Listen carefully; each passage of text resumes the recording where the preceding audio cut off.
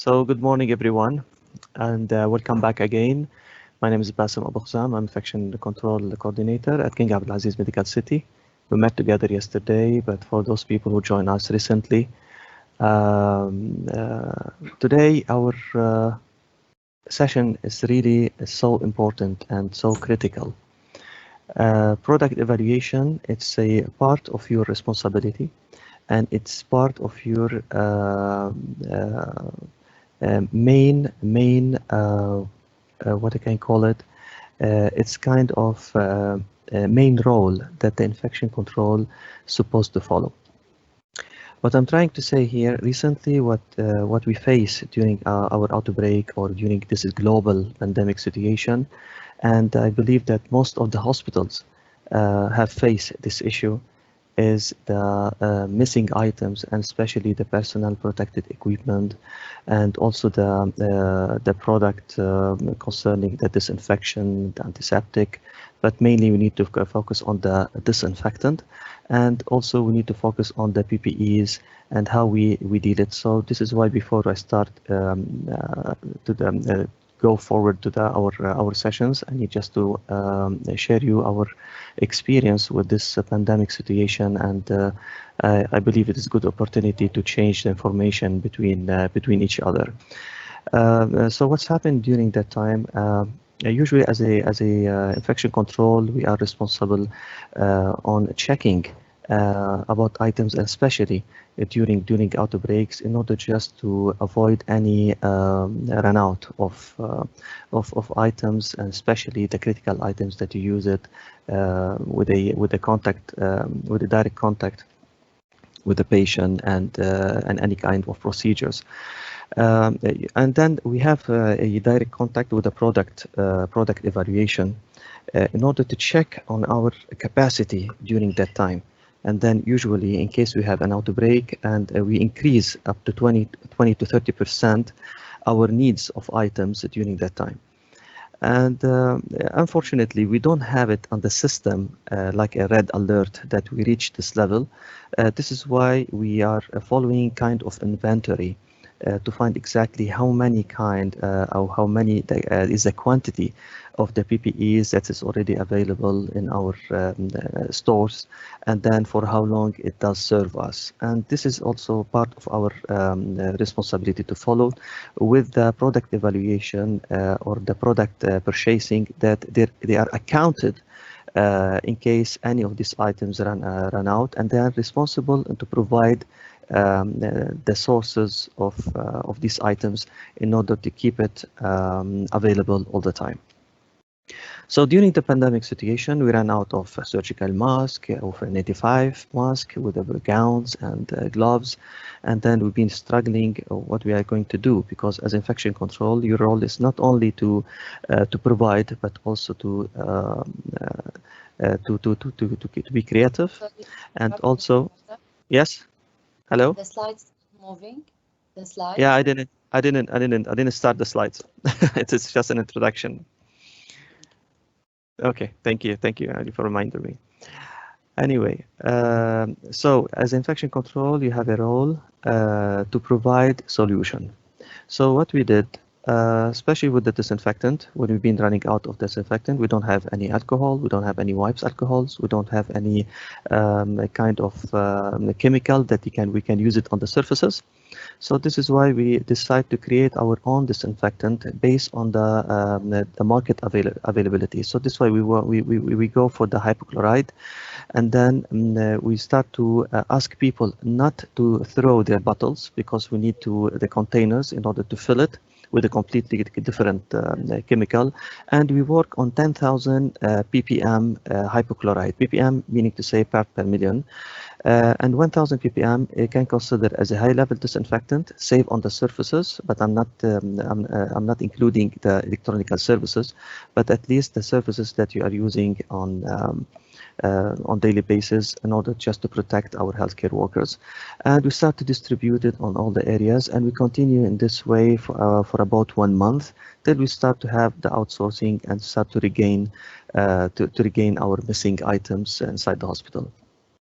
For the surgical mask and others, we reached the limit, and then also we checked on the YouTube, and then we checked on back history what we did, and then we can reach a level that we can create also our own surgical mask by providing the items by using a tissue, which is a thick tissue. We used in a way that we put like a rubber bands with this 3 layers of tissues, and we try it, and it works well. I'm not saying it's wow extraordinary things, but at least it can protect you, and it's handmade by healthcare workers. But we didn't reach this level, but it has been prepared. For the PPEs in general, and especially the gowns, we go back in history. Recently, what they used to do, it wasn't all the PPEs wasn't kind of single use. It was like rewashable and reuse. So we look for the fabrics, which kind of fabrics we can work on it in order to build our PPEs. And then based on it, we decide to put a plan A. It wasn't plan B anymore. It started to be a plan A in case within a limit time we couldn't receive the appropriate materials. We need to go immediately and launch our own product. So what I'm trying to say here, that as an infection control or as a practitioner or whatever is your role in this field, you have a huge responsibility toward your healthcare workers to provide them with the appropriate management in order to maintain the security of their health, and also the safety of the environment and the healthcare workers and whoever is dealing with the patient. So product evaluation, our objectives in this session, we need to know exactly what's the AIMI standard, and then what's evaluate the quality of personal protective equipment. And I hope that we have it a face-to-face in order to bring some of these PPEs with us and show you face-to-face, and I let you to know exactly how to evaluate it. But unfortunately, we don't have this opportunity. Hopefully in future, we will have it again. You need to know the effectiveness and the difference of antiseptic, disinfection, and detergent, recognize the criteria for the evaluation, and realize the concept of the material safety data sheet, or whatever you call it, MSDS. So the purpose of the product evaluation is to provide criteria and evidence that can be used when evaluating any product related to infection prevention, and to make judgment about any product in purpose to improve its effectiveness. And as a definition, product evaluation means that its suitability and safety for use by consumers are checked out. All products are required by law to be safe to use. And then recently, the APIC, the 4th edition, you can find a whole chapter about a product evaluation. It's chapter number 7, 4th edition, APIC. So you can read it, but I'm saying it's not enough, because you need to exaggerate or to make it more wide, your knowledge concerning the appropriate evaluation of the products. And this one can be built based on the interference between you and the product evaluation by the end users and the company that they are coming to your area with their representative. Because now I need to focus on something with my own respect to the representative, all companies, all those people, they need to sell their items. And it's up to you to decide that it is suitable to your area or not suitable. And your decision must be built based on scientific evidence, that you can build it based on experience, based on literature review, based on your readings and your historical review about how the disinfectants or how the chemicals has been improved. And I'm talking here especially about, for example, quaternary ammonium, which is started with as an antiseptic and converted to disinfectant. And the difference between antiseptic, disinfectant, most of you know this, that antiseptic can be used on skin, disinfectant is supposed to be used on the surfaces. So when they start to build it, they build it as an antiseptic. It was the alcohol that be used on the skin as antiseptic, and the quaternary ammonium plus the iodine. Then the quaternary ammonium, they upgraded with the alcohol, can be on the surfaces, both of them, and can be combined. So it seems like the molecular of alcohol and quaternary ammonium can be combined together in order to create kind of moderate level disinfectant. So all the time when you need to build your level of disinfection base, you need to build it based on 3 criteria: low, medium, and high level disinfection. Sometimes you need to do high level disinfection on the surfaces by using H2O2, for example, in as a fumigation system. You need to go for peroxide or hydrogen peroxide or peracetic acid. Recently, they built kind of peracetic acid based material to be used on the surfaces, but still challenging on the integrity of the surfaces. And of course, when talking about low level disinfection like alcohol 70%, which is really effective on the COVID-19, on the MERS-CoV, on many of viruses and bacterial, but still not effective on mycobacterium tuberculosis, that you need to combine it with the quaternary ammonium in order to create a new level, which is a moderate level, and can go and be more effective on mycobacterium tuberculosis, vegetative bacteria, and viruses. So the procedures, the evaluators must maintain the following criteria to avoid the problems. First of all, you need to review the specific data. Whenever you receive kind of items, just take the time to read exactly about the contents. Then from the contents, you need to go to to Google it, check on it, exactly why it's supposed to use and what's the purpose of use it. Is there enough study on it to support the usage of this kind of chemical or not?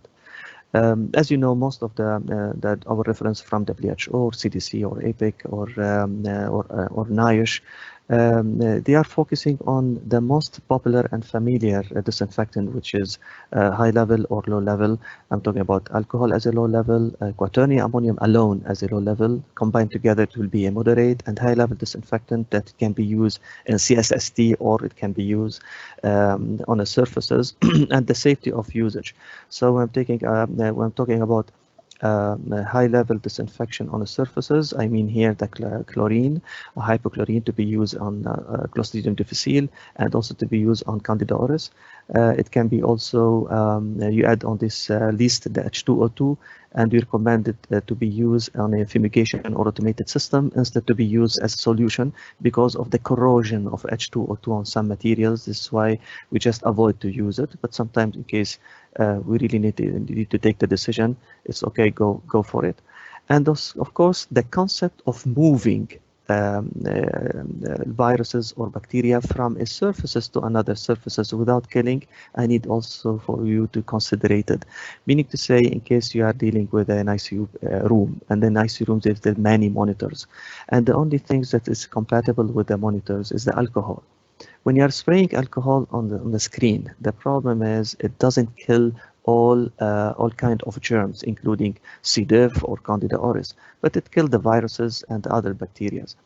But at the same time, in case you are dealing with a C. diff patient or you are dealing with Candida auris patient, this is the time you can use alcohol, but even it doesn't kill. But what you can do, you need to wipe it in one direction. By wiping in one direction, you are giving a safety space on the high touch area according to the screen itself or the buttons that you are really use it as a healthcare workers. And the same concept when you are combing. When your housekeeper is combing, the first action is to clean. By cleaning, it doesn't mean killing bacteria, but what they are doing here, they are moving the bacteria or the vegetative or the germs from a place to another place. And there's research show by combing, you are losing up to 70% of the bacterial and virus concentration in place to another place in order to apply your second steps, which is disinfectant. And the purpose of disinfection is to kill the virus and to kill the bacteria. Okay, so you need to give a deadline for evaluation. Whenever you are receiving a solution for evaluation, just put a deadline for you. Don't keep it and make it sleep in your desk or in your bureau, whatever you have it. Just move immediately and then throw the ball to another field. do your evaluation, and then send it to the end users. And you need to be realistic. Don't ask don't ask for something that really it cannot be provided. Meaning to say, we are dealing on daily basis with alcohol gel. And we know that some of local products are not meet the criteria concerning quality, concerning not the alcohol concentration, but at least I'm talking about the raw material. So whoever, you can build your alcohol gel from sugar cane. It's not something, it's not a rock science. And then this is usually what we do when we are visiting a underdeveloped area, for example, in countries that their source is really very underlimited. So you need to give them the choice how to build their own alcohol gel with whatever they have. Even alcohol, you can make it from fruits, you can make it from vegetables, you can make it from potato. So alcohol is easy to be made. It's not something difficult. So what I'm trying to say, by being realistic, in case you receive a material and there is no option to receive any other material to meet your level, which is supposed to be very high, but for certain condition you need to deal with a low level. Just be realistic that whatever is available, even it's not meet your criteria 100%, 50%, 60%, it's okay. You can accept it, but be sure that you accept it as a temporary, or give them the chance to ameliorate it or to make it more better concerning quality. Be honest. Don't try to satisfy anybody. Okay, whatever you find it, you need to explain your concern and then tell them exactly scientifically why you reject this product. So don't tell that because it's not good. No, it's not enough. I'm not happy with it. No, it's not enough. You need to go with something more scientific, meaning to say that I'm using quaternary ammonium with alcohol because I know that alcohol has a fast effect on the surfaces and can kill virus and bacteria within 15 seconds and or 30 seconds, and this will be safe to be used and time consuming for the next patient to be care. And then I need to use quaternary ammonium because I believe the quaternary ammonium they have a residual effect on the surfaces and will continue for hours. So this is how you can accept or accept an items or reject it. So all the time give them a really scientific evidence, and be complete. Be complete meaning to say you need to just encounter the whole items with all kinds of steps. Go for the MSDS, go for your data analysis, do your homework concerning the appropriate feedback of according the market field or whatever you can find it, in order to have a full study about your items, then give a really wise decision to take it or not take it. Evaluate performance. Of course, you need to evaluate performance based on the chemical that you are evaluated, or not chemical. I'm talking about PPE, surgical mask, which in case it's surgical mask with which kind of filter. In case it's a 3 layers or more or less. In case you are the filters, is it a hybrid filter or it's a polyethylene or polypeptide filter based on plastic. All these things you need to take into consideration in case it's an unwoven material, resistant to fluid or not resistant to fluid, and you need also to put all these things under evaluation in an appropriate way to find that really it's meet the criteria of fluid resistant or doesn't meet. Listen to the end users. Usually, they do not only take the decision individually as an infection control. It's a multidisciplinary team, and we need to work together. For us, for example, we are working with a product evaluation, with the purchasing. We are working with the nursing product evaluation in order to send these items to the end users, and they give us a feedback about the performance, especially when you are using as an antiseptic performance on the skin, in case they are happy with it, it causes allergy or doesn't cause allergy. And by talking about allergy, it causes or it doesn't. Now, alcohol, of course, in case it used alone, it can cause allergy because it will dry the skin, and then it will be more vulnerable to develop eczema or whatever. This is why we ask to mix with the glycerine, with vitamin E's, and then recently we receive a really well-developed alcohol gel that they include the B3, that it will work on the integrity of the skin. But of course, you need to take also the cost on consideration. Of course, the feedback is very important. 1 or 2 or 3 from 1,000 that they develop allergy on it. We're not taking consideration, but we give them a special request to use soap and water instead of alcohol. We need to consider the cost of effectiveness, being to say, in case somebody bring me alcohol with B3, for example, and I have another alcohol with glycerine, vitamin E, and sometimes they are adding kind of castor oils.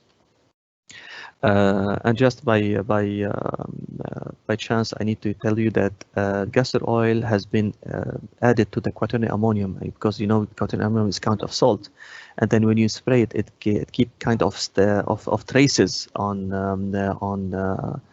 They are keeping kind of traces on the glass or on the smooth surfaces. So this is why when they add the castor oil, in order to remove these traces from the glass or from the surfaces. Okay, so those kind of technique or this kind of inventory, we are all the time on update, because when we evaluate any kind of product, we need to go deeply with the representer, and sometimes he need to go back to the quality improvement or to the chemist, the one who built this solution, in order to have our answers in an appropriate way. Plus, you need to take in consideration the accident statistic when you go do your homeworks. The statistics supposed to be on these items. For example, they said it kills or it doesn't kills, and then most probably when we are dealing, for example, in the Creutzfeldt-Jakob disease or mad cow disease, which is a prion base, and prions cannot be killed with any kind of chemical. And recently, when we attend there's a conference in Dubai, we find one of these representatives that they are working on a prions, but it works as a bacteriostatic, not a bactericidal, or but the prionostatic or not prionicidal. It doesn't kill the prions, but it will make it lazy, or it will go and then make it unwork.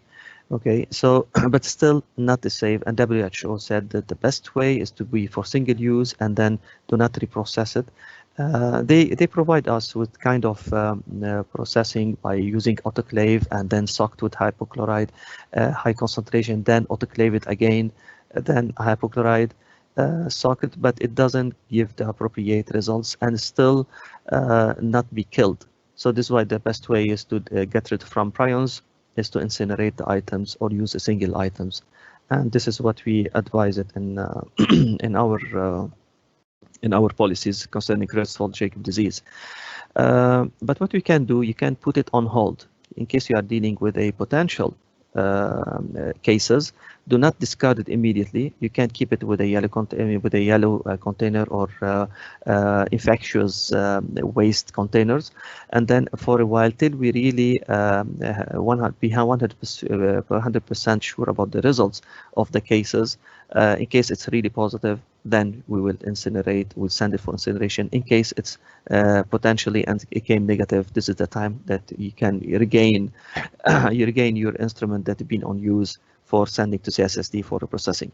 But do not take the risk and send any kind of confirmed case of prions disease, whatever was the cost of these items, to the CSSD, because in this way you are infecting the whole CSSD autoclaves areas, and it will be really impossible to reprocess the autoclaves in appropriate way, especially when you processed a prions inside. Look at the published data. Of course, all kind of items supposed to be meet the criteria of 1A criteria, or according to the research, 1A criteria or 1B criteria, whatever. So it must be well maintained for the research, well maintained by the organization in general. And of course, we need to look for the deficiencies in case, for example, you're using H2O2 as a solution. It's a corrosion on the stainless steel and cannot be used in OR because most of the OR, they are using stainless steel. I try to be more fast because I believe that the time is running out. But this is a really important, very important sessions, and I would like you to share it in an appropriate way. The labeling, it's very important. You need to take the label in consideration, and these 5 items, they need to be considered when you are evaluating any kind of items. So in general, you need to focus on the product identifier, which is which kind of product. It's ammonia, it's a quaternary ammonium. The signal words is a danger, not danger, can cause toxic or not toxic according to hazard statement, and the precautionary statement, when to use it, how to use it, which kind of protected equipment you need to use it when you are dealing with it, and of course the supplies, and do not forget the pictograms. The product identifier is normally placed in the upper left-hand corner. This is those people who are really following the appropriate NIOSH recommendation of labeling, and corresponding with the section 1 as you see it in the previously slides. I go for the signal words, and there are 2 types of signal words used to determine the severity of the hazard, and for each label, either it's a danger, or severe hazard, or warning, or less severe hazard must be used. So there's only 1 word per label, and since hazard exists within a variety of classes, a danger level warning is used if it exists, if any of these classes. For the hazard statement, describe the nature and degree of the hazard. A label can contain multiple hazard statements and should always be standardized and consistent within each hazard classification category. The precautionary statement instructs workers and users on measures for minimizing exposure and lowering the risk of harm from a chemical. There are 4 different types of precautionary statement. It's a prevention statement that describes how to minimize exposure, and there's a statement that describes what to do in case of exposure, and describing how the chemical should be stored, and also for the proper disposal of the chemical.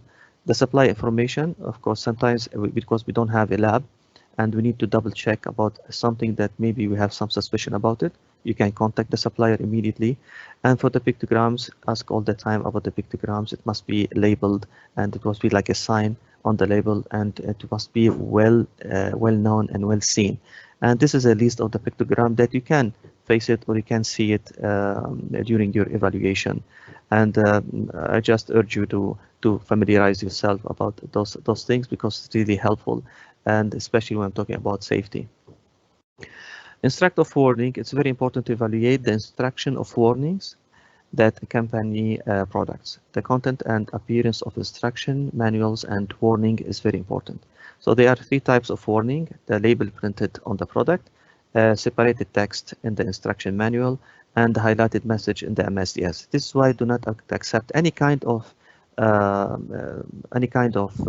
product without the MSDS or the material safety data sheet. Otherwise, it will be a huge responsibility on you. And then make it accessible to all healthcare workers and end user, and especially housekeeper.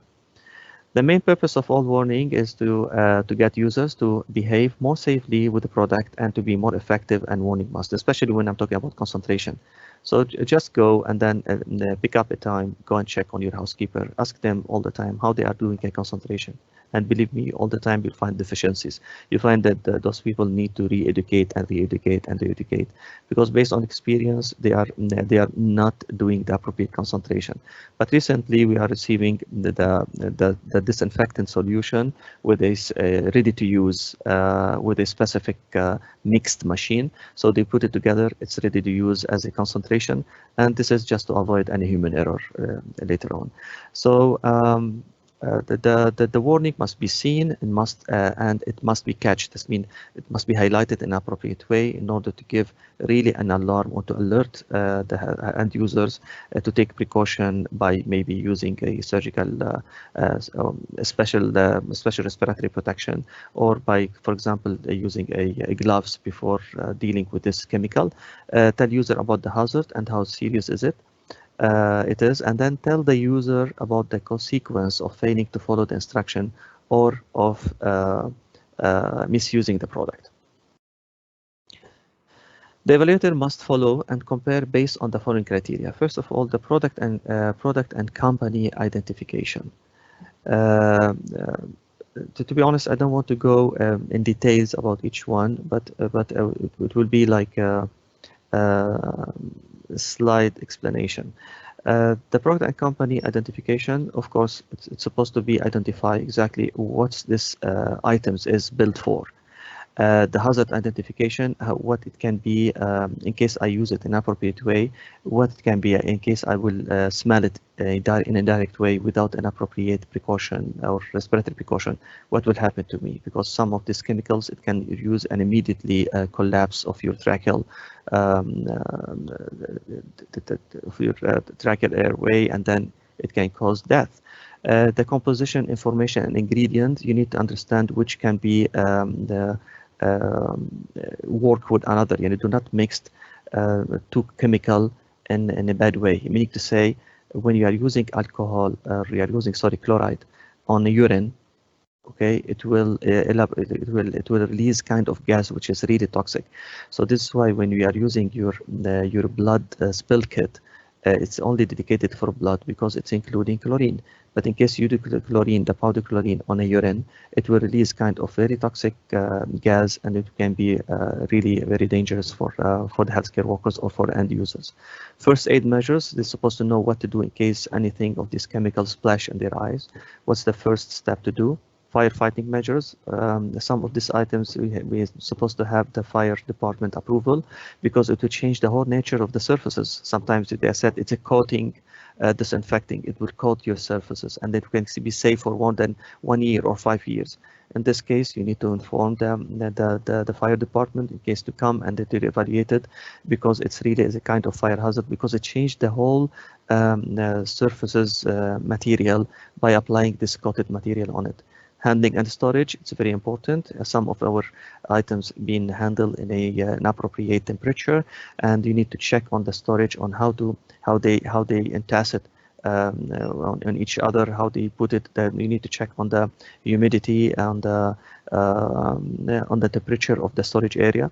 The exposure control and personal protection, as I mentioned before, as a first aid measures, what you're supposed to do.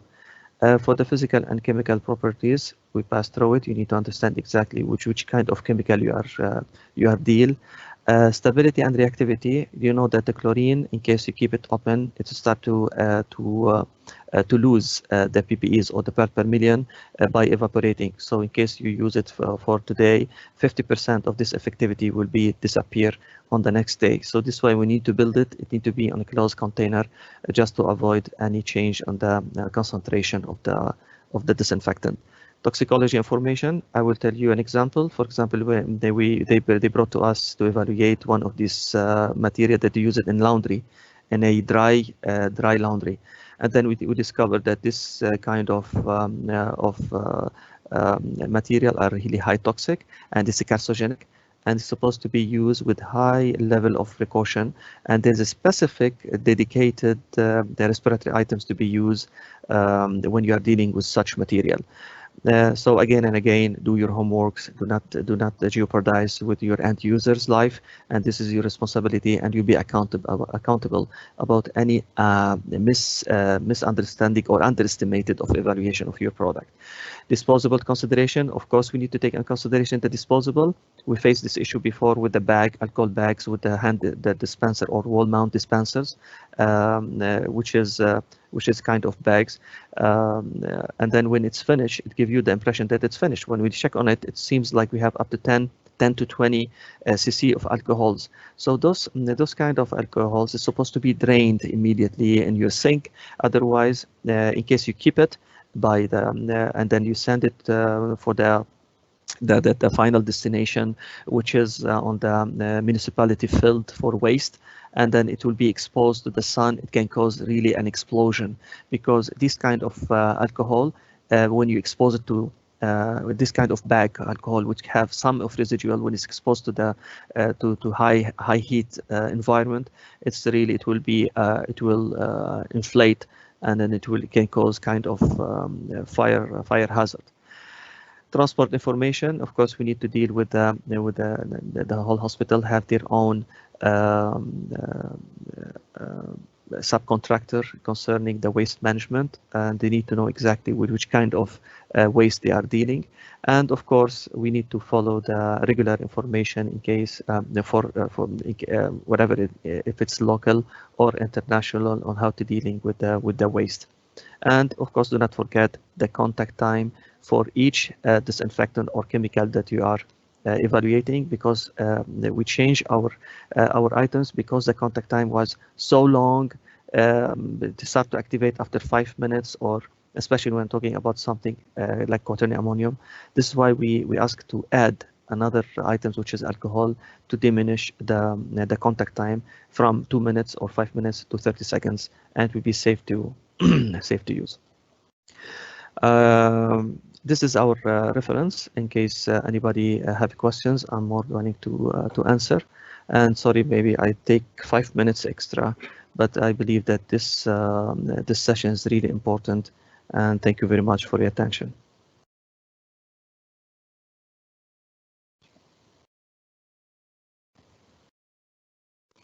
Okay. APIC and what else to refer to read, please? Okay, there's a good question that she's asking about the reference that we can refine or rebuild your knowledge concerning evaluation. Any kind of abstract or any kind of research, and I believe that when we need to evaluate any kind of items, take the whole reference from the representative itself, because the company who represent these items, they did the big job. So it will save your time, but in the same times, do not take it as a granted. This is what they recommended, and this is 100% true, because as I mentioned, that you need to take in consideration many sides of evaluation, and just avoid yourself to involve with the market and business things. So of course you need to go for not only APIC, WHO, Google it. By Google, they will give you many journals, and there's many auditors that they talk about disinfectant in general and how they did a study on it, and also some of these research or lab, they are releasing a new kind of moleculars like trizamine, for example. They start to use it as a high-level disinfectant, but we don't have enough study on it. This is why we postponed it for a while, and then we release it after that because of the big crisis. And now we are using a quaternary ammonium trizamine base, and it is sporicidal within 2 minutes according to the European criteria. So by going to the European criteria or going for the FDA, or ask all the time about FDA approval in case the product came from States, or European approval in case from Europe, or the KF approval in case from China. I'm talking about not only the chemical, I'm talking also about mask or any kind of protected equipment.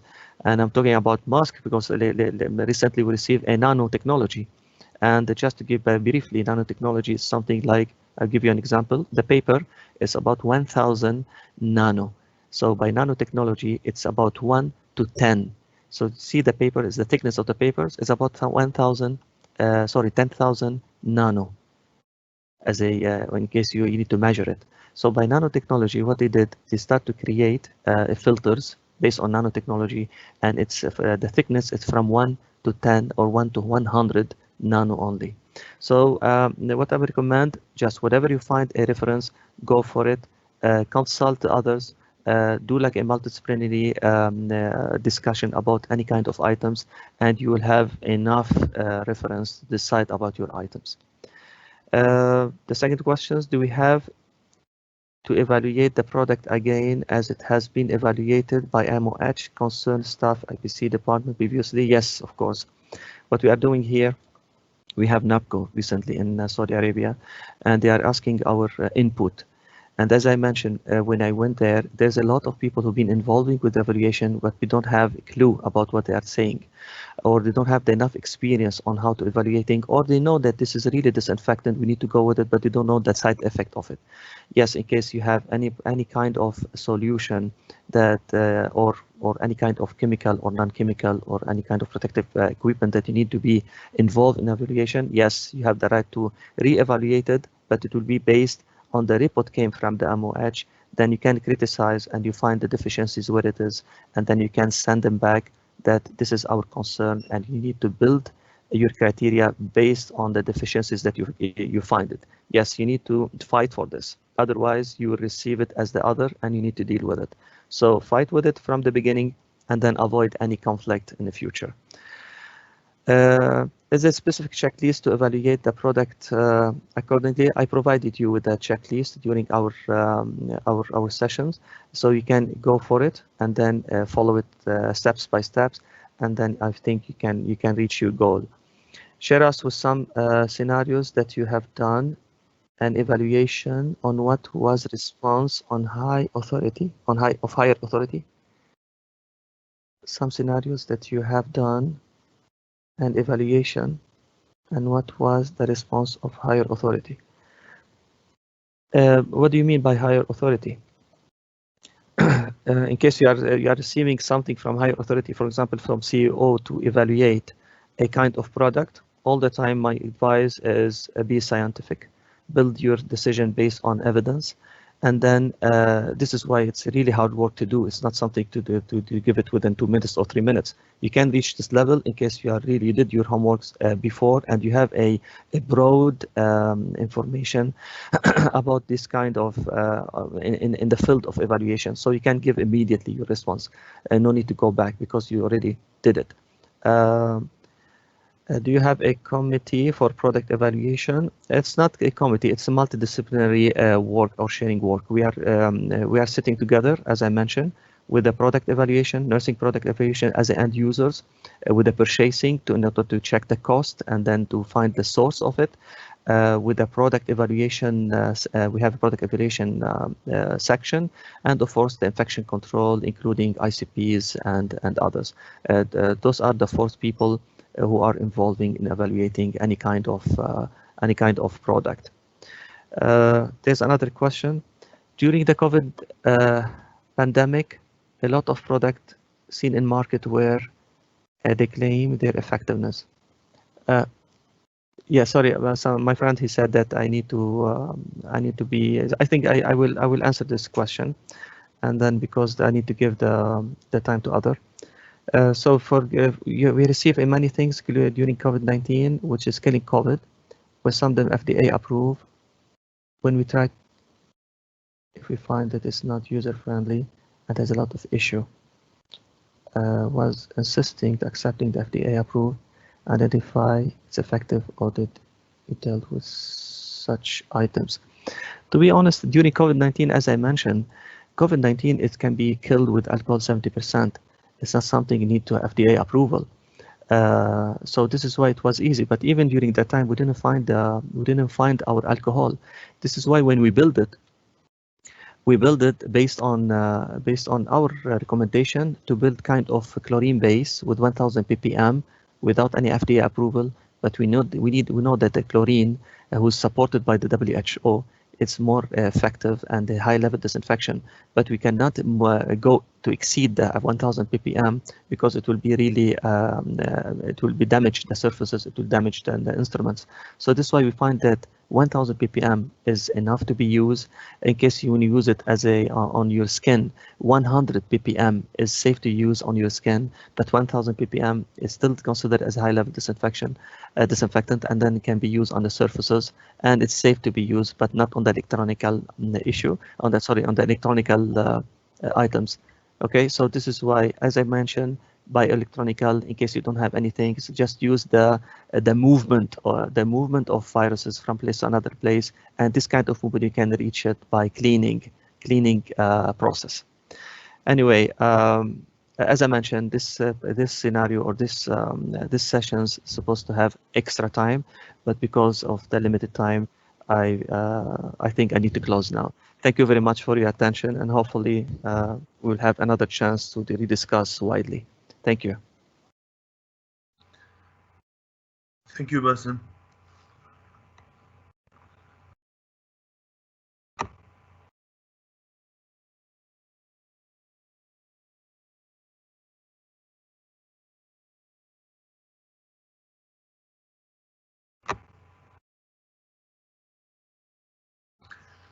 Okay, good morning, everybody. I will talk about the infection prevention control risk assessment. Let's start with some definition. IBC risk assessment. What is the IBC risk assessment? The risk assessment, it's a group of coordinated activities to detect and characterize the risk of infection, the probability and consequences of their occurrence. In addition, it will direct the infection control activities toward prioritized risk. So the risk assessment, it's not one step, it's not one activity, it's a group of activity related to each other. It will start with detection of the risk, then we'll categorize this risk, we'll find what is the probability of this risk to happen, and if this risk happens, what is the consequences. Then after that, we'll direct the activities toward the higher risk, higher and higher. IBC plan. The IBC plan, it's the infection control. Sorry, it's the measure that we will take to prevent or decrease the risk. So it's not enough just to identify the risk and its consequences. The goal is to find a way to prevent it and to minimize it. So this is the IBC plan. Why we are doing this one? To meet our goal by providing high quality healthcare, by preventing the infection transmission among the inside the healthcare institution. Steps of risk assessment. Risk assessment will start with risk identification, then we will do risk analysis. After that, we will monitor and we will do evaluation. Throughout all these steps, we have to have communication with other team and do consultation.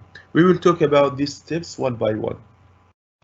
Let's start with risk identification. Of course, when we identify the risk, we need to take in mind the geographical location where is our healthcare institution located, our hospital or any other healthcare institution. Are we located in area where is there is a disease transmitted by insect, for example, malaria, dengue, yellow fever, river blindness, or we are living in area where is a disease caused by dirty water, for example, cholera. So we need to keep in mind this geographical effect, and also about the community and population. Let's say for our community, for example, the TB is prevalence, or the hepatitis, or the sexual transmitted disease. And also, what kind of medical services are provided by our healthcare institution? Is it a primary healthcare, or is it a tertiary healthcare? Are we doing these procedures like cabbage, hip prosthesis, appendectomy, ORIF? Because this invasive and complicated procedure will increase the risk of infection. The risk, it could be failure to follow the infection control policies. Example, not following the policy of hand hygiene or the isolation precaution. People, they are not following the whatever you have a standard, and this will increase the risk of infection. Using the device, invasive devices, for example, central line, central venous catheter, or ventilators, or urinary catheter. Also, these devices will associate with risk of infection. The improper processing of equipment. If we have improper cleaning, disinfection, and processing of equipment, this also will increase the risk of infection. in addition to in addition to the presence of any pandemic like what we have facing today, also we need to keep in mind, for example, that we are facing this COVID-19 pandemic, and will affect our decision in several of things. For example, the decision in the PPE's usage, cleaning, disinfection, infrastructure that we have, how many negative rooms, single room, shared room that we have, the pathway. So all these things will it will affect the risk of infection. We're done with the risk identification. We talk about all the things that might affect the risk of infection, and now we will go to the second step, which is the analysis.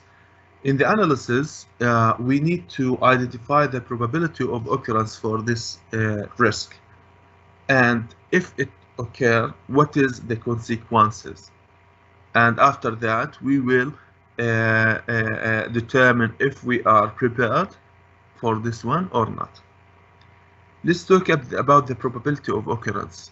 Now, in this way, we are trying to quantify. We are trying to give numbers. Why we are trying to give numbers? Because in the second step, we are trying to prioritize. We're trying to find out which risk has higher risk advertising number, so that we will focus on it. We'll talk about this one step by step. So what we're saying here, we are trying to quantify the risk, make numbers. If we are talking about the probability of occurrence, we will give numbers from 0 to 4. If this risk will say that this risk never happened, there is no possibility for this risk to occur, we'll give it 0. If it's rare, for example, risk is not expected to occur, we'll give 1. So we are assigning numbers. We are trying to quantify the probability of occurrence, and so on. If it's expected to occur, we are sure that this one occurs frequently. We'll give it 4. For the consequences of occurrence, it's the same from 0 to 4. If there is minimal clinical or no real risk, we'll give 0. If it will cause life-threatening, we'll give the highest score, which is 4. Then we will have this matrix, risk matrix. We will say if this risk, for example, has the probability of occurrence of 1, okay, and the consequences, for example, 4. So the risk index will be 4. And after that, so yeah, that means we'll multiply the probability with the consequences, and after that we'll check it against the preparedness, how prepared we are. If we are prepared, for example, we have policies and the procedure, we have the required equipment and supplies and infrastructure, we did education, okay. We will decide. We will say, for example, if we have we well prepared, we will give number 1. We are well prepared. Sorry. If we are not prepared, still we need to do action to be ready to face this risk of infection. We give 5. So we will have we have to multiply the probability of occurrence by the consequence of occurrence, and then multiply the result with the result of preparedness. We'll have the risk probability number, RPN. This is an example for what we have here in GHA. If we are talking, for example, on the CLABSI, the probability of occurrence, we decided that it will be 3, and the consequences, we give it 3. So the result 3 by 3 is 9. And then we say that we are well prepared. We have everything, policies, procedures, supply. We are using the bundle. We have very strong guidelines and updated ones. So we are well prepared. So say 9 by 1 is 9. So we will do this risk. We will do all these quantifying or finding the RPN. But for all identified risks that we thought that we have a risk of not following hand hygiene or following isolation, device related infections, the mdros, the antimicrobial stewardship program, all the rest that we think in our hospital, we will list it here, and we will check the probability, consequences, and against our preparedness, and we'll find the RPN. After that, we will find some of the risk that has RPN risk prioritizing number 18, some of them 4, some of them 64. So what we are trying to do is to prioritize this one. We will list it in a way the higher will be first. For example, in one of the year, we decided that we find that the risk of infection associated with the cabbage surgery has the highest number, 64. With the education antimicrobial issue use mdros will take 36, so we will put them we will choose the higher or the risk with the higher number, and we'll focus on it instead of scatter or distribute the effort of the infection control to for example 100 element, while of it have very low risk index 4. We will focus on the first, we will focus on the risk that has higher risk index. After completing this one, we will move to the next index. It's like if you heard about the Pareto rule, 2080. We will the 2080, that 80% of the result caused by 20%. So we focus on these things. If we focus on the risk that has higher RPN, we will have more effect on decreasing the hospital infection rate. Sure, but as what we said at the beginning, is the aim is not only to find the risk and prioritize it. No, we said all the time we are doing this one in order to prioritize our work, to generate improvement plan, to find where is the improvement opportunity, generate improvement plan, implement this plan, and then measure our action. We did several, based on our assessment, we did several action plans, for example, for the county, for the cabbage, and for the isolation precaution, and we implemented. Each time we will identify the risk and the goal of this plan, and then we will list the action that need to be taken. We will assign person, we'll say this is the responsible person, and we'll put time frame for implementing this and to do the measures. This is the and this is the policy related to our plan. This is the risk assessment. I think it's a very short, straightforward topic. All the time we are telling only we are not doing it for only to find the risk. Our goal is to take the opportunity for improvement. Wherever there is weakness point, it's opportunity for more improvement for us. And we will do action plan. We'll implement action plan. Then we need to evaluate. It's very important to measure the effectiveness of our plan. So it's the responsibility of our chairperson to ensure that their staff adhere to the infection control policies and procedure, and the infection control staff will monitor all the time the adherence to the implementation of the policies and guidelines. As we said, we need to evaluate the objective identified in the infection control plan are evaluated when necessary and on a yearly basis. So in conclusion, a prevention of infection in patients, staff, and visitors requires attention to both the human and environmental factors. A clean and comprehensive protocol with regular monitoring for compliance and intervention can promote a safe patient care and optimal outcome. So this is all. Let's see if you have any question. Try to answer your question.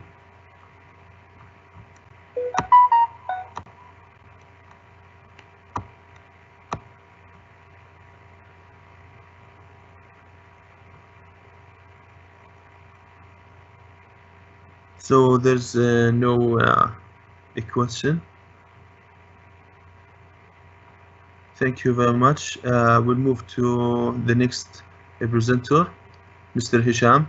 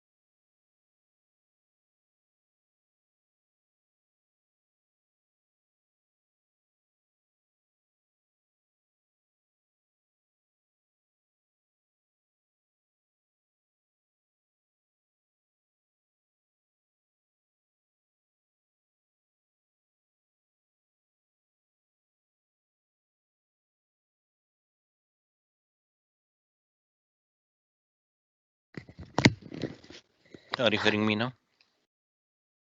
تفضل مستر هشام. سامع اليوم؟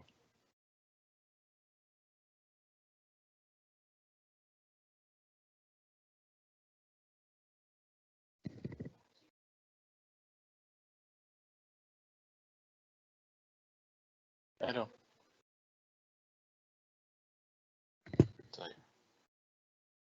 طيب اوكي we'll try to just a second.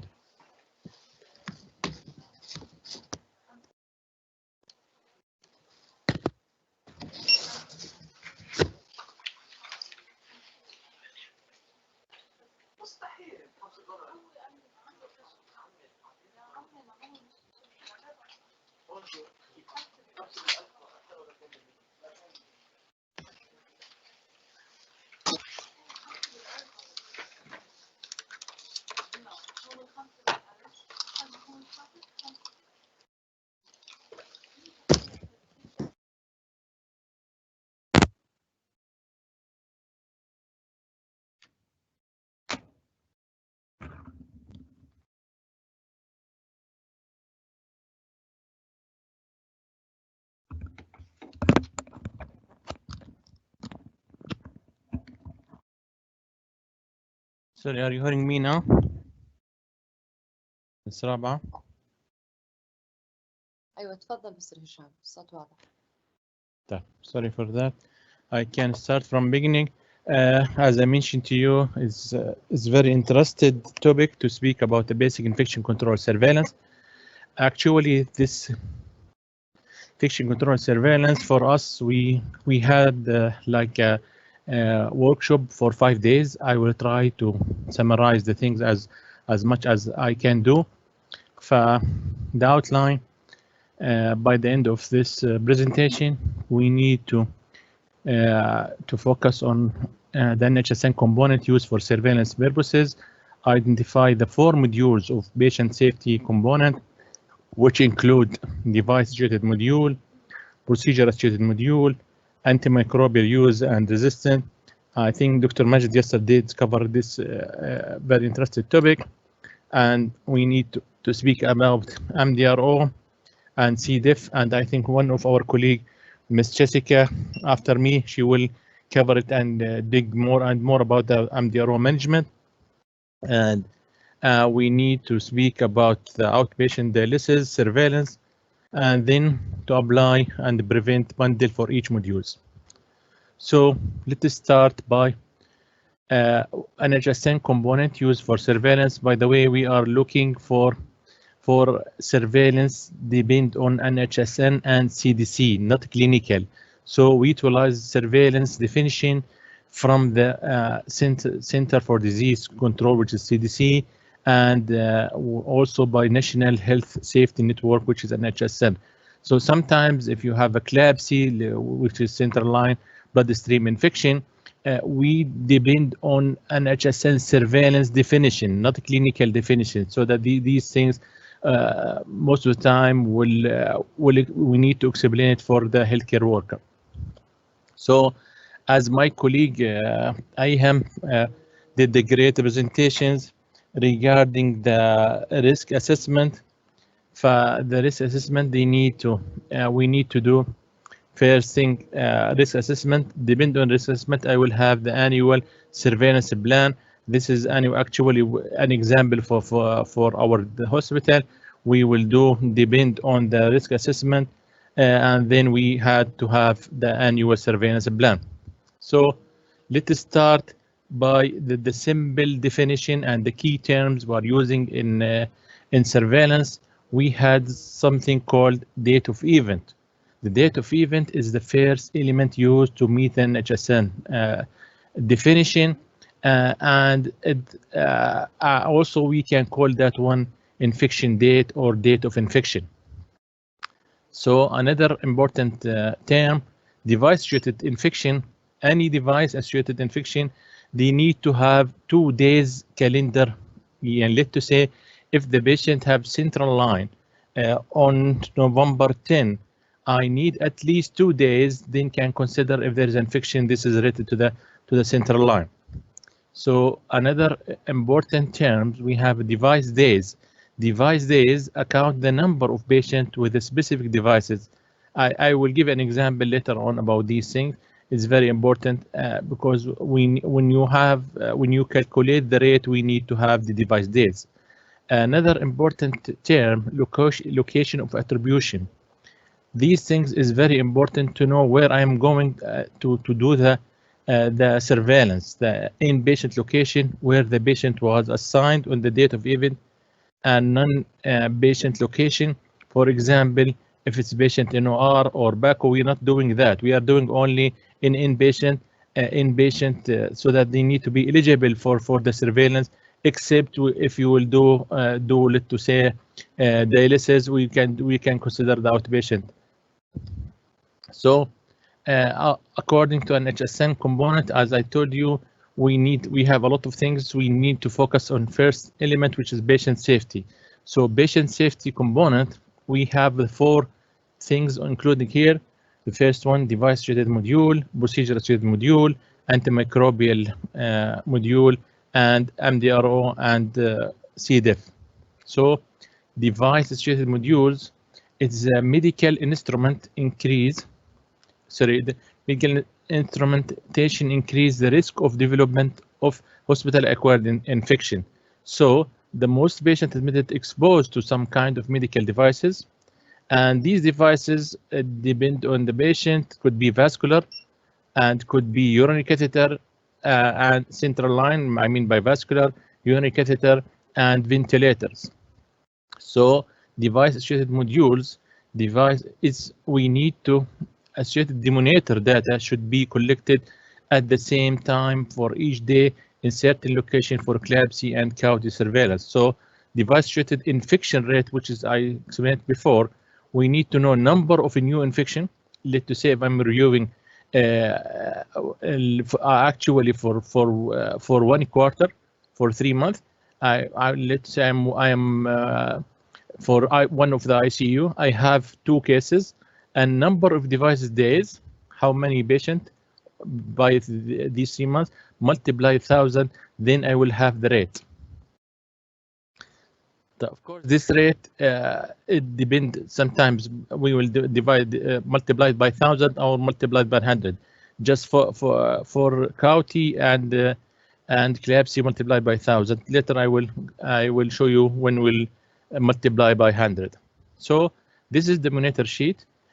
Each patient every day will ask the charge nurse, let's say, take it in the time, maybe every day, 9 morning. So they need to know number of patients here, number of patients with central line. Of course, this is just only for one unit of ICU. How many of them in central line? How many of them in urinary catheter? And then how many of them in ventilator? We need to put it there, and even how number of episodes of mechanical ventilator. And also, it's very important, episodes. It means we need to count the new ventilators here, the new patient who already put it in the ventilator. So surveillance technique, most of them they active patient-based prospective surveillance of patient and the event and their corresponding monitor, especially when you will do the KSAU-HS or the CLABSI. We have something retrospective when I need to go back, especially for the surgical site infection. We need to focus on this technique. Device-treated modules, as I mentioned to you, also they have 4 points, and these things is very important. First one, which is CLABSI, which is central line associated bloodstream infection.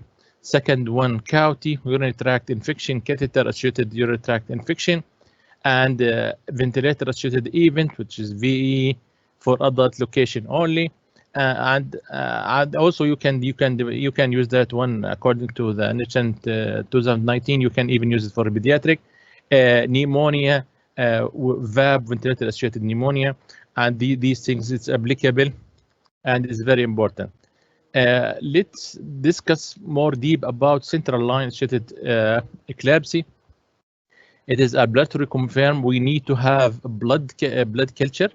That one, of course, we need to have it, as I mentioned, more than 2 days, calendar days, and they need to have that catheter from blood or from central line, even peripheral blood or central line or umbilical catheter, and they need to have, as I mentioned, more than 2 days, and then and it's very important to diagnose the CLABSI.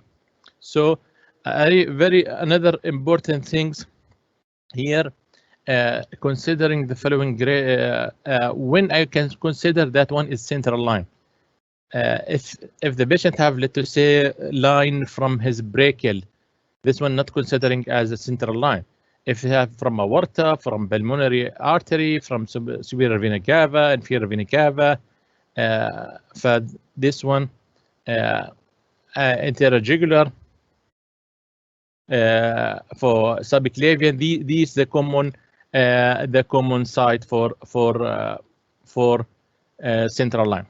So it's very important for us to know the central line. Central line, we take it 2 bundle. We have a bundle for insertion and we have bundle for maintenance. The central line insertion bundle, which includes by 5 elements: hand hygiene, maximum barrier precaution, which is sterile technique, chloroxidine skin antiseptic, optimal catheter site selection, and daily review of central line. This is the central line bundle, and this is the element we need to have. By the way, if I'm saying bundle, it means I need to do all of them. So if I miss any one of them, overall items, it will be no. So we need to have the 5 element there. So central line maintenance bundle. So because the central line is very interested and the risk of infection is high, so that they put it to 2 main bundles, one for insertion, one for maintenance. So the maintenance, they have 7 elements: hand hygiene, daily review, proper dressing, a proper frequent of dressing change, proper replacement, aseptic technique, use of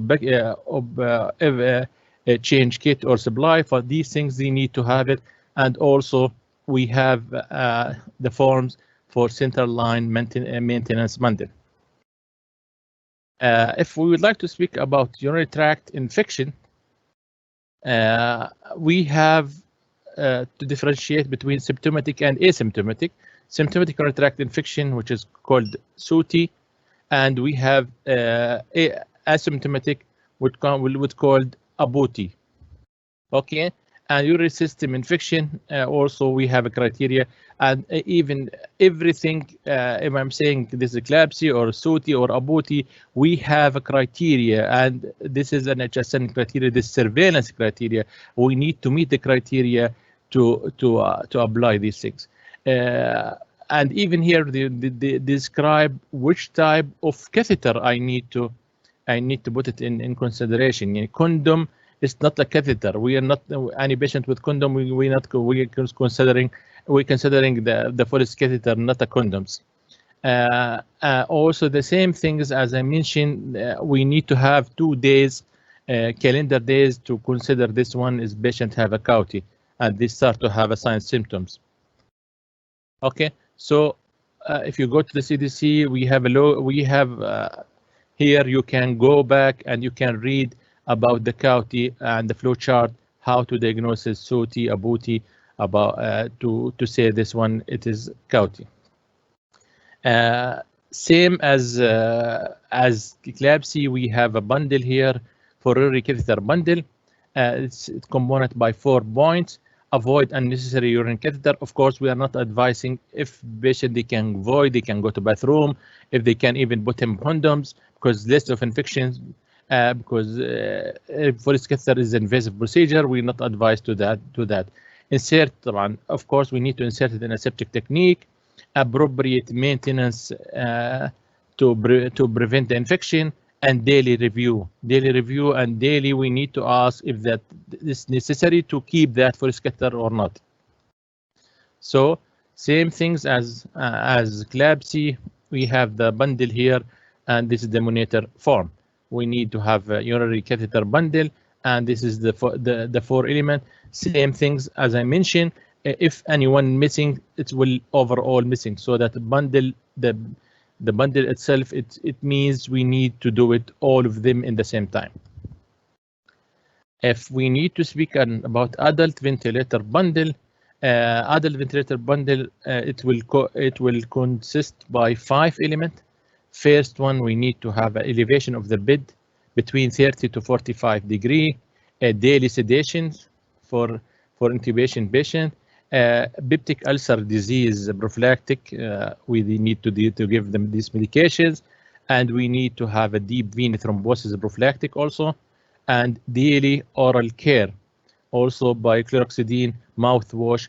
These are the ventilator bundle elements. So this is the same here. These the five elements, and we need to have it at least twice a day. If we would like to speak to procedure-associated modules, the main one which I'm focusing here about surgical site surveillance, as I do, you require active patient-based prospective surveillance technique, or SSI may include both inpatient and outpatient, depend on the procedures and depend on understand definition. From my advice for everybody, if I need to do, let's say I need to do surveillance for cabbage, I need to read more and more about cabbage, what type of cabbage, what type of procedure. Then of course, we need to go to an HSN definition, and they have everything there to guide us how to conduct the surveillance for SSI. So procedure-associated modules, we need to focus on direct examination for patient wounded during hospitalization. We need to read all the notes. We need to see the physician note. We need to review the medical record for surgery, clinical patient records. Surgeon, if he documented anything, or even you need to call him. And patient survey by, if you can do it also, we can ask patient by mail, by phone, just to see at home what's going on, if the patient have any signs, symptoms or not. So as I mentioned, the eclampsia and cavity, the device days was multiplied by 1,000, but here in SSI we multiply by 100. So number of new infection and number of procedures. If let's say I'm doing cabbage survey and I have 100 of cases within last 3 months, and then I have 2 cases positive, so 2 over 100 multiplied by 100, so the rate is 2. Okay, 2, it is higher. If you are comparing to an HSN, we'll see an HSN rate, then we'll put it for us. If it's an HSN, let's say 1% and we have 2%, it means we have a problem here. We need to work on that one. So we need to do root cause analysis. We need to sit with the surgeons, with the nurses, with the anesthesia. We need to divide these things: pre-operative, intraoperative, post-operative. We need to work as a team to solve the problem. So the surveillance itself, not only to collect the data, we can collect the data, but as infection control, we are not data collector. We are we are decision maker, and we need to communicate with our hospital leaders to focus more and more to prevent the infection. So this is an example what we did here in our hospital for surgical site infection. According to our infection control risk assessment, we have problem in cabbage, pacemaker, lab chole, total knee, so that we focusing on these things. So surgical site bundle also is very important, and it will consist by 4 points. The first one, appropriate use of antibiotic. We have also, according to NHSN, some antibiotic which is already covered as a prophylactic for the infection, and even they write the appropriate time, and we need to give the antibiotic within 1 hour before the surgeon started to open the chest for, let's say, for cabbage. Another important things, appropriate hair removal. We are using clipping instead of shaving, and we need to have maintenance post-operative glucose control. This is very important for all surgical procedure. We need to have post-operative glucose, as all of you know. If blood glucose is controlled, the less of infection. And then maintenance of post-operative normothermia. It's very important, the temperature for these things. If a patient have hypothermia or hyperthermia, it will increase the risk for infection. MDRO and C. diff, as I mentioned, we'll have topics. We'll speak details after my discussion. It will be about my MDR management. But it's very important to know these things. We have like a multi-drug resistant organism. Here, my colleague will speak about these things. This is the form, how to collect it, what type of multi-drug resistant we have, what type of organism. We classify the organism about gram positive, gram negative, and then we need to have this one is unique blood sources or not, so that we need to differentiate between community acquired infection or community honest when they will come, and health honest. If the patient come today and they have E. coli from urine, and that one, coming to admitted for our hospital, it's considered community honest, so that less than 3 days from admission. If let's say next week and we collect E. coli from urine, this one is considered as healthcare honest, so that this is related to our hospital. So same things for C. diff. We have forms, we need to fill it, and we need to know the rate for MDRO, the rate for C. diff, and if we have a problem, we need to work with nurses, with doctor, with healthcare teams, with everyone to decrease as much as possible the infection. The dialysis and hemodialysis, which is dialysis event, is very important, and they put it even the same. The hemodialysis bundle depend on patient what they have. If the patient have catheter, let's say the patient have subclavian and the dialysis by subclavian, we need to focus. They have 6 elements: hemodialysis catheter connection, what do they need to do, hemodialysis catheter disconnection. These things, if you read it, it will focus on aseptic task, and hemodialysis catheter exit site, the same things. So that it's very important to follow the aseptic task. Dialysis station routine, disinfectant, how to disinfect. Hemodialysis injectable medication, hemodialysis injectable medication administration, even preparation and administration is very important for us. Another important bundle for the patient who have fistula or graft for dialysis, the fistula or graft connection cannulation, how we'll do it, how will decannulation when you already disconnected, dialysis station, the same things, and here for the injection, if you can give the injection. But it's very important for us to know these things. I think this is last slide for me. I hope I was giving you a brief, as I mentioned, brief about surveillance. Sorry for that. As I told you, this is surveillance. We have like a surveillance workshop. We'll cover that one by 5 days workshop.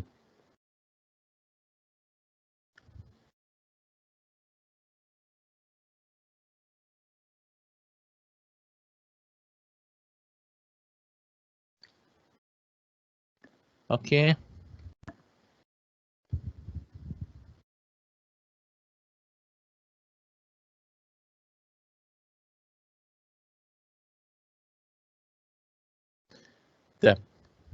Let's go to the question here. There is one question from our colleague Abir.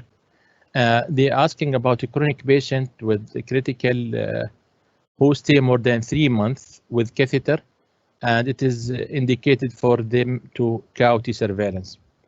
As I mentioned, KSAU-HS surveillance, we need to have not patient. I mean, we need to have unit base.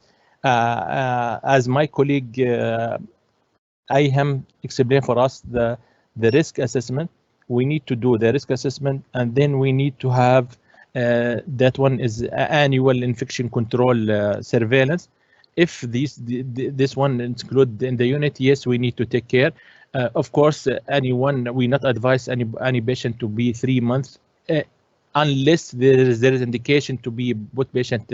So that the bundle for the KSAU-HS, we need, and even for KSAU-HS, for eclampsia, we need to discuss with the team every day morning the need for these things. And also, it's very important here for the maintenance things, we need to focus on aseptic task to prevent any infection. Another question. Same, I think they're asking here about the bundle of urine catheter, how more explanation, as I think I did it in my presentation. Same as I told you, any bundle for maintenance, the most important things, just we need to focus, we need to discuss with the team, is there is a need to continue that one or not? This is the first question, and this is the important question.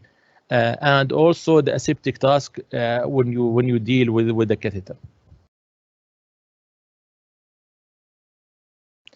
Abir asking another question regarding MDRO surveillance. Do you screen patient on admission for MDRO? MDRO, as I told you, my colleague will discuss it, but MDRO, we're not screening. We have screening for some cases, some patient. For MRSA, anyone admitted from another hospital, anyone going for procedure, for let's say for cabbage or for brain, or we will do it. Also, we have any patient admitted to the ICU, we need to do a rectal swab for CRKB. Depend on your policy. Yes, we had that, and I think my colleague will cover the MDRO. I would like to ask, what is the last update of NHSN? I think NHSN definition every year they have. We have 2020, we have 2019 for NHSN definition. Actually, we are following the NHSN 2018, and these things depend on your hospital and the one who's responsible for surveillance. Who should decide about need for urinary catheter? Of course, the team, the MRB, and also the nurse. They need to, if the patient is okay and they did like bladder exercise for him, and he can discontinue the catheter. It will be great to, as I mentioned, as much you discontinue any catheter, less infection. I think I finished. Any question? Anything? So now we need to have a break for 15 minutes.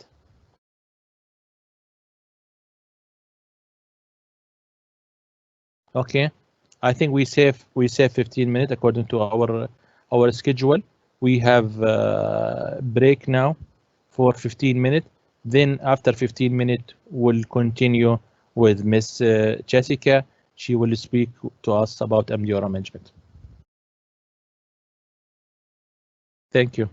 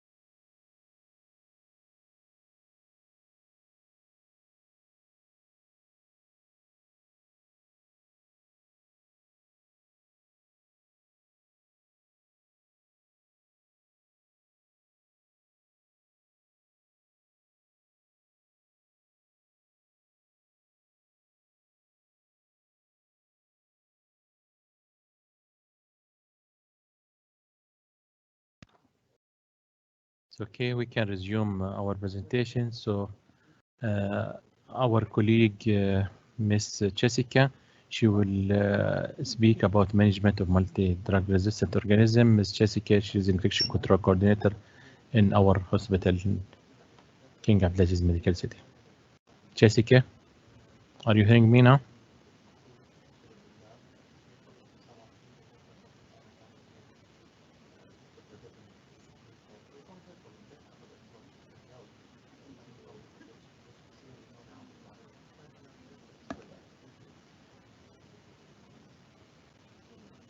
Jessica?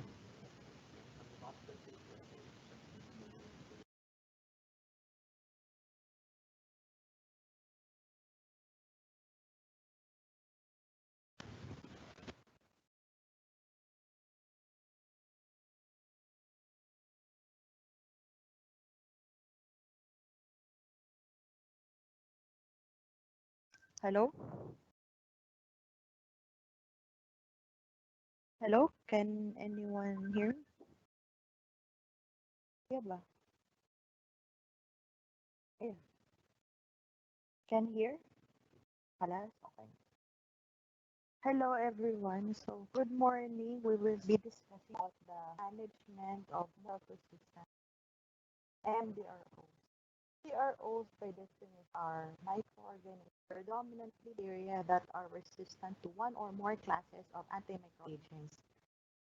I'm sure you are familiar already with some of our usual MDROs like methicillin resistant aureus or A, vancomycin resistant cocci or VRE, multi-drug resistant enterobacteriaceae like those ESBL producers or carbapenem resistant enterobacteriaceae and other non-fermenters, Candida auris and others.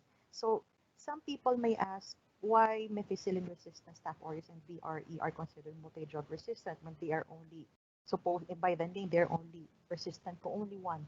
Usually, these kinds of organisms, MRSA and VRE, although by the name they are resistant to only one. When you look at the full sensitivity of these organisms, they are usually resistant to all other classes of antibiotics. So they are still considered as multi-drug resistant. So the rise of MDROs, MRSA was first isolated in the late 1960s, and since then, until the early 1900s, the percent of MRSA in ICU patients, according to the National Nosocomial Infection Survey, NNIS, in the early 1900s, already 20 to 25% of Staph aureus are already methicillin resistant. In the late 1900s, so just in a matter of a decade or 10 years, 50% already of MRSA are already of Staph aureus are already resistant to methicillin. And in 2003, again, another jump or increase in the number of Staph aureus that are resistant to methicillin. So same also with the VRE. From the early 1900s to less than 1%. After 10 years, it's 15%.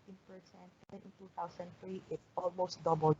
So for the percentage of MRSA and VRE in the NNIS survey of ICU patients, we can clearly see that the number of Miss Jessica?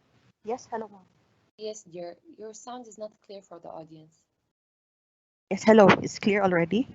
Yes, now it's clear. Thank you. All right. So as I was saying, so from the early 1900s until the early 2000s, so we have seen in this table by Siegel et al.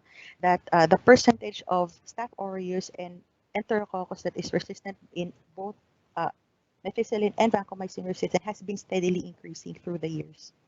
This is a table I got from a study entitled "The Trends in Antimicrobial Resistance of Bacteria of."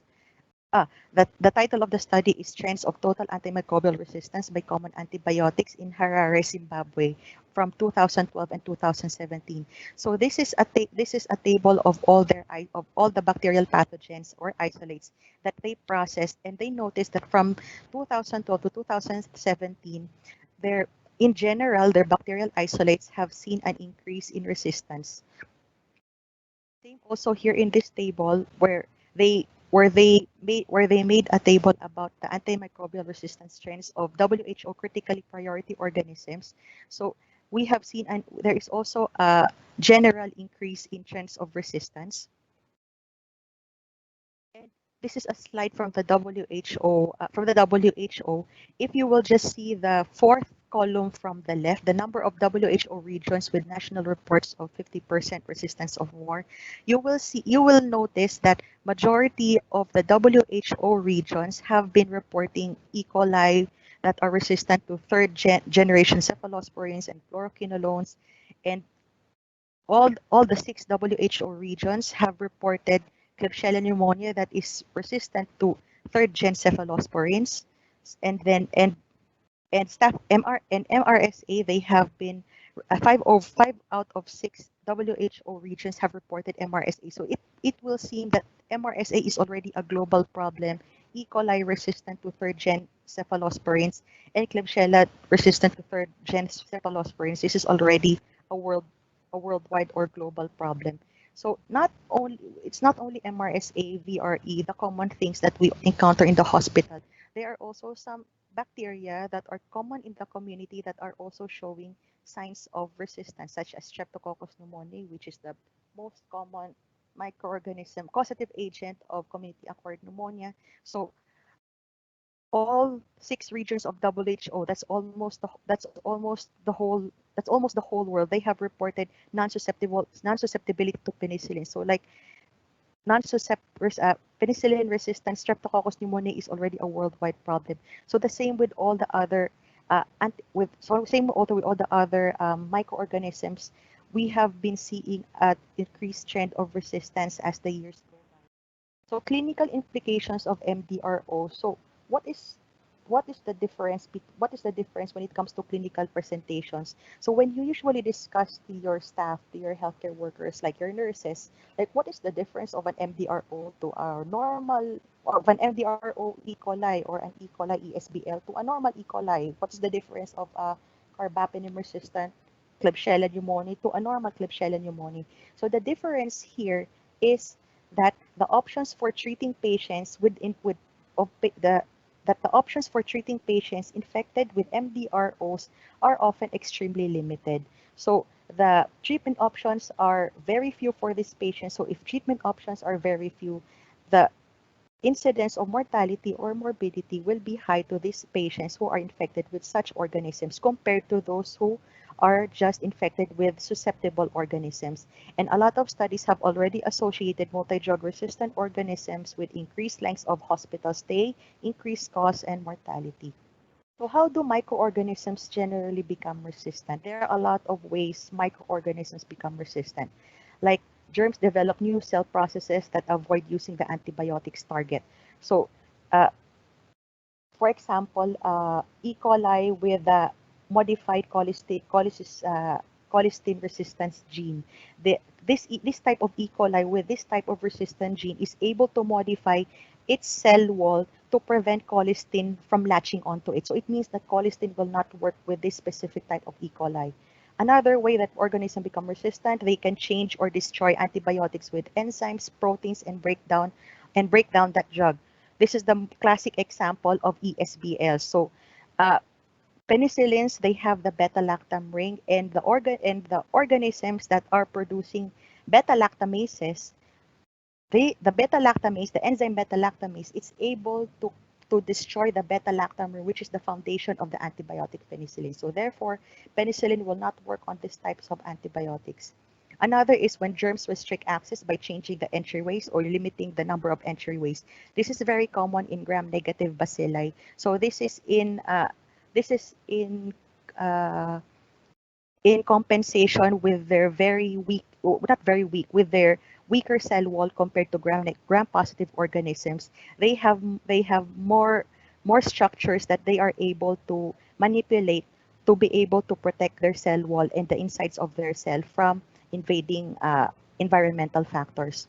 Germs can also change the antibiotic target so that the drug can no longer fit and do its job. And germs also can get rid of antibiotics by using pumps. The most famous of this one is Pseudomonas aeruginosa, which intrinsically has a flux pumps that can that can pump out all the antibiotics that is being introduced to the organism. So it renders the antibiotic ineffective. The resistant traits can be inherited or passed directly from germ to germ. So how does it get passed from microorganism to microorganism? By microorganism to microorganism by three ways. We have transduction, wherein the resistant genes can be transferred from one germ to another via phages. Phages are viruses that can infect bacteria and can also carry resistant genes when they transfer from one bacteria to another. Another way that resistant traits can be passed is through conjugation, where resistant genes can be transferred between two germs when they are close by or connected to each other. And the last way is transformation, wherein resistant genes are released from nearby live or dead organisms, and then this cell contents of dead microorganisms can be absorbed or can be taken up by those other organisms who are living within that vicinity of the dead organism. So in the prevention and control of MDROs, the two famous documents that discuss about prevention and control of MDROs are the CDC HICPAC MDRO guideline from 2006 and the Society for Healthcare Epidemiology of America from 2003. So if you see the colors of some of the fonts here, there are some colors that you will see both in both tables. It means that these are the elements that are similar in both guidelines. So just like with MDRO surveillance, it's also in HICPAC, it's also here in SHEA. Judicious use of antibiotics in CDC HICPAC is antimicrobial stewardship in SHEA. So there are still some, although there are two different guidelines, they still have some similarities when it comes to prevention and control of MDRO. The only main difference that I can point out to you is that for CDC HICPAC 2006, their focus is prevention and control of all MDRO. Meanwhile, for the SHEA guidelines, their focus is more on MRSA and VRE. So we will be discussing actually 1, 2, 3, 4, 5, 6, 7 ways on how to control MDROs as a combination of the two guidelines that I have mentioned. So first is administrative support. So in infection control, any effort for infection control will not usually work unless there is administrative support. So it's very important that the leadership of your facility must support your effort to control or prevent MDRO problem in your hospital. So how could they do this? Either they support you by providing human resources, either by providing infection control practitioners, or providing frontline healthcare workers, or providing like more lab people to process your specimen, something like that. Systems changes support, like providing your more sinks for alcohol, more sinks for hand washing, or alcohol dispensers for alcohol rub. And also they also need to provide funds for your effort to prevent such MDRO problem, because we know preventing MDRO will definitely cost money, and there should also be a written implementation plan for everything to go smoothly. Another way to prevent or control MDRO is through education.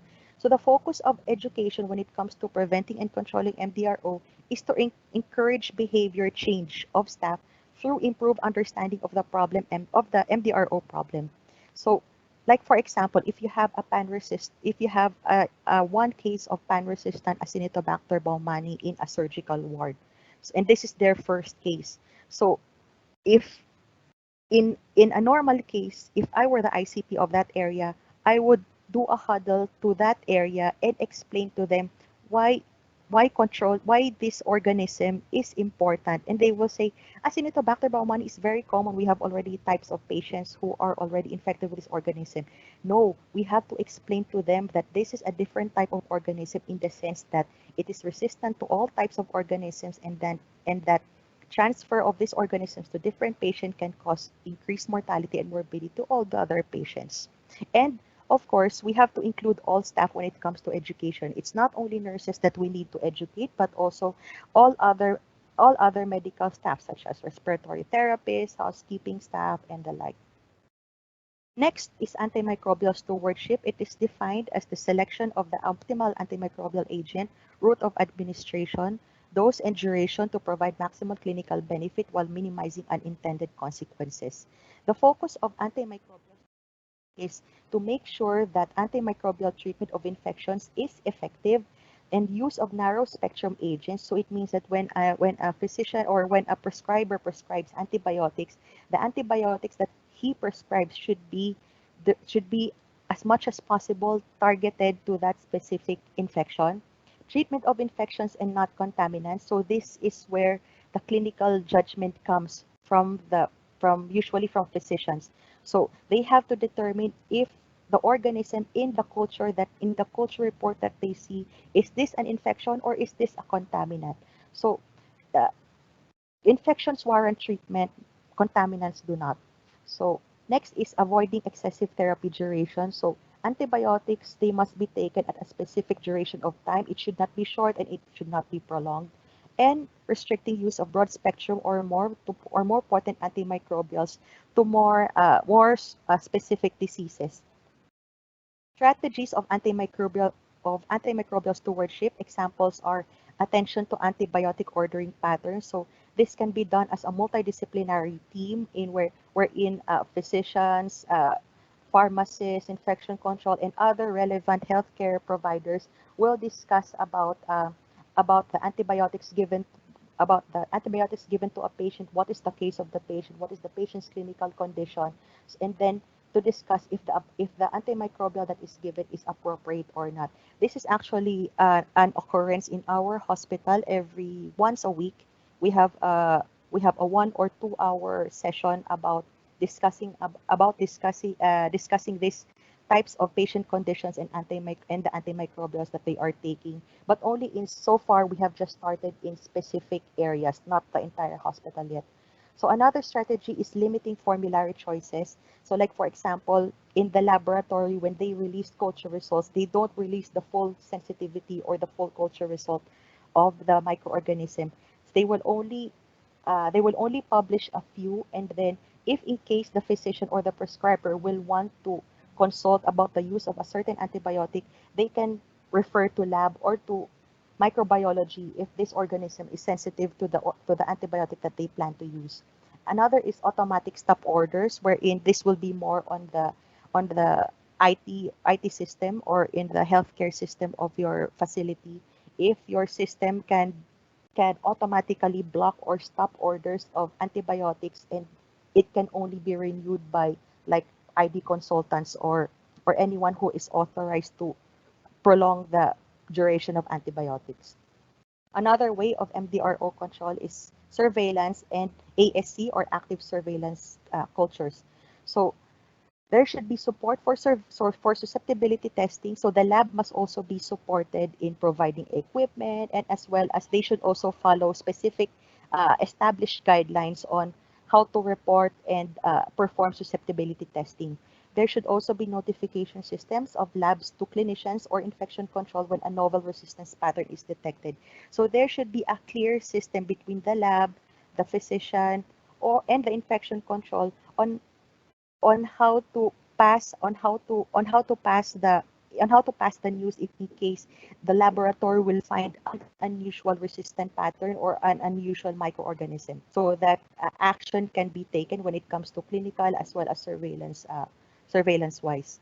Another is surveillance monitoring. So you can, depending on your facility or depending on your manpower, you can monitor your MDRO. You can monitor your MDRO either by incidence monitoring per 1,000 patient days. You can do it per unit, or you can also follow the NHSN MDRO or MDRO CDI module.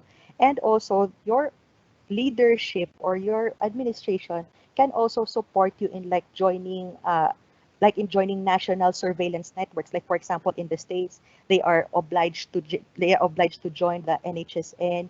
Meanwhile, for us in Saudi Arabia, we have our GCC. So if your facility or your administration supports in joining the GCC infection control support, so that we can report all our surveillance together. So this can be a great help for us to see where our region, Middle Eastern region is already standing when it comes to antimicrobial resistance. So ASC means active surveillance cultures. Its purpose is to identify patients who are colonized with MDROs for early implementation of barrier precautions, thus decreasing transmission. So it's going beyond routine cultures, because when you do only routine cultures, like for example, if your patient got febrile, or if your patient has pus from the wound, if your patient will only, if cultures will only be taken due to clinical reasons, it is said that the clinical cultures is only the tip of the iceberg. The bigger part of the iceberg is the colonized patient, in which we are not aware. So the proponents, or those who push for active surveillance cultures, they believe that identifying the colonized patient addresses the bigger problem of colonized patients who are of colonized patients by placing them in isolation precautions, therefore preventing transmission of their colonized organism to other patients. So another MDRO control step is infection control precautions. We have standard precautions and isolation precautions. So the difference between standard precautions and isolation precautions, I made it in this image as like a two-layered cake. So in standard precautions, it's the bigger part, or the bottom part of the cake, which is the bigger one. So standard precautions, these are infection control practices that you apply to all patients regardless of their known or unknown infectious status. So in standard precautions, you don't have to know that your patient is infected with MDRO.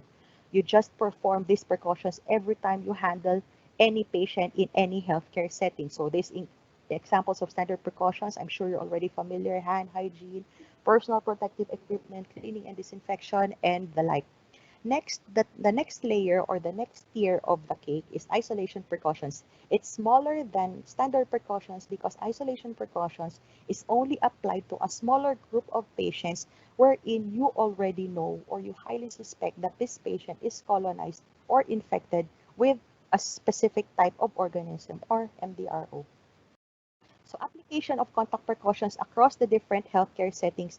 So as a novice in ICP before, I thought that when you say contact precautions, it's automatic: gown, gloves, uh, single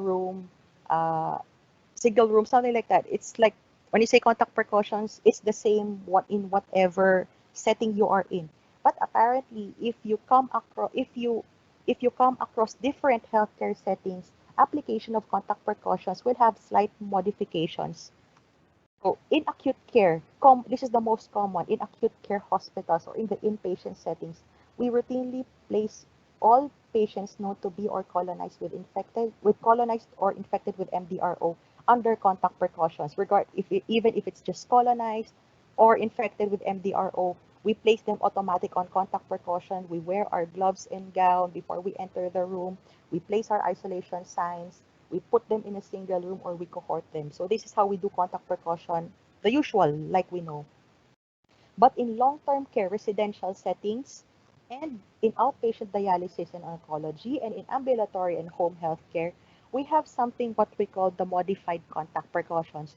So in modified contact precautions, you only place patients on contact precautions if they have any of the following conditions. One, if your patient has uncontrollable draining wounds that cannot be contained by dressing. And another situation, if your patient is having uncontrolled diarrhea, which cannot be controlled by personal hygiene measures. So regardless of the organism, even if culture was done or no, if these patients meet any of the two conditions, they will be automatically placed on contact isolation, regardless of culture was done or not. So see the difference between the acute care application of contact precautions compared to other healthcare settings. And also in the long-term care, there is also a part where we consider the individual patient's clinical condition and ability to comply to recommended infection control practices. In the United States, we have there the long care facility or residential settings wherein, like for example, you have a geriatric patient who is ambulatory with still conscious and can still be educated on how to perform hand hygiene, how to perform stomach care. So if this specific patient will be able to understand on how to contain his secretions, how to how to perform hand hygiene. So it can be considered that this type of patient will not need contact isolation. But for example, you have a patient in the same setting who is bedridden, diapered, cannot take care of himself, cannot go to the hammam by himself. So this is the type of patient that can be placed on contact precaution because he has a higher risk of transmitting microorganisms in the healthcare setting compared to the first example that I mentioned. So aside from contact precautions and standard precautions, we have cohorting wherein you either place the patients infected or colonized with the same microorganisms together in the same room or next to each other, as well as assigning staff who are dedicated only to those patients and not assigned to any other ones. Another is patient placement. So according to preference, we prefer our patients to be placed on a single room or a cubicle or a geographically separated area from other patients, such as a corner of the room. If we don't have a single room, the next option will be cohorting, as mentioned already earlier. And usually patient placement, if the area cannot decide or cannot determine on how to place this patient, they can always consult with the infection control preventionist or infection control practitioner on how to place this patient. And the last is hand hygiene, which we already know is one of the most important infection control prevention measures when it comes to preventing transmission of microorganisms. Duration of contact precautions, the most famous guidance when it comes to duration of contact precautions is by KSAU-HS, which is duration of contact precautions for acute care settings 2018. So they said it's only for acute care settings, but they said that it can also be applied to other healthcare facilities as well. And you have to know first that whatever is written in this guideline by KSAU-HS, it should not substitute for individual case-by-case judgment and by qualified professionals. So usually as novice infection control practitioners, whatever we read is what we follow. But as you gain your experience, you find out that not everything written can be applied. So you also have to use your clinical, your own judgment, your knowledge, and the case of the patient when it comes to dealing with issues such as discontinuing contact precautions. So to summarize that KSAU-HS guideline on duration of contact precaution, it says that if a facility uses contact precautions for mdro or colonized or infected patients, an established policy for discontinuing this precaution is recommended. Of course, if you place a patient on isolation, you must have a plan on how to remove it. Next is following treatment of mdro. Negative screening cultures are recommended to guide decision to DC isolation. Now, you will ask me, how many should we need? 1, 2, 3? Actually, the number of negative cultures as well as the interval is not clear. It's not being recommended by KSAU-HS. So this part will depend on your facility policy and what they call is in your research or other readings. But the KSAU-HS document itself, it did not recommend exactly to use 1, 2, or 3, or the interval should be every 24 hours, every 48 hours. So it just turned out that in their survey, majority of hospitals who enrolled in the KSAU-HS survey said they were using 1 to 3 negative cultures when they want to discontinue contact precautions. But this is just a result of a survey. This is not a recommendation. So contact precautions can be also extended when it comes to patients with high-risk conditions. So like, for example, if you have a patient who is having a wound that is uncontrollably draining, even though it is being dressed. So contact precaution can be extended until the wound is healed. Or if you have a patient who is having diarrhea. So contact precautions can be extended until the patient's diarrhea has improved. So it can be considered when you have patients with such high-risk conditions. And they are also recommending indefinite contact precaution. So it means placing the patients on contact precaution for an indefinite period of time for extensively drug-resistant Enterobacteriaceae, like for carbapenem-resistant and pan-resistant Enterobacteriaceae. So these are just recommendations. Again, as I mentioned, it's not a solid recommendation that we must do. It will still depend on your facility policy and your risk assessment. So next MDRO management step is environmental control. So we advocate the use of single-use items when it comes to prevention of MDRO to prevent transmitting microorganisms through fomites or vehicles. So if there is no single-use items, we can dedicate medical supplies and equipment to that single patient who has colonized or infected MDRO. And if in case you cannot dedicate, you can clean and disinfect high-touch items, equipment, and surfaces before storage or before use to other patient. So the level of preference is single-use, next is dedicated, and the last is clean and disinfect. Cleaning and disinfection before storage or before use to other patients. Adherence to recommended contact time of disinfectants. We'll be talking about the contact time later in the cleaning and disinfection lecture. And last is education of personnel assigned for cleaning and disinfection. We'll also deal with this one later. Next is decolonization. It's defined as the treatment regimen of colonized persons with a specific MDRO to eradicate carriage of that organism. So the goal of decolonization is to remove the organism from that person so that he will not be a source of MDRO to other people or to other patients. So decolonization is most successfully achieved with MRSA. It's not as successful with VRE, and for gram-negative bacteria, it's rarely reported. So that's why when we say decolonization, we only think about MRSA. So it's usually successfully achieved with MRSA using topical mupirocin, bathing with antimicrobial soap, which is usually chlorhexidine gluconate 4%, or oral antibiotics. So it's either you use alone or in combination, but as we know, using in combination is more effective than using each alone. The issues with decolonization is that it's not perfect. It does not work 100% all the time. So there are still times when even if you decolonize a patient, there will still be your MRSA will still be there, for example.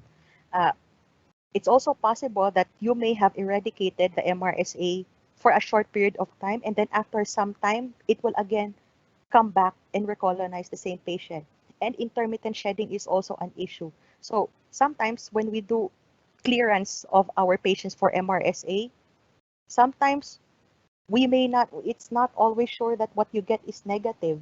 Sometimes it's a false negative. Maybe the patient is still having the MRSA, but it's not isolated. So that's also an issue when it comes to decolonization.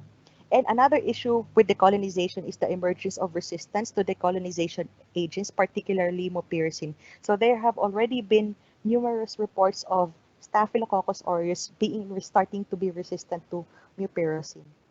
So there is no recommendations for decolonization for VRE and multi-drug resistant gram-negative bacteria, and decolonization for healthcare workers are not usually recommended unless they are implicated in transmission. So in the CDC HICPAC 2006 guideline, they have the two-tiered approach for MDRO control.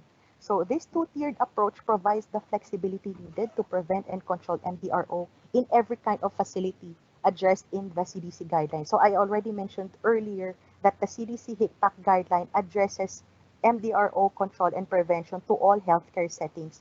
So they assume that you will tailor your MDRO control measures depending on your facility type, on your policies, on your risk assessment.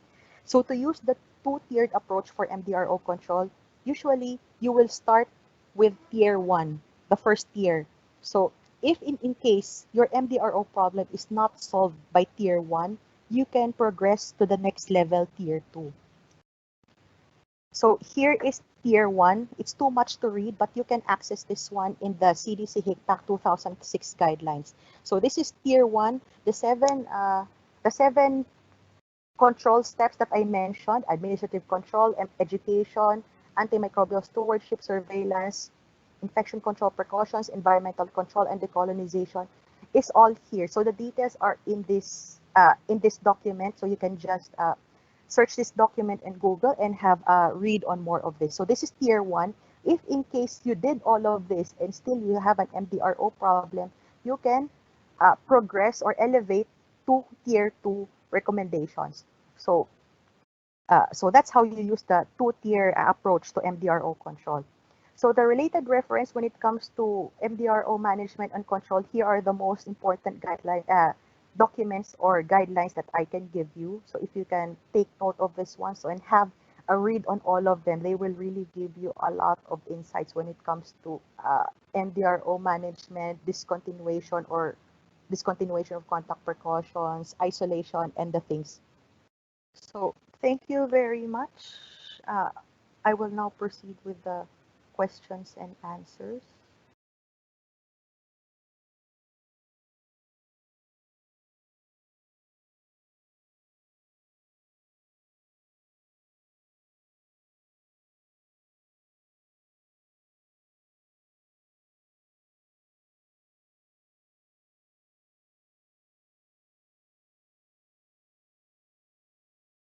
So here we have, what type of active surveillance screening do you do rather than MRSA?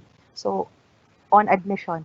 So we, in our facility in National Guard King Abdulaziz Medical City, we are doing active surveillance screening for carbapenem, for CRE, carbapenem resistant Enterobacteriaceae, as well as for Candida auris, usually for ICU patients, not necessarily on admission to the healthcare facility.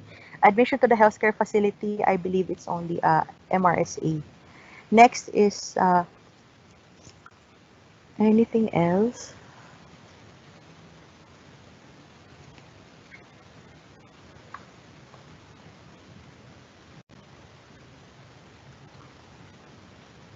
So here is another question. I want to know in which guidelines you are relying in categories of your MDRO, because lab have their own classification and the European guidelines is different.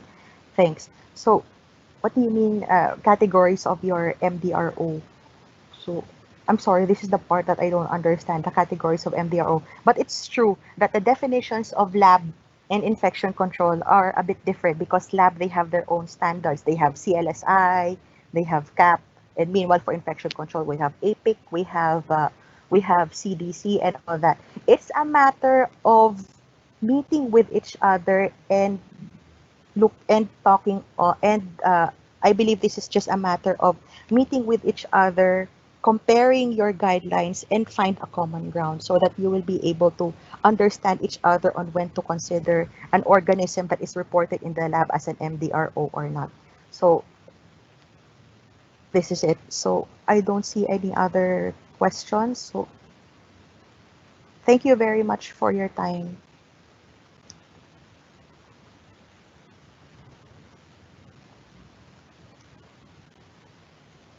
Okay, thank you, Jessica, for I- very interesting lecture. Any Hisham, question? we have another question. Is it okay for me to answer? There's one Okay. more. Okay. Proceed, no problem. All right. So from Miss Khadija, if the colonization is not recommended for healthcare workers with MRSA, what will be suggestion for the returning back to duty? So it means this, if so already I mentioned in the lecture, healthcare workers are not recommended to be decolonized unless they are implicated in an outbreak or in transmission. So if your healthcare worker is not implicated in any outbreak or in any transmission of MRSA, so that healthcare worker is not recommended to be off work. That healthcare worker will still be continuing to work following standard precautions. So that's it, ba? I hope I answered that question.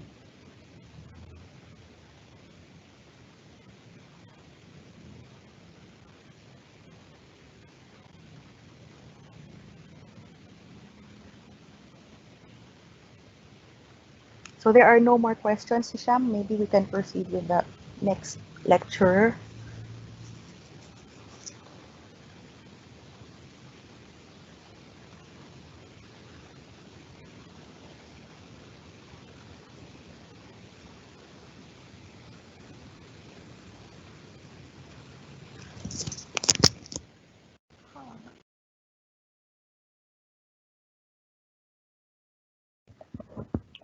Okay, thanks a lot, Jessica, for interested topics. Now we'll proceed for the next speaker, He will speak about infection control risk assessment, ICRA, and Mr. Abdi Saleh Osman. He is environmental health specialist in King Abdulaziz Medical City. Please, everybody welcoming Mr. Abdi. Go, please. Good morning, Assalamu alaikum. I hope everybody can hear me very well. My name is Mr. Abdi Salah Osman, and I'm environmental health specialist. I'm going to go through with you the infection control risk assessment regarding construction, renovation, and repairs. Are you seeing the slide? Because I don't see anything on my screen. Hello? Abdi, it's okay. It's okay. It's okay. Thank you very much. It's okay. Yeah.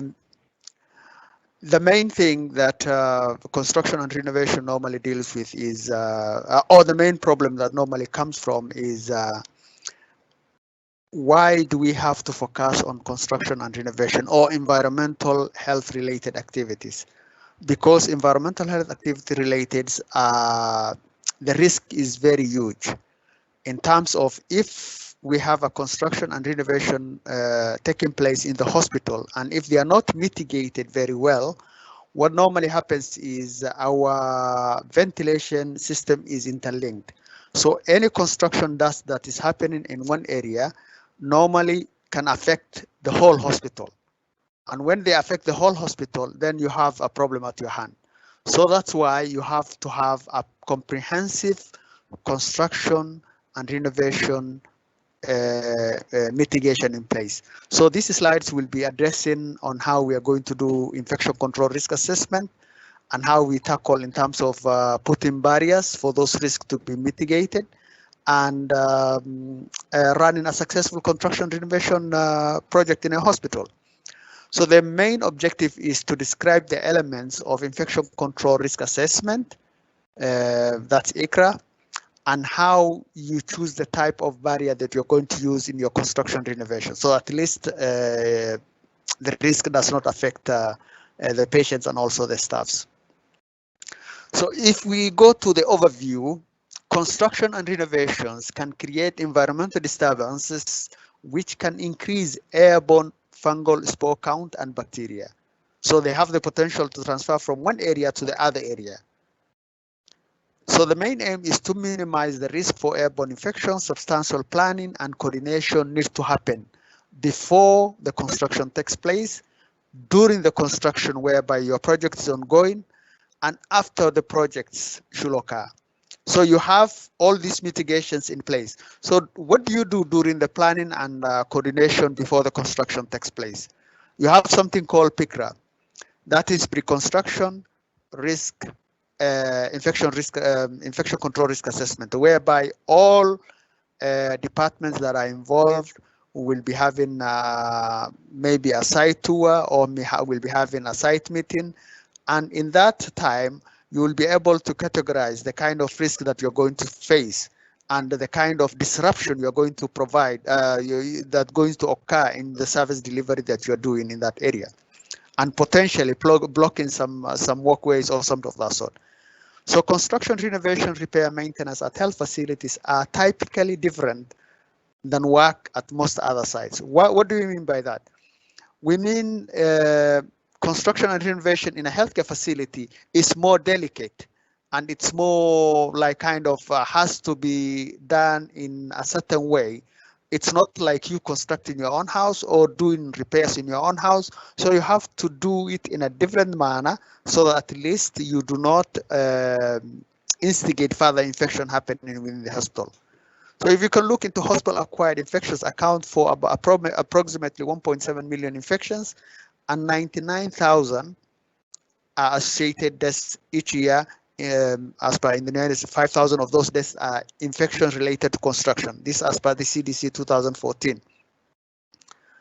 So construction dust and debris and other contaminants can be a source of infection. So healthcare environmental source of Aspergillus spore, which is the main fungal species that we normally target, because when it attacks invasively. particularly for surgical patients and patients with wounds and all that. So that's why it's very important we include dust control from infection, from construction and renovation, and water droplets. Almost half of outbreaks, infections caused by Aspergillus species, were associated with construction or renovation in hospitals, and the mortality rate is high for both nosocomial Aspergillus. So if you can look into the statistics, as per the CDC 2012 and 2014, if you compare into that, the affected is 1.7 on the right, on the left, and also on the right. The death that's associated with these ones are 99,000. The other one is 79,000. And you can see the ones which are related to healthcare, construction, healthcare acquired infections which are related to construction is still the same, which is about 5,000 which die from that. So the main important aspect is the last one also. If you are trying to save cost, if you are trying to see the cost involved, for 2012 it was 45 billion, and for the 2014 it was 47.5 billion. What it means is the doctor's time, the beds, the medication, the stay at at the hospital number of days. That will put a constraint on your on the activities and the cost that you are delivering, the care you are delivering. So as a result, we need to put into consideration all that. So if you are on a cost saving procedure and you have a patient who is supposed to stay in the hospital for about 7 days, and when he finishes that, he acquires a hospital construction related infection, he will be deemed to stay another 2 weeks. So just imagine the number of nurses, the number of doctors, the bed occupancy that he will be putting into that. So that is one factor that you need to put into consideration. So what do we have to consider during the pre-planning or pre-construction stage? There are three major topics to consider before initiating any construction or repair project. The design of the project that's going to take place. Sometimes you remodel a ward, sometimes you remodel a clinic, sometimes you remodel a diagnostic facility. So the desired function normally comes into that. Also, the flow of the patients and the staffs will have to be put into consideration, functions of the new structure and the area. You have to assess the environmental risk for airborne diseases and also opportunities for prevention. This is where you normally talk about the hatchback ventilation, the negative air, the negative pressure, the positive pressure. Is there any loop that is going to be distributed to the other? Is there a way that you can eliminate that and all that? So the infection control will have to put measures to contain dust and moisture during construction and repair, because sometimes when you are doing the construction, you damage the pipes, the networks, and while the construction is going on, then the damaged pipe might be damaging the walling or the cavity in the wall, and then it will be affecting the other area. The moisture that will be happening there will be having a great impact onto your service delivery and all that.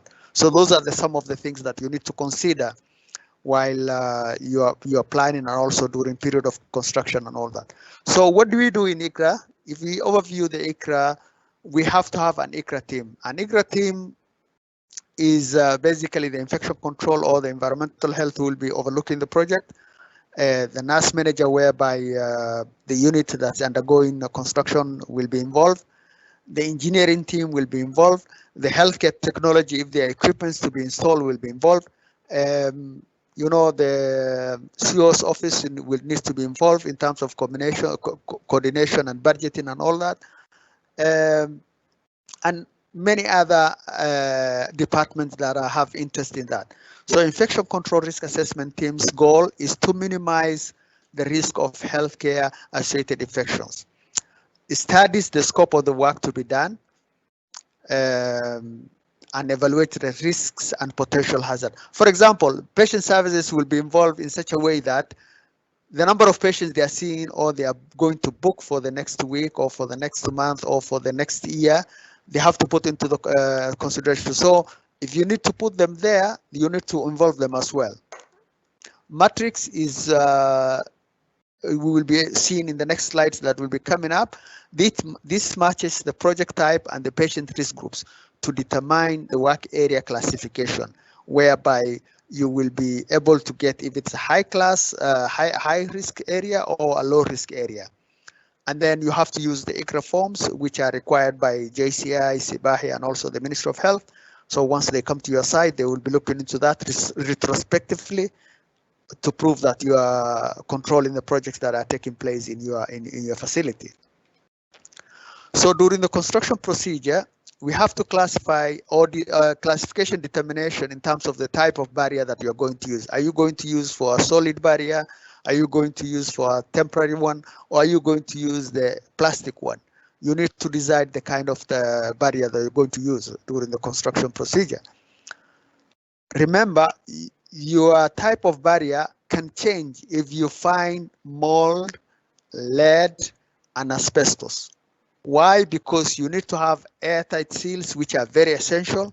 You will recommend potable cubes, which you are going to use when you are ladders. That's what I mean. Soft boards or hard boards, and you need to provide an anti-room for that area. And then you need to figure out if you're going to have a positive and negative pressure area. That is if you find mold, lead, and asbestos in that area. Why do we have to mention this? Because some of the hospitals that we're dealing with have been built 50 years ago or 70 years ago. So once you have a renovation project taking place, you might be able to find some asbestos materials which are used. So when asbestos are involved in these areas, asbestos are very dangerous items and or substances, and once they are released into the air, you will be increasing the risk. So that's why it's very, very important. And mold normally comes from water leakage and all that. So the ICRA form has all this information in the place. We'll be able to see it down in the next slides that are coming. It will be able to spell the project type, if it is like kind of changing the electrical panel or something, or if it is drilling, or if it is like kind of a minor or major item that's going to take place. The other one, it will specify the patient risk group. Is it going to be an outpatient area? Is it going to be an inpatient area? Is it going to be a very high risk area, such as the cardiac, the OR, the labor and delivery, and all that, or the oncology? And then you have the ICRA matrix, whereby you're going to match the project type and the risk group, which will eventually give you the class of the construction that you're dealing with, if it's a very high risk or a very low risk. And then you have to determine where you are dealing where you're doing your construction, the surrounding areas, the project surrounding areas. If you have a very high risk on your right, if you have a low risk on your right or left, you need to put measures in place. So once you receive the permit, you will be, because you already know your hospital.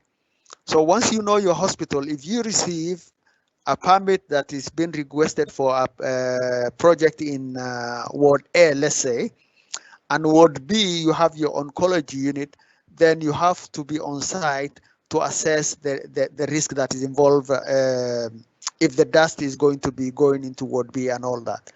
And then identify specific site patient rooms, clean utility rooms, and all that. This one will is when you're dealing with like isolation rooms, or you're dealing with the negative pressure rooms and all that. You're supposed to identify your rooms. You need to be knowing your hospital and the areas that have protected areas. You need to focus also issues that are related to ventilation and plumbing issues. So if your construction is going to take place in one unit, you make sure your ventilation is switched off or turned off, meaning that dust that are going to be generated from that area is not going to affect your whole hospital, because the return valve or the return duct will be able to carry that dust and then pass it through to the next areas. So if you have in the loop system of ventilation. Plumbing issues, why is it very important? Because you have plumbing network across the hospital. So if you have, as I said earlier on, if you have your activities in Ward A and the plumbing goes through Ward B, which is a high risk area, then when these plumbing activities are disturbed, they will be able to jiggle or move the pipes, and any rusting or anything that is inbuilt within the piping network will flow to the next area. So that's why it's very important. You need to check the plumbing issues and all that. So you have to think of containment measures. How are you going to contain this risk? The barriers you're going to use. If you're going to disconnect the water so that at least it does not go to the next unit. You have to also to look at the potential of water damage. When you are dealing in a construction and renovation in a what areas we are talking about, you have piping networks which pass through the ceiling, under the ceiling of the ceiling covering, you know. So you have to look into that as well. So at least you don't have a flood, because some of the pipes are major, some of them are minor. So if the major pipe is disturbed, then you will have flooding issue. If the drainage pipes are disturbed, you will have another issue of contamination from sewage system and all that. Another important aspect is when you're dealing with, if the construction is involving in terms of excavating the floor or cutting walls or something like that, so drilling, there will be a lot of noise and commotion that will be involved. So you need to schedule that kind of work when you have minimal activity taking place in your areas. For example, recently we had the city area in the emergency, and also the X-ray, which were undergoing renovation. So they were drilling, they were excavating the floor and all that. And you know, during the work hours, the emergency department is very busy. So what do? You allocate time or work hours, maybe after 5, or maybe during the weekends when you have the workflow activities very minimal. And you prescribe to them, tell them that if you will be able to finish this excavation and this drilling and cutting in these 2 days, or this 1 day, or this number of hours, do it in this time. And then you need to check into the facility design. Is it going to be conformity with the FGI guidelines or ASHRAE guidelines and all that?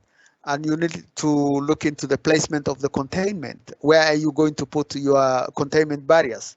Is it starting from the door? Are you going to shut down the whole unit and allocate walkways differently from the one that is being discussed? So the infection control risk assessment is normally multidisciplinary. Different teams are involved, and you put across the risks from your side. And because some of them will tell you, okay, it's going to take this number of days and it's not going to be a problem, but you have to voice your concerns as an infection control practitioner or environmental health practitioner, and tell them that this, if you do this, this is going to disturb this.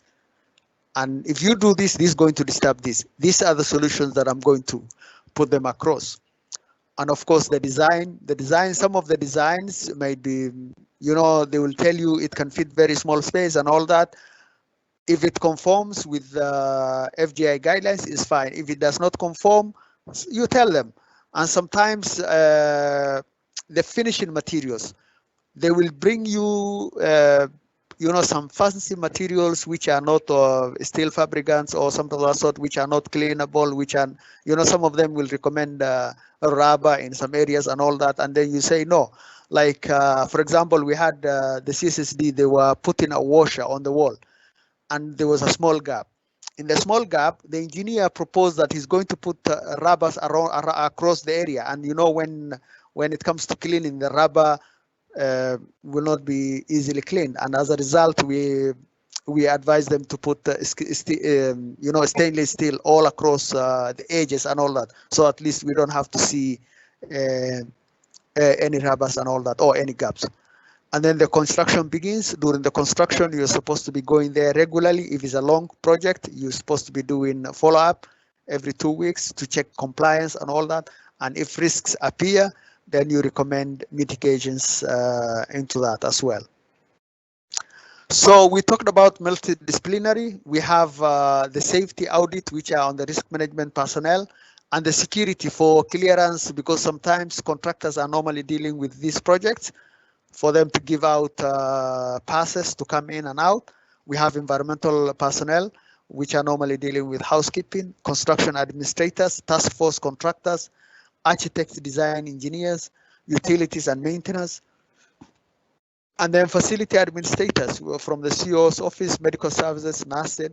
You have laboratory personnel, we have the infection control personnel, and each one has their own function and responsibilities. So you'll be able to see they will have to coordinate with members' input, conduct risk assessment of the project, to prevent unnecessary exposure, oversee all infection control aspects of the construction, establish site-specific protocols, provide education to respective staff, ensure compliance, establish problem-solving mechanism, and develop contingency programs if there is any unforeseen circumstances that will happen. So when we talk of the design, you talk of the number of items that you're talking about, the location, the type. For infection control, we'll be talking about airborne isolation, infection protective environment. We'll be talking about hand washing, sinks, sanitizers, dispensers, eye wash stations, deluge showers, and also you have to consider issue of HVAC system, heating, ventilation, and conditioning system to meet the functional needs in terms of the procedure rooms, laboratory, because this is the design stage, and this is the best time where you can input and tell them that you need a negative pressure, you need a positive pressure, you need an ante room, and all that.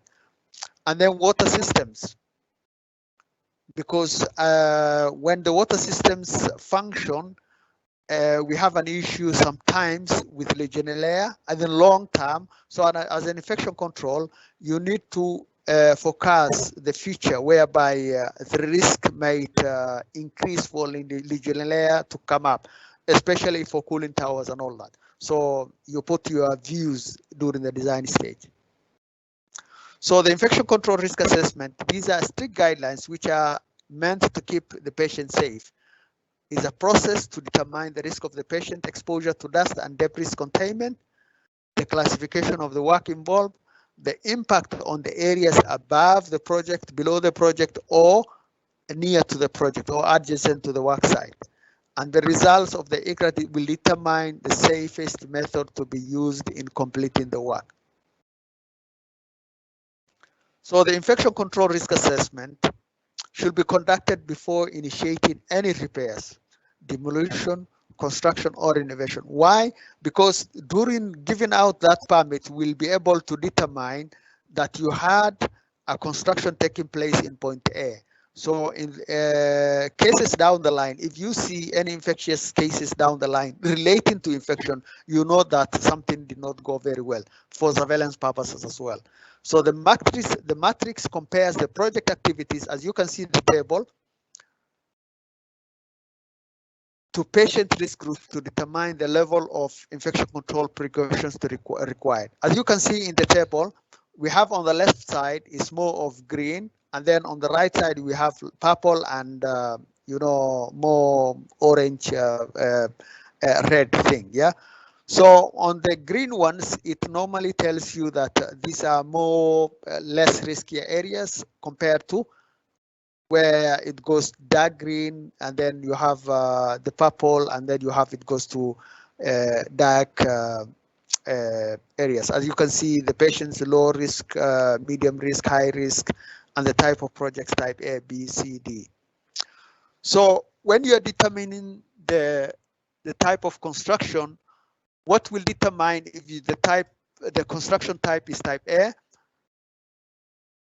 Maybe it will be removal of ceiling tiles for visual inspections limited to tile per 50 square foot. Type B, small scale, short duration, and all that. And then type C is, you can see, moderate to high. Type D is level 4 for like kind of thing. Yeah.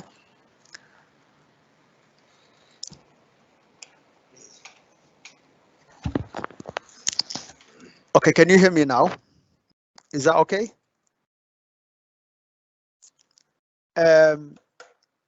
Type D, major demolition construction projects includes but not limited to activities which require consecutive work shifts, require heavy demolition or removal of a complete cabling system and all that. And then this one will be able to determine, excuse me, to determine the patient risk groups affected by the construction or renovation. In group 1, you have areas such as office areas and non-patient areas. And patients that you place them in group 2 will be patient areas not listed in group 3 or 4, materials management, physical therapy, OT, speech therapy, admission, discharge, public corridors, and all that. And then group 3 is high risk, which is the CCU, the emergency room, the radiology, labor and delivery, microbiology, ICU, and all that. And then group 4, you have any area caring for immunocompressed patients, such as the Burns unit, the cardiac catheterization, angiography, and all that. And as you can see in the matrix, when you have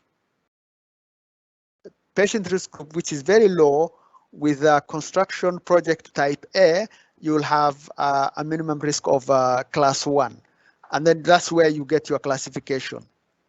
You match them. It's just like the times table. You have A, and then you have low risk, it comes like that. You have D, and then you have low risk, it goes to 3 or 4 class 3 or 4. Description of required precautions by class. So this will be able to detail the kind of precautions that you will take in relation to the risk group of the patient and also the type of construction. It is clearly specified there. For example, class 1, it will tell you implement work methods to minimize dust dispersion from construction operations, immediately replace ceiling tiles displaced for visual inspection, provide MSDS for paint and disinfection.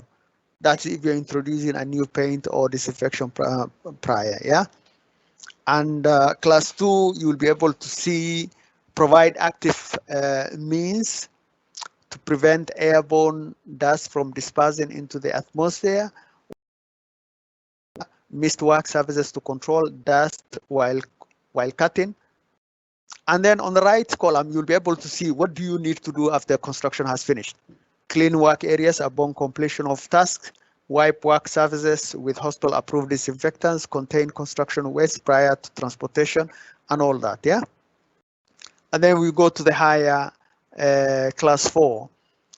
Before you start any construction, you have to isolate the heating, ventilation, and conditioning system in areas where work is being performed to prevent contamination of the duct system. As I explained earlier on, when you have the construction here and your duct system is multi-joined for all other hospitals, it has the potential to carry this dust from here to another area to contaminate it. Complete all critical barriers such as sheetrocks, plywood, plastic to seal areas from non-work areas, or implement control cube method. Control cube method is where you have a mobile ladder whereby the person who is doing the construction goes into the ladder inside, and the ladder is plastic covered from the ceiling to the floor. We will see it down there, down in the next slides that are coming. Maintain negative pressure, air pressure within the work site, seal holes, pipes, conduits, punctures. These are the network paths that you have in your unit area. So if you have the network, pipe and network or conduits which are going through that ward, make sure that the hauling system that goes in through there are all covered. If it's a big construction, make sure you construct an anteroom. All personnel entering the work site are required to wear shoe covers. Shoe covers must be changed each time the worker exits the work area. Do not remove barriers from work areas until completed. Project is inspected by IPC and thoroughly cleaned by environmental. Sometimes the engineering, what they normally do is they finish the construction and they start removing that. Don't accept that. Make sure that they finish the construction. You go there, you assess it, and you invite environmental services to come and do the cleaning. Once the cleaning has been done, let them remove the barrier, and then environmental service to repeat the cleaning again. and then provide MSDS for paint and disinfectants prior to use. And you categorize your patient areas affected by construction according to their to their risk level, low, medium, high risk, and all that. And then you categorize your construction project according to your level of dust created, such as type A, inspection activities, type B, small scale, type C, minor demolition producing moderate level of dust, and then type D, major demolition of construction or construction. This is where you are remodeling your area, you are increasing the size, you are changing from one ward, like you are using from a normal ward to an ICU kind of thing. During the ICRA, they should be able to provide you with an infection control permit. This is for your own surveillance and also to keep a tap into whatever that is going on. For example, the one that we have on the screen, we have a repair and repainting of the wall. The area is the ECC, acute care, room 22. And you can see in the top area, it will be able to spell out the type of construction that is going to take place, who is in charge, and the contractor who is performing the work. And over here, it will be able to spell out the number of days, the dates, and all that, and also the contact. This is very, very important. If your construction does not have this, remind them to provide this, because without this, you will not be able to get in touch with anybody. And then this is the type of instruction, construction activity. This one will fall under type B. And then, as you can see, the risk is very medium to high risk. And then your class will be this. And then these are the control measures they need to provide before they continue with that as well, yeah? And the person responsible needs to sign this, and then you need to sign as an infection control and then provide that and follow up to that as well, because this is a JCA requirement, and also whenever they are coming to ask you for any construction thing, you have it in place, and also the MOH as well, and Sibahi. So the type of barriers can come in the form of solid versus plastic barriers. The type of construction, is it long term or short term? If it's long term, it's less more than 7 days. If it's short term, it's 7 days and below. You need to make it framed and tape barriers, ceiling to the door barriers. Sometimes you put it from the door to the ceiling, and then you have to seal it on the edges. The smoke control, how will it affect the ceiling barriers? If there is no smoke control, advise to put one inside where the construction is taking place. This is one of an example of the barrier. You have the headboards over there, and then you can see this from the floor to the ceiling, and then you have to have that mask tape all the edges. This is one of example of the plastic one. You have to have the edges from the ceiling to the floor as well, so at least you can enter and then you can come out as well. Tape to the ceiling, sticky mat you need to have here, tied to the ceiling and all that. And then you have the equipment here. You need to have them covered as well. If you have any equipment that are going to be you're going to be inside the area, they need to be covered so that at least they are not disturbed as well, yeah? The sticky mat, you're supposed to have it inside and also outside. If your outside is going to affect with the traffic, then you need to have it inside, so at least on the door inside, so at least by the time they're coming out, it collects all the dust, yeah? And then if the project is very big and there's a lot of demolition taking place, they need to provide you with a dust control plan. You don't have to have an exit door unless otherwise it's next to it, the ICU or the OR, and you have your projects coming from this side and your ICU is over here. So you need to plan, and this all will come into play whenever you're doing in the planning stage and the designing stage, where you're going to put your HEPA filter, where you're going to put your sticky mat, if you're going to hard partitioning, if you're on your fire extinguisher and all that. So you need to have that as well in place, yeah? Use of overalls during demolition is very important. So at least the staffs who are working in here, who are demolition, the dust, they don't come out with it, and then they don't bring it to the unit and all that. And once they finish the work and they are coming out, they need to remove this overall on the door as well. Yeah. HVAC isolation, you need to isolate it and also cover the mouth, so at least the dust is not sucked into there or it's not deposited in there, and then once you turn it on, that dust goes into the system and all that. Yeah. This is the mobile ladder that I was talking about. It's supposed to be having plastic sheets all around from the ceiling to the floor. So the person who is carrying out the work will go inside here. He will climb into that ladder, do whatever he's doing, come down, close that place, and then all your dust will be carried out by this. And then later on, the cleaner will clean.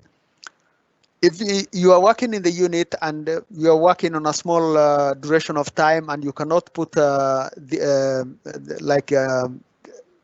these ones, then you can opt to this.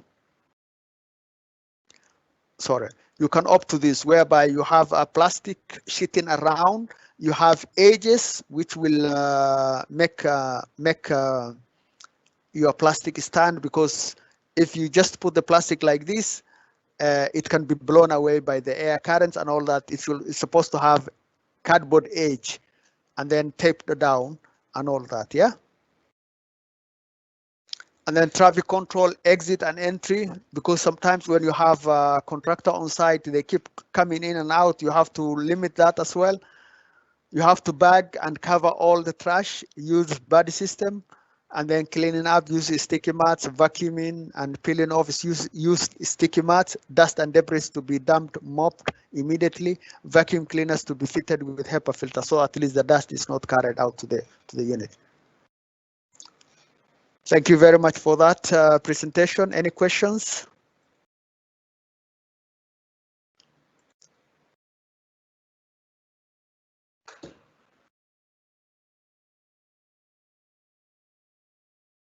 Yeah, if possible to have the construction checklist, because it was not clear. Do you mean the construction checklist, this one, the permit? Al-Saidi, do you mean the permit, this one, checklist, this one? Yeah, you need to have this one, and it will be able to determine. Once you try to do this and you give the permits, you'll be able to categorize easily, because you have been working in your hospital, you know your hospital in and out, and once you're doing that, you'll be able to categorize and all that. Do you have any other questions? Or we need to go to the other one?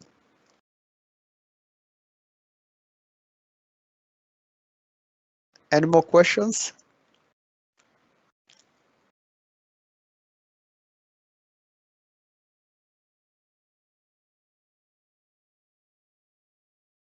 Okay, please go to the second presentation. Right, we move to the next one.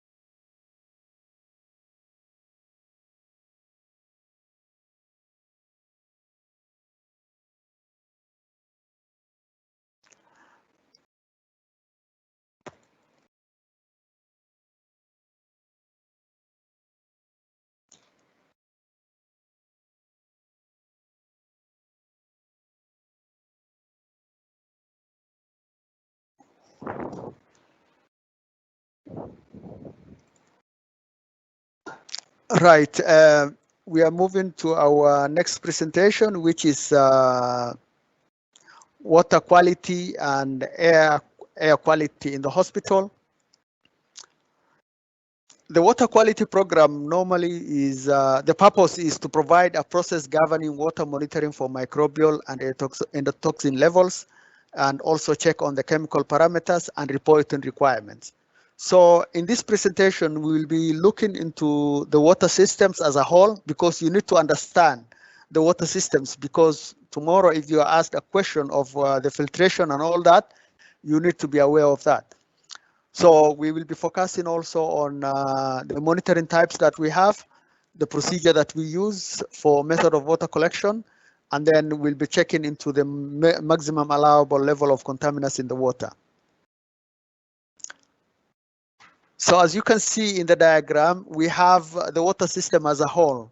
If it's coming from desalinated station, or if it's coming from a well, that is through the National Water Corporation, it comes to the tank. So once it comes to this tank, it is distributed to the hospital and to the city as a whole.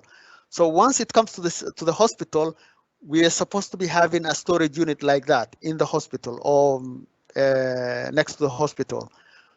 When it comes to that area, you don't just distribute it straight away. You have to have a chemical analysis done into that before you distribute it to the whole hospital.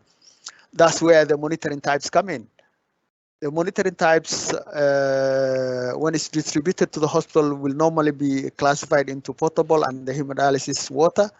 The hemodialysis is the potable water that comes from, the potable water is the one that comes from the taps and all that, and the hemodialysis is for the one for the hemodialysis area.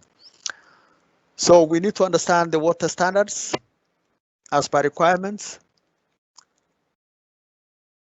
Maximal concentration of potable water, we have 500 CFU. The actional level is 200.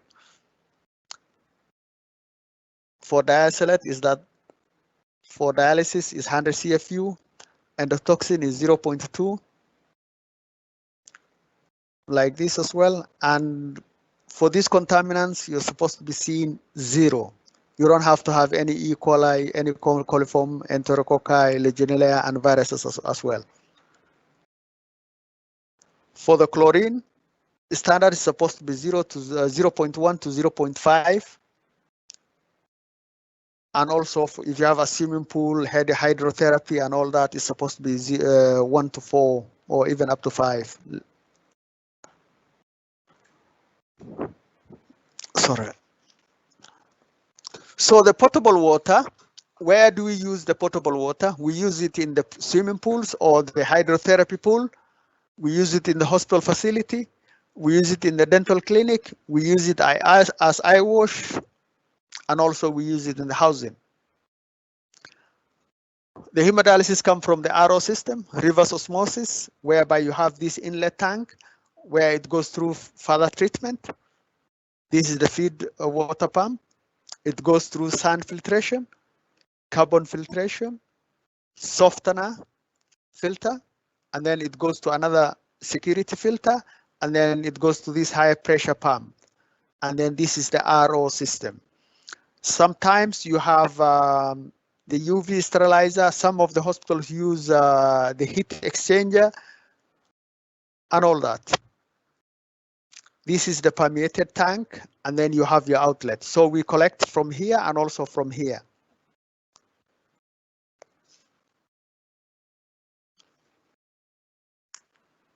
Components, functions, requirements of dialysis water pretreatment system.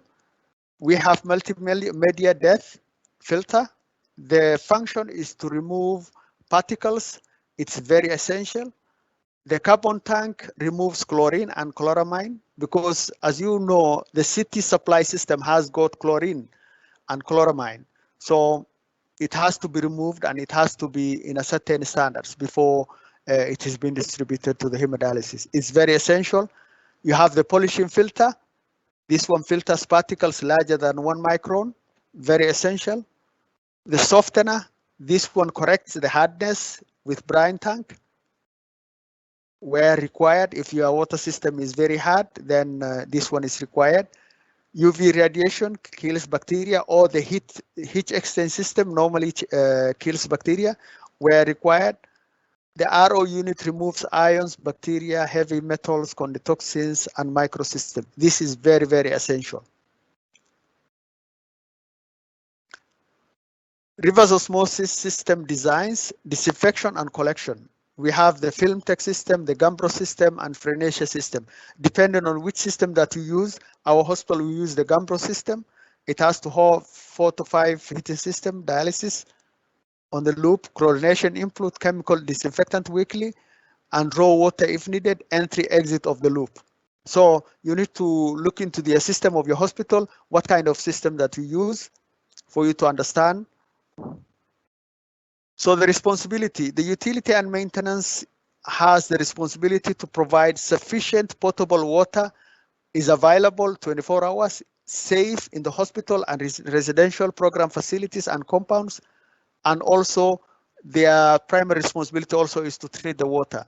This is one question that will be asked if there is JCI or Sibahi as well. Their task is to monitor physical chemical details, contaminants in water system, sampling water with certified lab outside the hospital 2 times a year, 6 monthly or 1 year. They need to carry out, and also you need to have a look at that result as well. You need to see a copy because it is a requirement by JCI and also Sibahi. They need to replace or fix equipments like such as pump machines, filters, chillers, reporting monthly water sample results. Disinfection, they will be providing the ultraviolet machine, monitoring disinfection by certain limits, chlorine, they are the ones who are putting the chlorine and monitoring that as well, 4 to 5 hours heating system daily. Chemical disinfectant, they will flush if there is any problem. Washing tank, they will need to check the cleanness of that and changing the filters. The time frame is 24 hours a day, 7 days a week, 365 days a year. Environmental health, conduct water sampling, testing that's applicable to all NGHA facilities, potable and hemodialysis, collecting hemodialysis water samples, microbial and endotoxins, potable water from hospital centers and compound with will be outside the hospital. If you have facilities outside the hospital, you need to carry out potable water sample tests every 4 months or every 3 months. Following samples results with the lab, reporting monthly water sample, disinfect spots, flushing, and monthly regular. And then nurses will have these tasks as well, responsibility. Methods of water collection system. When you come to the site like this one, you need to flush the tap, run the water through the tap for at least 1 to 10 minutes as per location and frequency of use. Disinfect the end of the tap by 70% of alcohol, which we have here. These are the collection pipes. So before you put the pipe into the filter into the unit, you need to disinfect on this side, and also you need to disinfect that pot. Samples will be collected in a sterile bag, 100 milligram, that one, and then tied. A reducing agent, thiosulfate, will be added to neutralize residual chlorine and other halogens in the sample. It's already in there. It just is a tap, a small tablet, and it's in there. Sample site will be indicated here: sampling number, sample time, location, personnel who carried out, organization, sampling type, is it regular or is it special, the date, and then you put a mark. This one will determine the chlorine level, if it is 0.1, 0.2, or if it was 0.5. Water samples will be kept in a cool box, approximately 0 to 4 degrees, and sent to the laboratory within 24 hours. Sometimes you will be able to see people carrying out the water sampling, putting it in their pocket, in their hand, walking around. That's not acceptable. It needs to be collected, put it in the water cooler, and then transferred immediately to the laboratory. So the corrective actions, if you have any growth or anything, it will go to the receiving lab, actionable level or maximum level. When it reaches actionable level, you contact the UNM to do corrective actions. They have to flush the whole area. They have to put chlorine, the wash tank, and also change filters, resample after corrective action is done. If acceptable, release for use. It's already been used here, but here you stop using the pot, advise stop using the pot, contact the UNM to do corrective actions, flushing of the whole unit, put chlorine, wash tanks, change filters, resample after corrective actions. If acceptable, release the pot. If not acceptable, repeat the corrective action again. This is the water contaminant level guidelines as well. This is the point I was talking about. The UNM need to analyze for these heavy metals. And this is for the environmental health infection control to analyze for that. Air quality. The aim, any questions for the water first before I go to the air quality?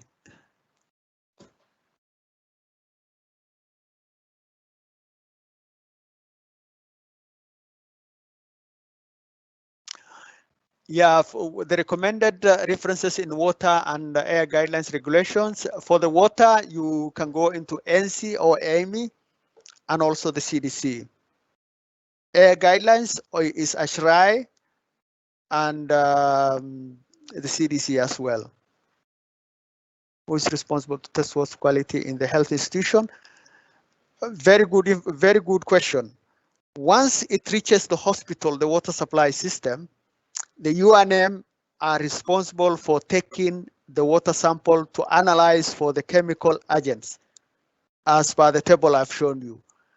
And they will be able to do that with a third party, accredited third laboratory. Once it comes into the hospital, it is infection control's task to carry out the water samples on a monthly basis. However, in the hemodialysis, the infection control will normally take the sample, and also the nursing will be taken from the bedside as well. It goes concurrently. That is on a monthly basis. Is that question okay?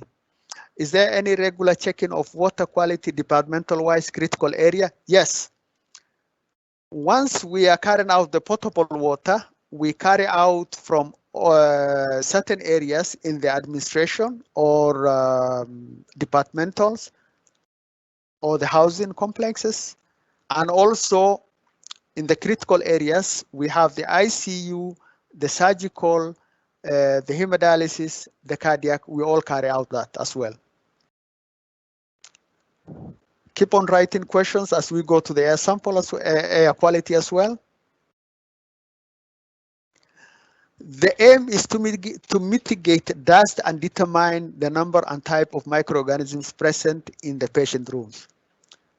Outlines area covered, such as critical areas, procedure and methods of air sampling, results and interpretation of allowable limits, flow charts of decision making in air sampling, HVAC isolation rooms and air changes filter.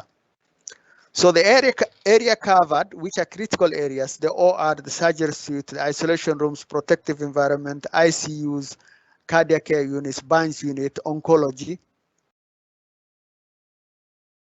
The procedure and methods of air sampling, we have the procedure and technique. One is a volumic air sampler machine, which is centrifugal or spin air sampling machines can be used, which you can see on your right hand, which is the spin air sampler. If air sampling machines are not available, air sampling may be conducted using acetylene plate. We'll see it in the next slide. For this one, before you start operating, once you receive it, you have to program it into 500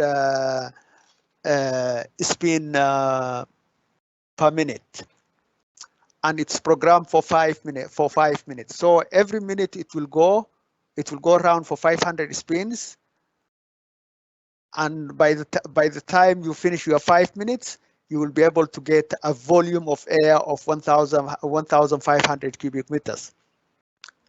Sorry. As you can see, this one is in process and all that. So once it is already set up into that, you come and then you put it on, and then it carries out. You leave the room, or if you are in the room, you handle it from the handle, and then you extend your hand and you collect the air. and then it will give you a signal like a sound, like that. Yeah. If you don't have the machine, you can use the sampling, the settling plate. This is a normal subrod from the laboratory, and then you take it, you go to the room, and then you put it on a surface 1 meter away from the floor, 1 meter away from the walls, and 1 meter away from the ceiling.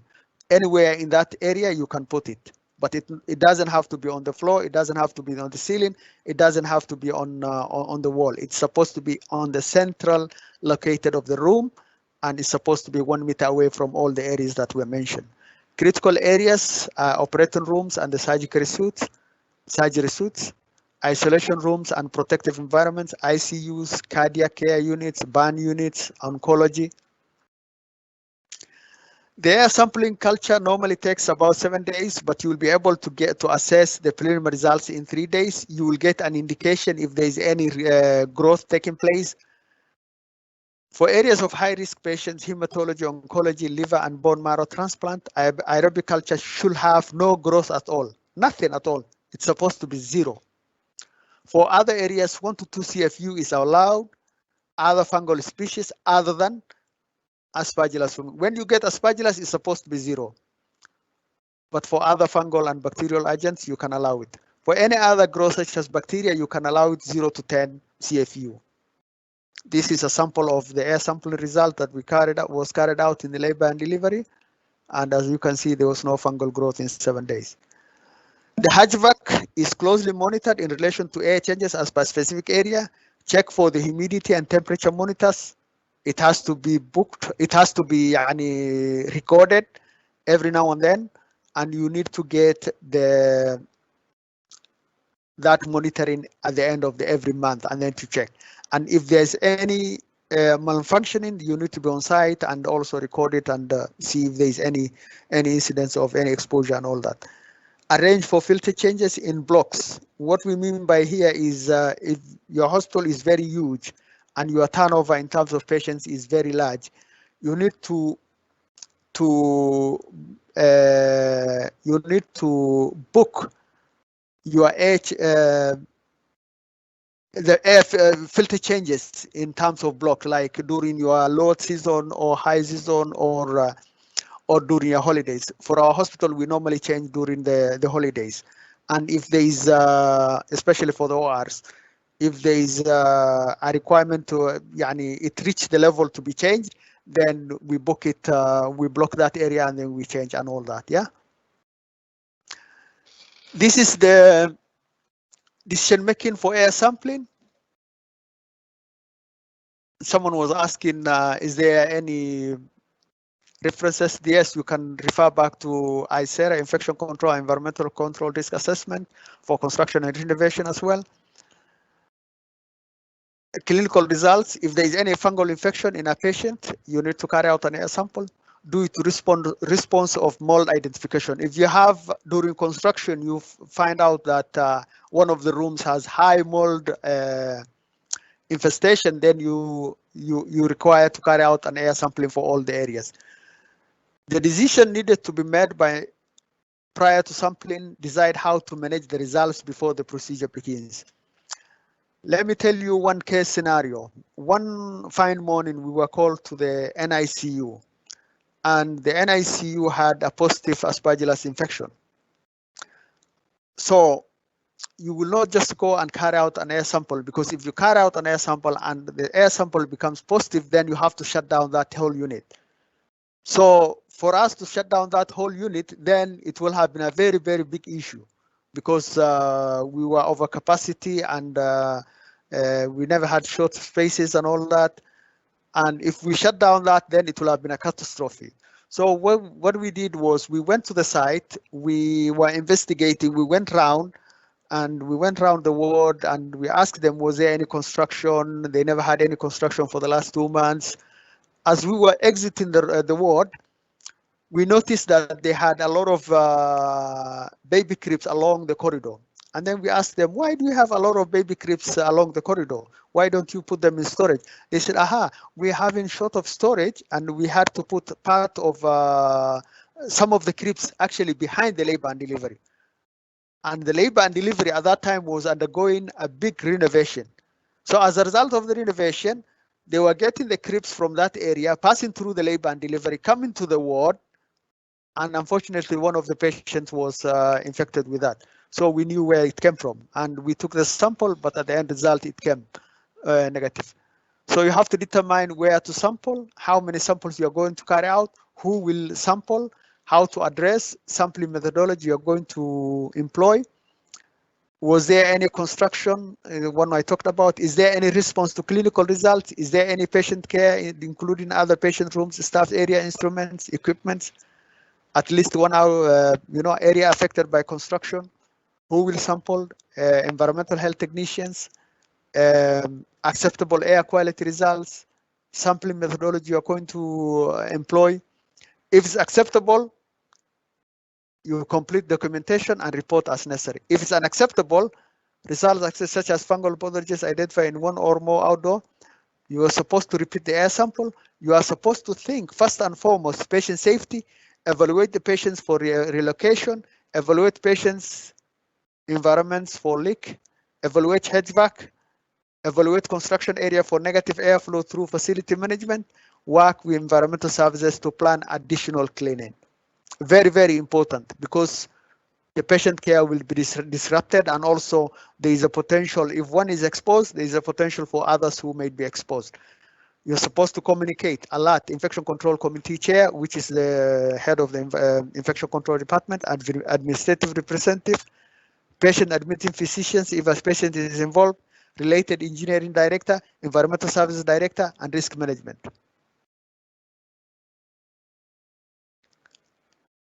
Also, you have to note that there is no current standards for regarding interpretation of air samples, so the guidelines suggested here should be considered as a suggested starting point.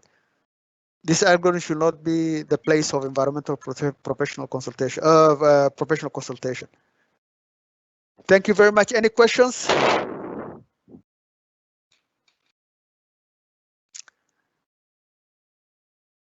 Yes. Do you recommend any machines which is easy for use to discover any contamination in water? At the moment, we are carrying out the samples from just like the one I showed you, and we normally send it to the lab. We don't have any other machine. The laboratory it should be an accredited laboratory. That's the only thing. Any other questions? Yes, doctor.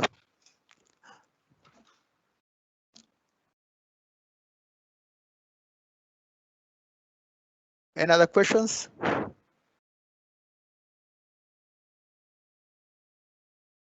Hello, any other questions?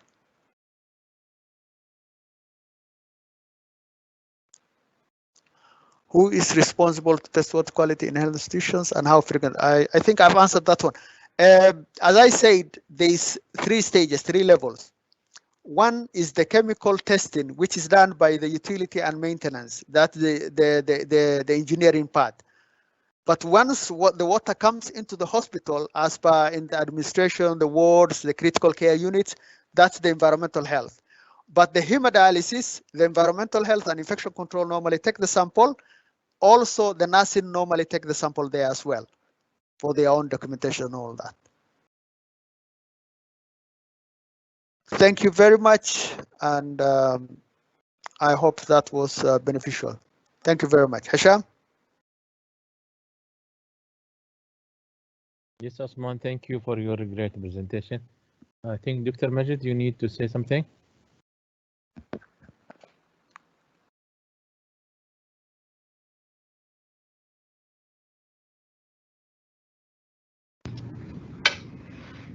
Yes, Hisham? You're talking to me, Hisham? Huh? Hisham?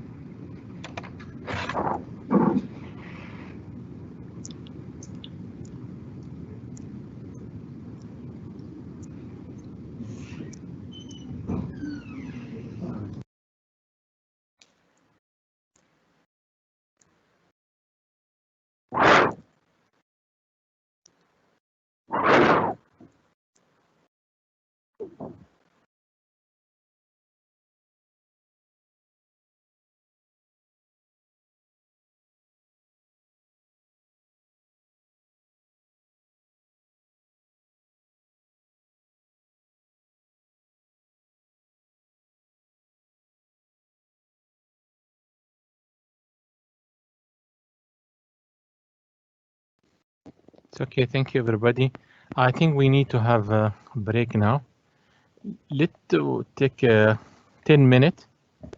So Hisham? after 10 minutes, yes. Hisham, there is some questions here. Wait a minute, yeah? Okay. Yeah, there was problem from internet connection from my side. Share with us some scenarios that you have done evaluation. What was the response of higher authority? No, not me. I don't have question. I don't see any question. Yes, there was questions. Yeah. According to your experience, did you do any culture for your sample and what was the findings? Yeah, it varies. It depends on the type of area and the type of construction. Basically, once you have a big construction renovation taking place in one unit, if the correct methods and the correct monitoring was not done, then there is a potential that when you carry out an air sample, the sample will be positive. And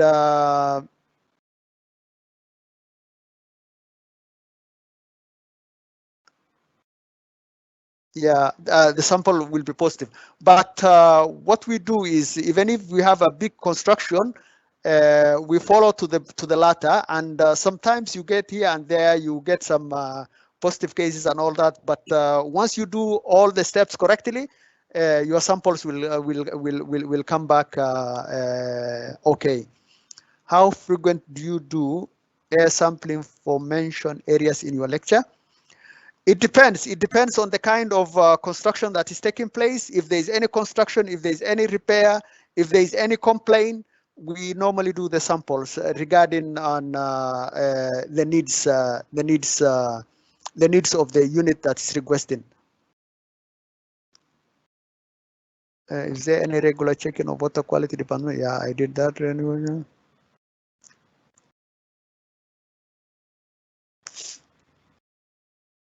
Hisham?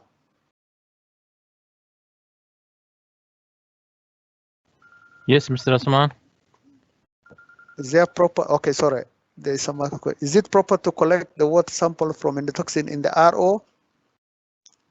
No, not really. It is you collect it from the point of not the end product, and on the water side. Yeah, usually environmental samples were like other human samples in culture and incubation.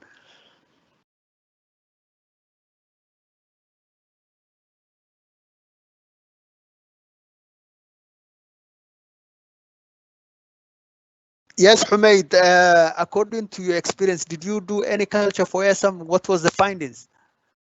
The laboratory normally does the culture. That's why it takes 7 days. And once they find any positive things, the next step is to identify any other, the kind of organism that is there. Do you advise for environmental swab time by time? For environment and for air sampling regarding construction, we don't do the swab. We do the air sampling as I indicated earlier on in the lecture. Thank you very much, guys, and I hand it over to Hisham. Hisham?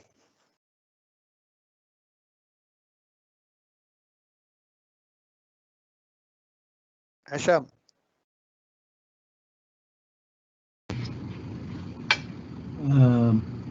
Mr. Yes, Osman, Hisham. Yes, Hisham. No, Yes, Majid yes, here. doctor. Yes, doctor. Yeah. There are a lot of questions. I don't know if you came along. We can give it, if the people, whoever want to take a break, they can take the break. If you want us to go on and answer some of these questions, I think it's also a good because some of them, they are very valid, actually, very important. Absolutely. If you want me to, if you are okay, I can, just help yes, and go doctor. over Yes, some of doctor. them.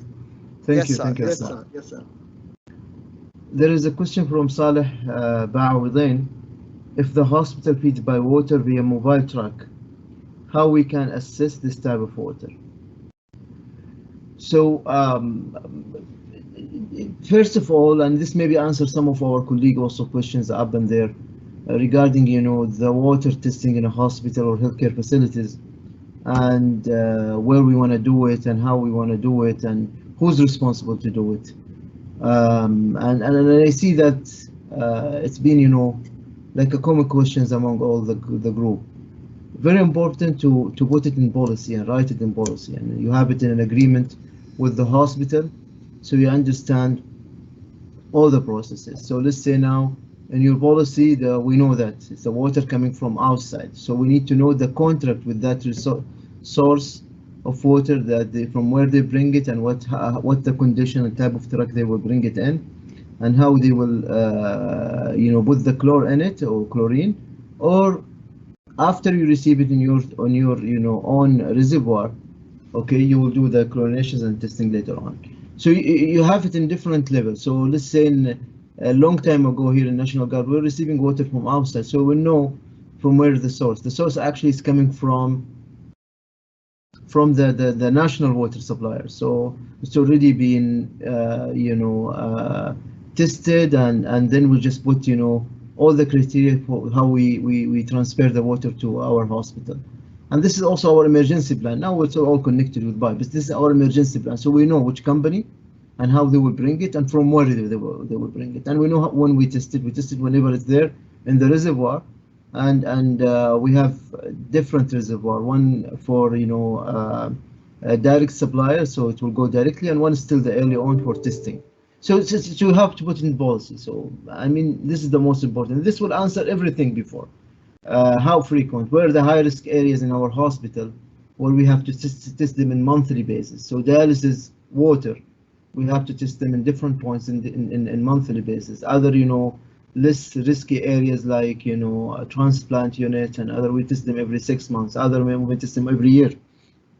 And outside, you know, areas in the campus in the hospital, we may test it, you know, even, you know, like every year. So you have to do some risk assessment to understand how to test it, and what we are testing also, and what are our cutoff for you know, bacterial colony formulation, colony forming, you know, units, and CFU, and also the endotoxins. So we test only these two, and we test as you know, because we are using chlorine, so we test the chlorine level, and we have to maintain it in according to the standard all the time in different points in the hospital. So who's responsible? Infection control, they audit, okay, and they do part of the sampling. UNM and also they do part of the sampling in different area where they points, and also they have their own, you know, already agreed frequency of testing. And the outside sources of water, sometimes we ask them to do their own testing, and also we have it from a third, you know, part company, you know, from outside, where they test all the water, you know, related, like bacteria and endotoxins, chlorine level, and sometimes, rarely, we ask for you know, minerals and other things. I hope this will answer everything. It's most important thing is just to re-emphasize, you have to look to your water supply, you have to define them, you have to test them with the major thing, the three, as I said, you have to define the points, define responsibility, and when it comes to acceptable level and when to do actions, this will be easily followed the, you know, international you know, data and guidelines. I think that I answered some of the questions, and I go over the most important part of, you know, having the policy. Any comment to Asman?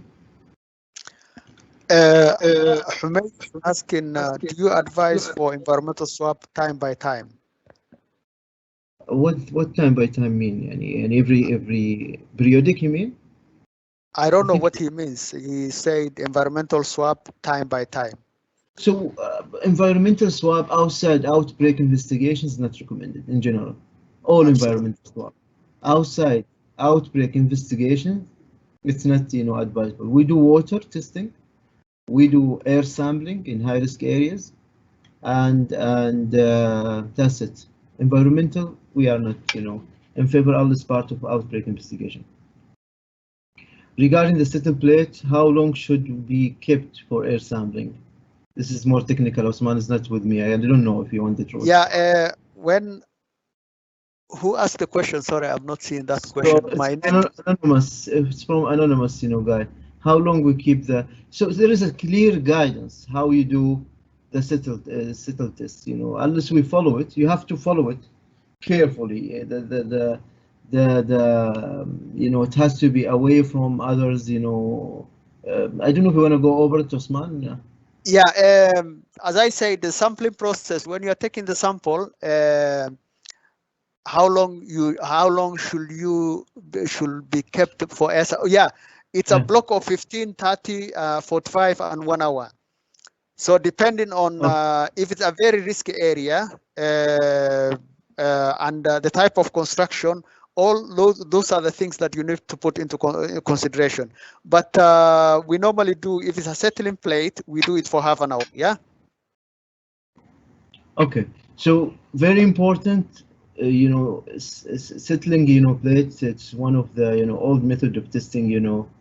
Air. It's now people they going all with the volumic, air sampler and testing, and directly it will be inoculated in the several place, so it will be easy with less contamination. But still, some hospital they go with the old methodology. If you want to do it, you have to have a trained people, and you have to follow all recommendations regarding how far from objects and nobody there to interrupt the current of the air, and also the timing and how away from the air supplier in the room, and also the ceiling and the floor and other objects. So there is some recommendations. Actually, I don't know them because we are not using it. But generally speaking, if you want to do it, which is acceptable method, you have to follow it carefully. Otherwise, it will be wrong interpretations at the end. According to your experience, did you do any cultures of air sampling, and what was the finding? Also from Hamid Al-Amri. Yeah, but the samples we take it for culture into the lab. That's why they test it, and that's why it takes 7 days.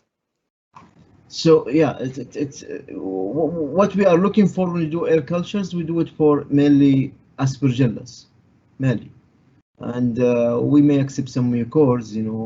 If we find it, we're concerned about them, but we don't look to bacteria. So mainly, we are looking in a hospital setting for molds or aspergillus plus minus molds, mucor. Yes, it's part of our routine whenever we have a commissioned new unit, and it's part of our outbreak investigation if we have any problem with aspergillus infections, and especially in immunocompromised units in the hospital, like transplant units. So we do it, and sometimes we find a lot of problems, and sometimes we have outbreak in our hospital. We have a mucormycosis outbreak one time. We find that it's due to air. Another time we have HEPA filter related issues, and also we have an outbreak due to mucormycosis. We did the air sample, it was excellent. We discovered later on it's due to a linen that kept in a dusty area where they have a problem, and we went there actually to the laundry and we test the air, and also we take swabs from the linen, and it came positive with the same mucormycosis. So doing this in the right context sometimes is very helpful, and it will guide you what you will do next. Whenever you discover the issue, you can go back and correct it, and then you stop the problem. So it's very helpful method of doing the air sample, and this is what we find. I just share some experience, and what we culture actually, it's mainly aspergillus and mucor. It's a mold, both of them we call it mold. It's type of filamentous fungi. We don't look for others, like there is Staph aureus or bacteria, we don't look at them. I think with that we'll Yes, doctor. Thank you very much. I'm done. Hisham. Thank you very much. Thank you. It was very helpful and very informative. Thank you, Osman. Thank you. Thank you very much, doctor. Anyway, all the time. I think we'll have a break now. Need to have like 5 minutes, and then we'll restart again.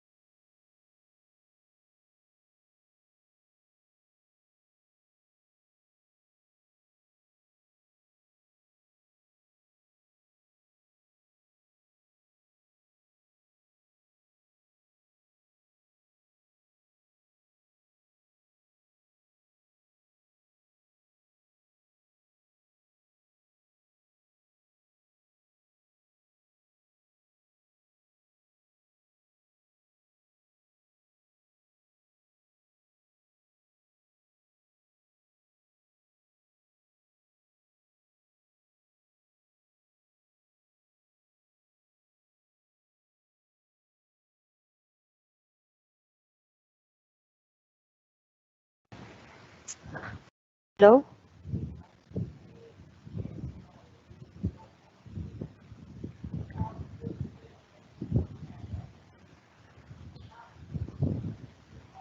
Hello?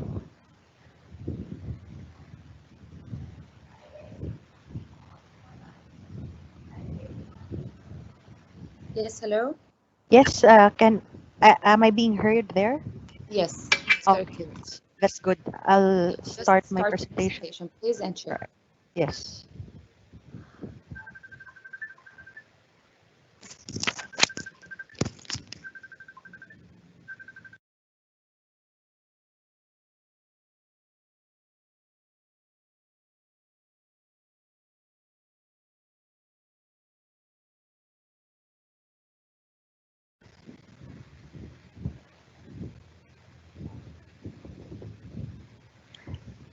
Hello, is my presentation on? Can the people see it? No, not yet. All right. Yes, now it is. All right. So good afternoon, everyone. So we'll now be discussing on cleaning, disinfection, and sterilization in the healthcare setting. So the healthcare setting is a mishmash of interactions between uh, supplies, instruments, items, patients, healthcare workers, environmental services. So it is in these interactions that microorganisms travel in between different places in healthcare setting. So this is how infection occurs. So when microorganisms get transmitted from one place to another, from one person to another, this is the times where patients who are immunocompromised or who are susceptible to infection can get healthcare associated infection while they are in the healthcare facility. So it is well known that pathogens like MRSA, VRE, Acinetobacter, they contaminate environmental surfaces in their immediate vicinity. So, and the thing about these organisms is that they remain viable, means they stay alive in the environment for weeks or even up to months. So it's also a fact that cleaning practices are often suboptimal. We have a picture here at the right that has two petri dishes. The one on the left is the culture from an overbed table before cleaning, and the petri dish on the right is the overbed table after cleaning. If you will see, it's an irony. Why is there more growing on the culture after cleaning than before cleaning? So this shows that uh, cleaning practices, even though it's supposed to remove or reduce microorganisms, it's actually spreading microorganisms instead of reducing the number. So, uh, terminal cleaning of rooms after patient discharge is often inadequate. We know this by experience in different healthcare institutions that the units want to admit immediately patients. So housekeeping, healthcare personnel will clean everything very fast without paying attention to contact time and the proper technique in cleaning environmental items and surfaces. It's also a fact that contaminated surfaces can contribute to transmission. So contaminated surfaces and medical equipment serves as a reservoir. So if you remember your chain of infection, contaminated surfaces and environment are considered as the reservoir where microorganisms, the infectious agent, live, survive, and multiply. So there is a study that has found out that patients admitted to a room formerly occupied by a patient with VRE or MRSA have a high risk of acquiring the same organism, which means that the terminal cleaning of the room was not done properly and that thus it's possible that the patients get the organism by contacting inanimate surfaces within their immediate surroundings. So does increased cleaning and disinfection help reduce transmission of pathogens? Yes, and this have been proven by a lot of studies. So one important graph here at the right shows that the cleaning rate is inversely proportional to VRE acquisitions. So it means that the higher the cleaning rate, the lower the chance that the acquisition or the patients getting VRE is lower when the rate of cleaning is high. So what factors contribute to suboptimal cleaning and disinfection practices? First, housekeepers and nursing staff or healthcare staff often do not agree on who should clean what. This is very common in the healthcare setting. Nurses will say, this is not part of my job description. I'm not supposed to clean this. Housekeeping will say, this is not part of our contract. We're not supposed to clean this. So in any healthcare setting, when it comes to cleaning and disinfection, people should know their roles. People should know their responsibilities, what items or surfaces they are responsible to clean and disinfect. If there will be any conflicts between the two, it should be settled. It should be settled by compromise or by discussion. So another factor contributing to suboptimal cleaning practices is that housekeepers or healthcare personnel, they do not always understand which detergent or disinfectant to use, what concentration should be used, and how often to change cleaning cloths and mop heads. So healthcare workers, they will just pick up whatever spray or whatever wipes they find when they want to clean. But they should also understand that it's important to find out what is the active chemical, what is the disinfectant that they are using, is it compatible to the items that they are going to clean or disinfect, as well as to follow the contact time, because sometimes they will just wipe and then they will just leave, and they will spray and they will wipe immediately without following the proper contact time. So other contributing factors are that demands for fast room turnaround times. I mentioned earlier that units will want to admit patients as fast as possible, and staff shortages and frequent turnover of personnel. So like if you train a group of healthcare personnel or housekeeping in one in service, after 1 month they will be replaced again with a new batch. So this frequent turnover, this is also tiring for us infection control practitioners to do training and education for each different batch of housekeeping or healthcare worker. So here is the most updated decreasing order of resistance of microorganisms to disinfection and sterilization.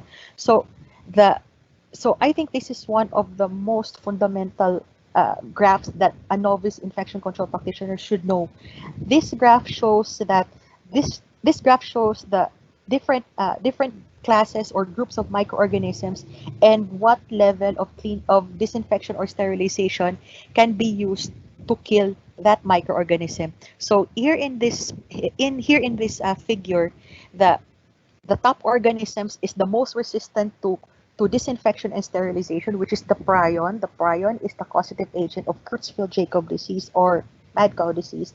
And then as you go down the list, you will see that the organisms, as you go down the list, they are becoming more weaker and weaker when it comes to being applied disinfection. So from prions to bacterial spores to mycobacteria, non-lipid viruses, fungi, vegetative bacteria, and the last is lipid or medium-sized viruses.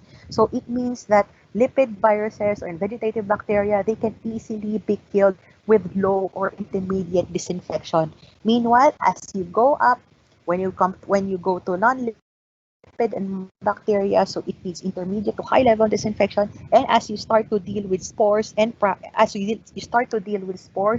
have to deal with disinfection, with sterilization. And then for prions, since prions are not killed by conventional sterilization processes, it has to undergo a special level of reprocessing for prions.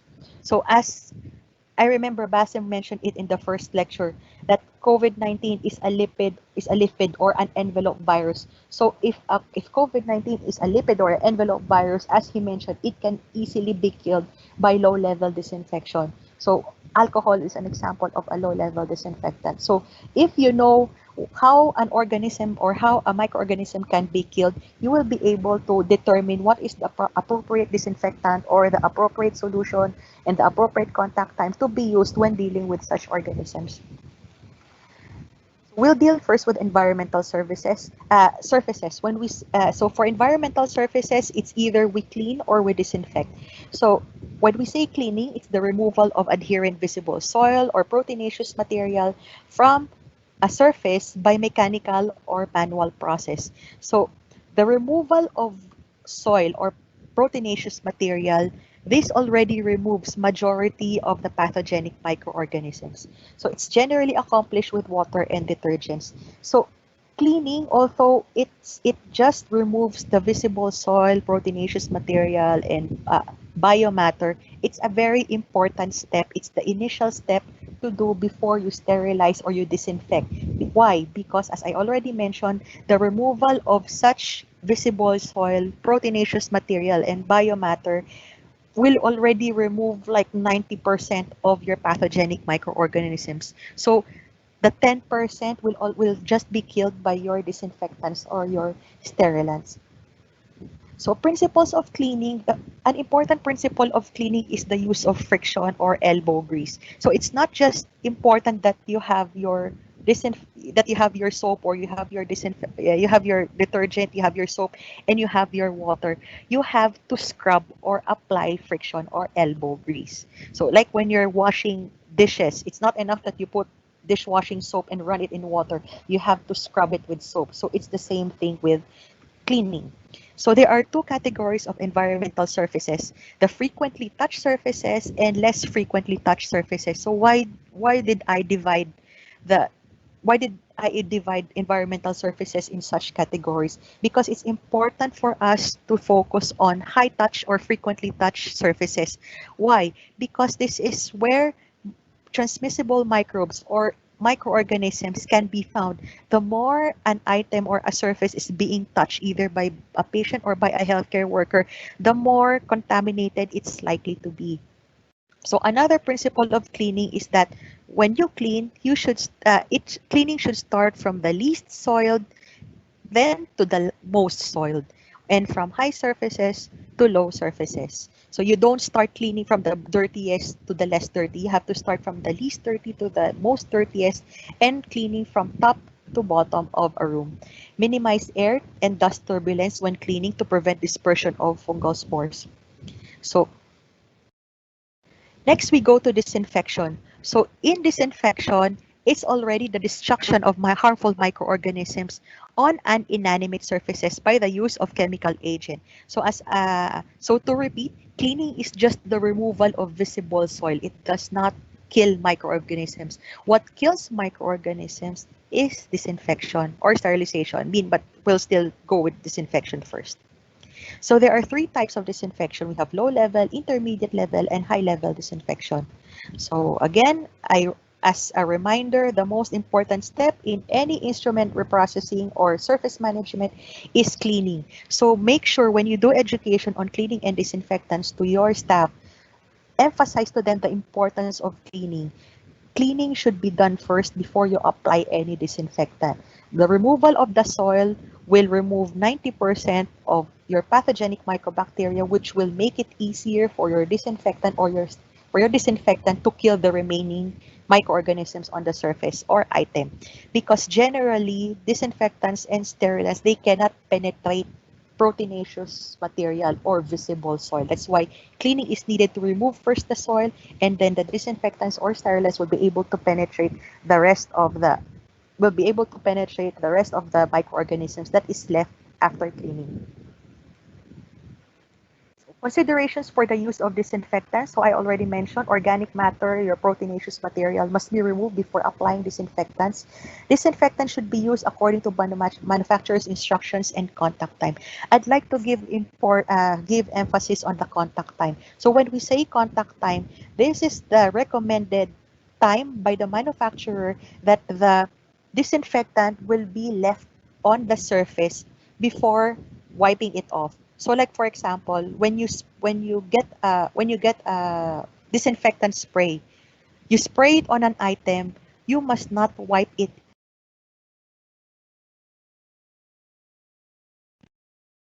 giving time for the disinfectant to kill the microorganisms on the surface. So it's just like wasting your disinfectant. So if you follow the contact time, like for example, in a disinfectant spray, it will say to kill MRSA, it needs 1 minute contact time. So it means that after you spray an item or a surface, it must be left there for 1 minute before you wipe off the residual disinfectant to make sure that the disinfectant killed the said organisms on the surface or item.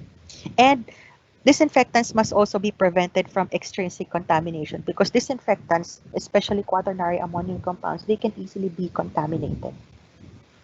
So for special situations or areas, so for blood and body fluids, the disinfectant of choice is household bleach 5.25% or sodium hypochlorite solution. So for blood, it's important to remember for blood, it's always 10,000 ppm. Meanwhile, for the rest of the body fluids, it's 1,000 ppm or parts per million. So for blood, it's always 10,000. For blood, for body fluids, it's 1,000 parts per million. So for Clostridium difficile, so Clostridium difficile is intrinsically resistant to extreme environmental conditions, extreme temperatures, even disinfectants. They cannot just be killed by any plain disinfectant. So this gives them the ability to stay in a surface for a long period of time. So the disinfectant of choice to be able to kill Clostridium difficile is again household bleach 6.25 sodium hypochlorite, and the dilution or concentration is 1:10 or 10,000 parts per million. So for Clostridium difficile and blood, it's the same 10,000 ppm concentration of sodium hypochlorite. Rotavirus is a very common occurrence of outbreaks in pediatric units. So to be able to kill rotavirus, household bleach also is the disinfectant of choice. For Mycobacterium tuberculosis, if you notice in the figure earlier, Mycobacteria is separated from vegetative bacteria. So the difference is that Mycobacteria has a thicker cell wall compared to your vegetative gram-negative, gram-positive bacteria. That's why it needs a stronger level of disinfection to kill Mycobacterium tuberculosis. So for the disinfectant of choice, it should be an environmental protection agency. It's an agency in the States, registered tuberculocidal disinfectant. So if you check your available disinfectants in your facility, if something is said tuberculocidal, it means it will kill Mycobacterium tuberculosis and any other organism that is below the level of Mycobacterium tuberculosis. So, and also following the manufacturer's contact time. What about for multi-drug resistant organisms? Is there a special disinfectant or cleaning or procedure to do if for isolation rooms for any patient, for the room of any patient with MDRO? So there is no specific disinfectants for MDRO. What's important is that you check your disinfectants if it works on microorganisms, and then you have to just follow the contact time. And as I mentioned earlier, meticulous cleaning of contaminated surfaces should be done before applying disinfectant. Nurseries. So generally, nurseries should not be for disinfectants should not be used in nurseries for fear of having health hazards to newborns. So what's important to remember about nurseries is that phenolics are not recommended for use in nurseries on surfaces because it can cause hyperbilirubinemia in newborns. So when you say cleaning and disinfection in nurseries, the only disinfectant not recommended for nurseries is automatic phenolics. So for isolation rooms, I already mentioned, it's the same with MDRO. There is no specific disinfectant for isolation rooms. So this is just a table of this slide is just to show you the persistence of relevant bacteria on dry inanimate surfaces. So the ones in red are the most common organisms we encounter. So they can stay for that long in dry inanimate surfaces. So this is the second part. So if you can see, TB, MRSA can stay for 1 week, 2 months, and the blue ones are like your secondary organisms, like Pseudomonas can stay in 6 hours up to weeks. Serratia marcescens can stay for 3 days to 2 months. So basically, this slide just shows that really organisms, bacteria, both bacteria and virus, they can stay in the environment for a period of time, especially if the area is not cleaned or disinfected. Now we go to instrument processing. So when it comes to instruments, we clean them, we disinfect them at the same, and we also sterilize them. So environmental surfaces, they usually don't undergo sterilization. They only undergo disinfection. But when it comes to items or instruments that we use to patients, they also must, aside from disinfection, they can also undergo sterilization. So sterilization is the process by which all forms of microbial life, including bacteria, viruses, spores, and fungi, are destroyed. So in disinfection, it can kill from like fungi and down. So if you refer to the figure, the first figure earlier, the resistance figure. So meanwhile, for sterilization, its benchmark is spores and below. So if sterilization can kill spores, it can definitely kill all the other microorganisms that are below spores. So there are a lot of sterilization technologies, and we'll try to discuss them one by one. There are a lot, but I will just give you the key points to easily remember what is which, and which is the advantage and disadvantage of each. So first is steam sterilization. So this is the most commonly used sterilization technique. Its advantage is it's non-toxic, it's easy to control and monitor, it has a rapid cycle time, and it penetrates packing materials. Meanwhile, its disadvantage is that, of course, it's produced by heat. So any instrument that is sensitive to heat must not undergo steam sterilization. And then because of the moisture that is produced from the steam, it's possible for instruments to have rust, and it also has the potential for burns because of exposure to high temperatures. So in if steam if the disinfections the disadvantage of steam sterilization can generally be solved by the use of ethylene oxide or ETO. So in ETO, the only difference is that it does not it uses gas, ETO gas. So there is no moisture, there is no burns because it uses low temperature sterilization.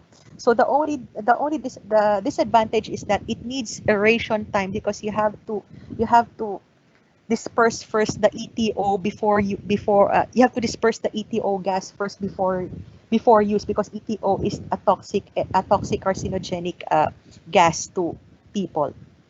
So ETO is also flammable, so storage should be in a proper way. And in ethylene oxide, it also takes a longer sterilization time compared to steam sterilization.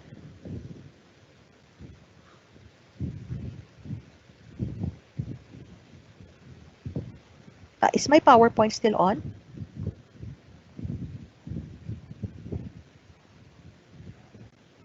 Hello? Yes, it is. My PowerPoint is still on, so because in my side it's not showing. So I'll still continue, huh?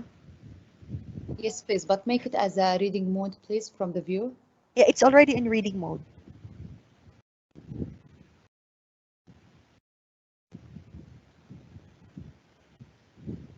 Is it okay now?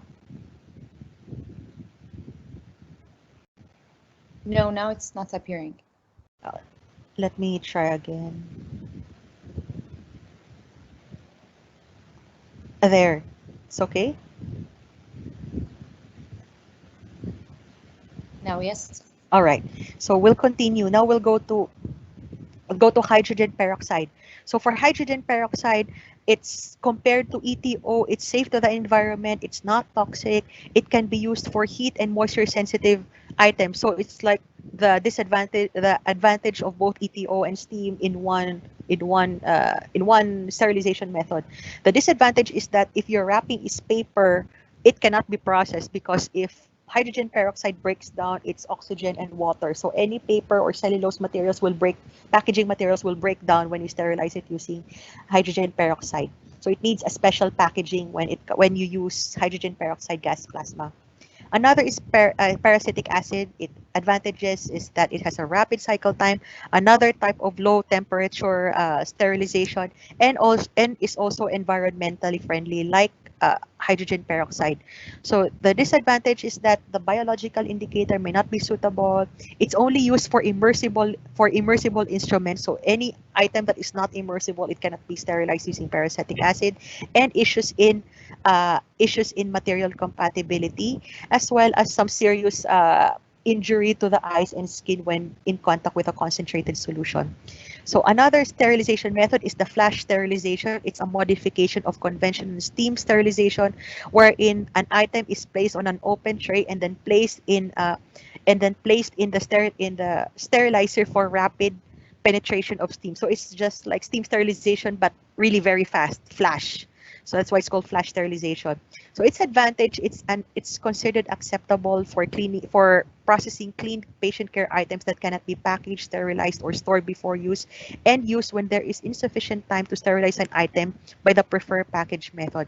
Now, it's important for us to remember that flash sterilization should not be used as routine. It should not be used for convenience or as an alternative to purchasing additional products. It should not be used to save time. So as much as possible, the flash sterilization should only be used for really emergency sterilization purposes. And it's also not recommended to flash sterilize implantable devices. So now we'll go to commonly used disinfectant. We'll go to alcohol. Most common disinfectant can be found in all healthcare facilities. Its advantage is that it's highly microbicidal, especially at high concentration, and it's very cheap and really readily available. Its disadvantage is that it's not recommended for sterilization because it cannot penetrate proteinaceous material incompatibility. So it's possible that when you clean something with alcohol over time, it will blur the screen, it will rip the plastic. So alcohol can cause material incompatibility. Storage considerations due to its flammability. So when you store alcohol, it should be stored in a firehouse, in a fire resistant cabinet. So chlorine and chlorine compounds. So this goes under bleach, goes under sodium chloride, goes under here, and other chlorine compounds. So it's also readily available, just like alcohol, and widely used. Very good microbicidal activity. It's the disinfectant of choice for decontaminating blood spills. As I mentioned, it's 10,000 parts per million when you deal with blood spills, and also the disinfectant of choice for water treatment systems. The disadvantage is that it's highly corrosive. We have experienced this, that when you put a concentrated amount of bleach, it can corrode materials, it can make our clothes, it can fade the color of our clothes, it can corrode our materials that is in contact with bleach, and the smell, the fumes can easily irritate any person who is in contact with it. So that's one disadvantage with that. And they must be stored in closed opaque containers because chlorine can be inactivated by light. So phenolics advantage is that it has a wide range of antibacterial activity, but the disadvantage is that it cannot be used in nurseries because it causes hyperbilirubinemia in infants.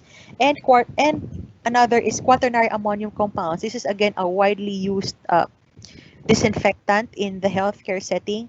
It's currently used as a low-level disinfectant, very good antimicrobial activity, and very good material compatibility. But the disadvantage is that it's the most easily contaminated disinfectant and can cause allergic contact dermatitis for some people. So glutaraldehyde, so it's used for high-level disinfection, relatively inexpensive. It's compatible to a lot of materials, but it needs activation. And the disadvantage of glutaraldehyde is it's also a hazardous chemical to be used in the healthcare setting. So it's a hazardous material. So people in contact with it should be in a well-ventilated room, wearing the proper personal protective equipment, and at the same time, it also coagulates blood and fixes tissue to surfaces. So orthophthaldehyde or OPA this is the solution to the disadvantage of glutaraldehyde. So in OPA, there is no need for activation. It also has excellent material compatibility, but it does not coagulate proteinaceous material on surfaces. The disadvantage of that, meanwhile, it stains skin, mucous membranes, clothing, and environmental surfaces. And it's definitely more expensive than glutaraldehyde. So another high-level disinfectant is peracetic acid. So it's almost like the same advantages I mentioned earlier. Hydrogen peroxide, so it no activation needed, no odor, does not coagulate blood and tissues on surfaces or items. And it's a disadvantage is material compatibility. The same with peracetic acid and hydrogen peroxide. So other inactivated agents or disinfectants are chlorhexidine gluconate, silver iron copper, UV disinfection, pasteurization, and flushing and washer disinfectors. So these are just other disinfectants that are available. So we now go to the Spalding system. The Spalding system is a strategy for sterilization and disinfection of inanimate surfaces and objects based on the degree of risk involved in their use. So an item or a surface can either be a critical item, semi-critical item, and a non-critical item. So critical items or critical Jessica, please. You don't have enough time, please. 5 minutes. Oh, 5 minutes, okay. Okay, so for critical medical devices, so it's used on sterile areas of the body. So generally for critical medical devices, you either sterilize or do high-level disinfection. For semi-critical devices, these are items that are used for mucous membranes or damaged skin. So here it's either you use sterilization or high-level disinfection. While for non-critical devices, they just have contact with intact skin. So intermediate or low-level disinfection can be enough to disinfect these kinds of items. So we'll just go in passing through the guidelines for processing of medical devices potentially contaminated with Creutzfeldt-Jakob disease. So there are different guidelines on how to clean and disinfect prion contaminated medical equipment by KSAU-HS, by WHO, by CDC, APIC, and all that. So I hope that you take note of this organizations and just look in the internet on their recommendations on how to deal with prion contaminated medical equipment. So I already mentioned earlier that the prion is the most difficult organism to be disinfected or sterilized because it's not killed by your conventional sterilization technologies. So for items that are used with for patients with suspected CJD, so the item is considered to be classified when it is in contact with high, low, or no risk tissues. Disposable equipment should be used whenever possible. And then if an item cannot be cleaned or disinfected or sterilized according to the proper prion sterilization methods, it has to be incinerated. So here prion reprocessing can be summarized as follows. So any item or surface exposed to high-risk tissues like brain matter or eye matter, critical items, it needs cleaning plus effective prion reprocessing or should be disposable. And same also for semi-critical items. Meanwhile, for non-critical items, 1:10 solution of sodium hypochlorite must be used. While exposure to low-risk or no-risk tissues will just do the usual cleaning, disinfection, and sterilization methods. So here are the 4 chemicals that can reduce the titer of infection prior units by more than 4 logs: chlorine, phenol, guanidine, thiocyanate, and sodium hydroxide. So in sterilization, this is the recommended sterilization for prion reprocessing. So for gravity displacement sterilization, this is the temperature and the time. While for pre-vacuum, this is the time and the use of sodium hydroxide for sodium hydroxide plus steam sterilization for a specific hour.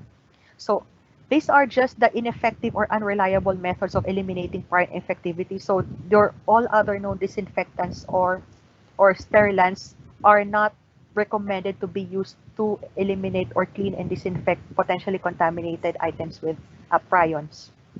So thank you very much.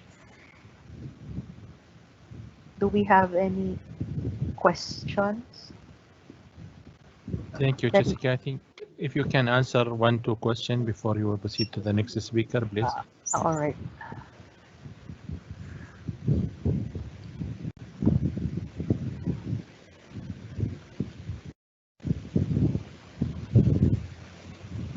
So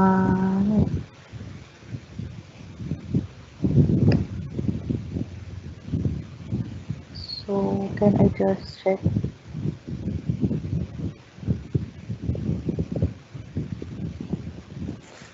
So here is one interesting question. As stated by one of the speakers, that use chlorine directly on body fluids might release risky gas. Yeah, this is by Basim. So the question is that how can you correlate it with the mentioned concentration of 1,000 ppm? So do they mean that we do not have to apply it directly, needs dilution? So what it means is that when you deal with urine, so or any organic or any other body fluids, you have to remove first the organic matter before you apply your chlorine. So if you have urine spill on the floor, you do not put directly your chlorine on. You do not pour chlorine directly on it. So you have to remove first your urine or your body fluids, and then you apply your 1,000 ppm solution. Then just one more.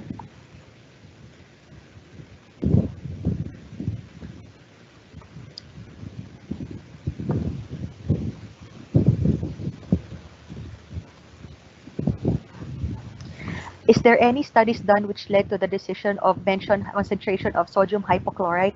Actually, there are studies. If you want to find these studies or the studies where they decided that 10,000 ppm is for blood and 1,000 ppm for blood and body fluids, please refer to the 2008 CDC cleaning and disinfection guidelines. It's a very comprehensive guideline that you will see all the studies that they did on how did they come up with the 10,000 ppm for blood and 1,000 ppm for other blood and body fluids. It's a very comprehensive guideline, so I believe that all novice ICPs should have a look at it to be familiar with cleaning and disinfection. So that's it. Thank you very much.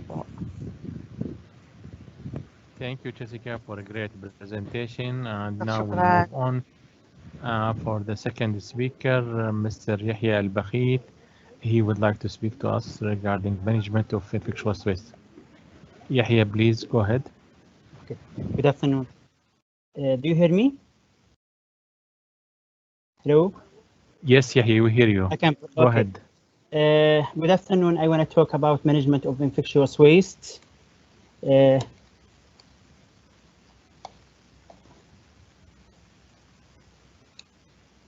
In my lecture, I will discuss the definitions related to the presentation.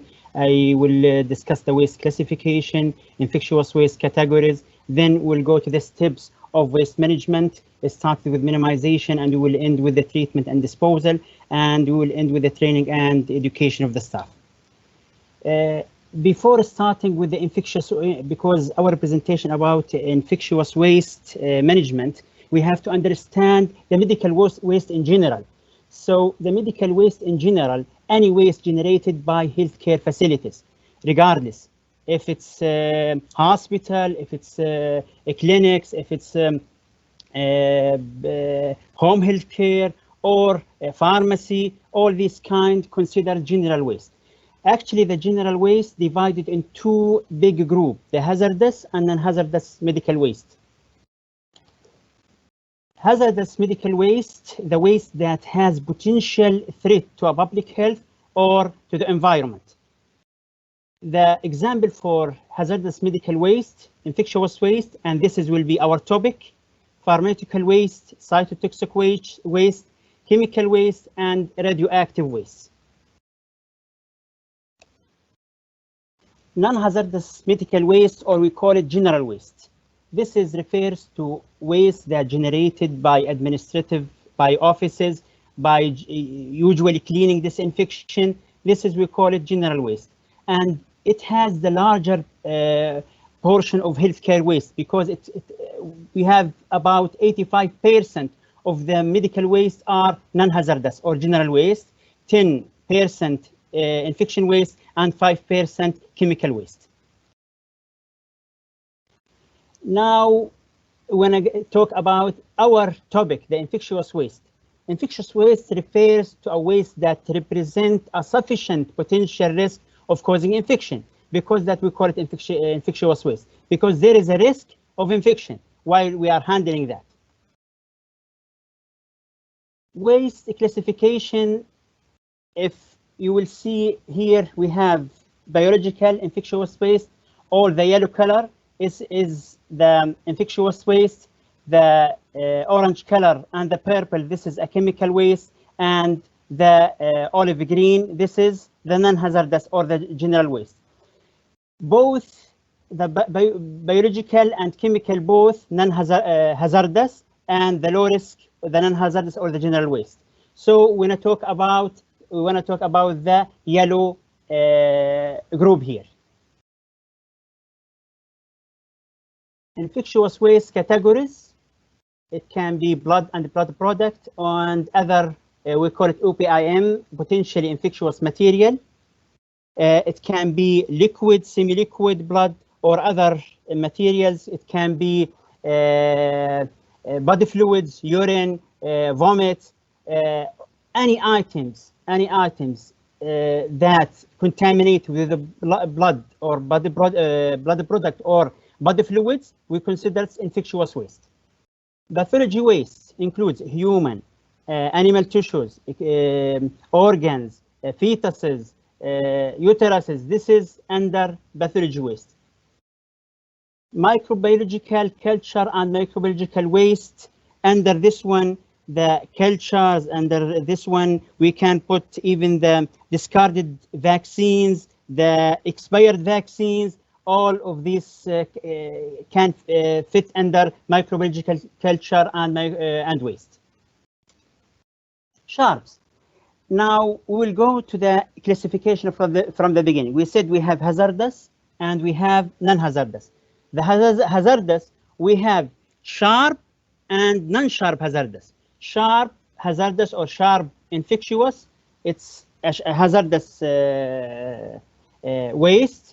Includes needles, scalps, blades, and glasses. Glasses here, only the medical glasses, not that for medicine. But if you have, when I talk about all glasses, it's not fit under, it's fit under sharp, but not under medical waste or infectious waste. Like if the patient are using a bottle of juice, they cannot throw it in the sharp container, because if the sharp container, only for the infectious sharp object, not for other than an infectious sharp object. Contaminated items, all contaminated items that intact with infectious material like body fluids, blood, anything comes from, we can say if anything comes from isolation rooms, we put it under contaminated items. Since we know now by definition what's the hazardous, what's the non-hazardous, what's the infectious waste, we're gonna talk about how to manage our waste. We will start with minimization. Usually, if when I talk about minimization, it's for general waste, because we're gonna say recycling, we're gonna talk about reuse. It's a bit difficult to recycle or reuse the infectious waste. Minimization, we can say it's mainly for the general waste. For minimization, even you can consider the minimization of waste from the beginning, from the plan while you are purchasing your materials, because it's good to have ordering and inventory management system that you will minimize the risk of expired unusable medication or unusable vaccines, and good to have the first in, first out, that you will not accumulate your ordering in a way that you cannot consume it. Always consume one by one. Anything come first, you have to finish it first. Come first, finish. They call it FIFO, first in, first out. Segregation, we can say it's a way of separating the waste. Segregation waste, to separate the waste by type. We said we have infectious and we have non-infectious. We have sharp infectious, and we have non-sharp infectious waste, and we have the general waste. Always, and this is very important point, always segregate waste at the source where the waste is generated. For segregation, you have to have a waste, a color coding or labeling for your waste. You're gonna separate the infectious waste from the general waste. You're gonna separate the sharp from non-sharp. So you have to have a standardized nationwide plan. You have to have a standardized labeling system or coloring system for the waste segregation. In our institution, we have 3 color-coded segregation method. We are using the yellow bag for infectious waste and with a biohazard logo, and we are using the red bag for body parts, for organ, for fetuses, and the black bag we use it for the general waste. This is a type of color coding of segregation waste. If you don't have that privilege to have a color coded bags, you have to have a label.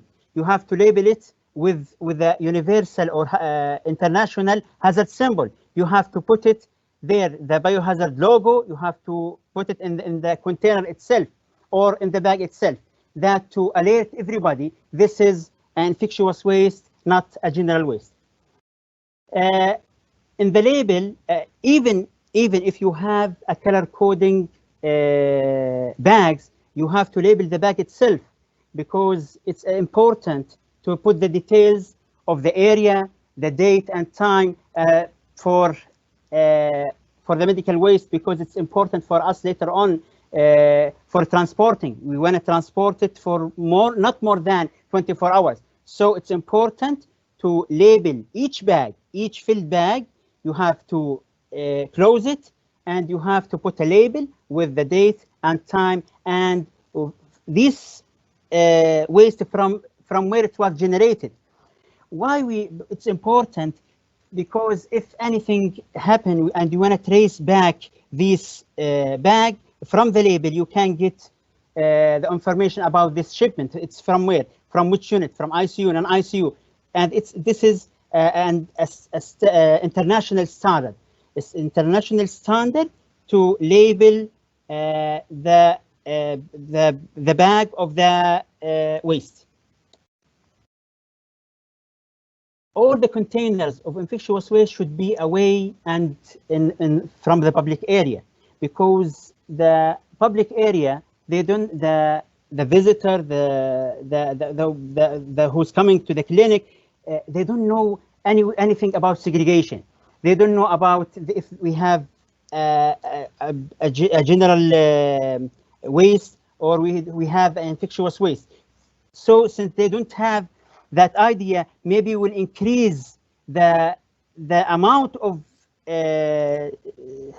infectious waste. And you know, the infectious waste is costly.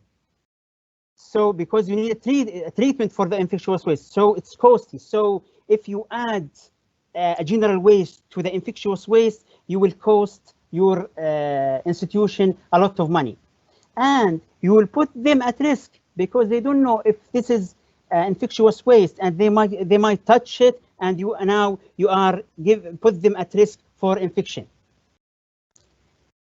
And it's important too to infectious waste bin should be located as close as possible to where the waste is generated. As we said earlier, it has to be next to the nurse station, to the procedure room, or always at the point of care.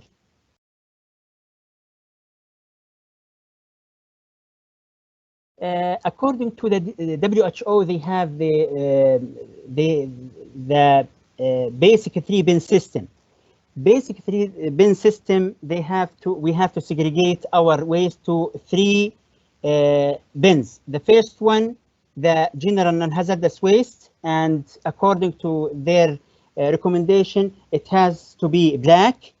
Infectious waste, it has to be yellow. And contaminated sharp, always the color should match the infectious waste color. If you are using a yellow color for the infectious waste, the sharp container has to meet the same color. If you are using different color like blue for the infectious waste, the sharp container has to be blue, because sharp container has to meet the same color of the infectious waste, because both are infectious, but we have a different material for disposal. This table, this is the WHO recommendation of segregation and collection of waste in general. Infectious waste, for the color of container and marking, they are, according to their recommendation, we have to have a yellow with biohazard logo. And if we have a highly infectious waste, we have to put a note, this is a highly infectious waste. The type of container or the type of bag, leak-proof, a strong plastic bag, placed in a container. And again, we have to have a label on that bag or a logo. This is a biohazard logo, or this is infectious waste. Collection frequency, when 3/4 filled, you have, if the bag 3/4 filled, the bag, you have to tie it and you have to remove it from the clinical area. And according to them, at least you have to remove it once a day, to transport it from the clinical area to the storage. Sharp waste or the sharp container, as we said, the color has to match the infectious waste, yellow, marked with sharp with a biohazard logo. It has to puncture-proof container, again, to be filled at the some of the sharp containers, they have a marked line. If they don't have that line, you have not to exceed the 3/4 filled. Pathological waste, for WHO recommendation, we have to use the yellow color with a biohazard logo. But in our institution, for the pathological waste, we are using a red bag. Chemical and pharmaceutical waste, brown, labeled with the appropriate hazard symbol, a plastic bag or rigid container, and the collection on demand.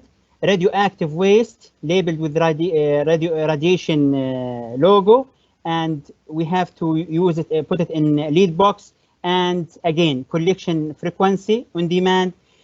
General waste in a black bag, the same principle of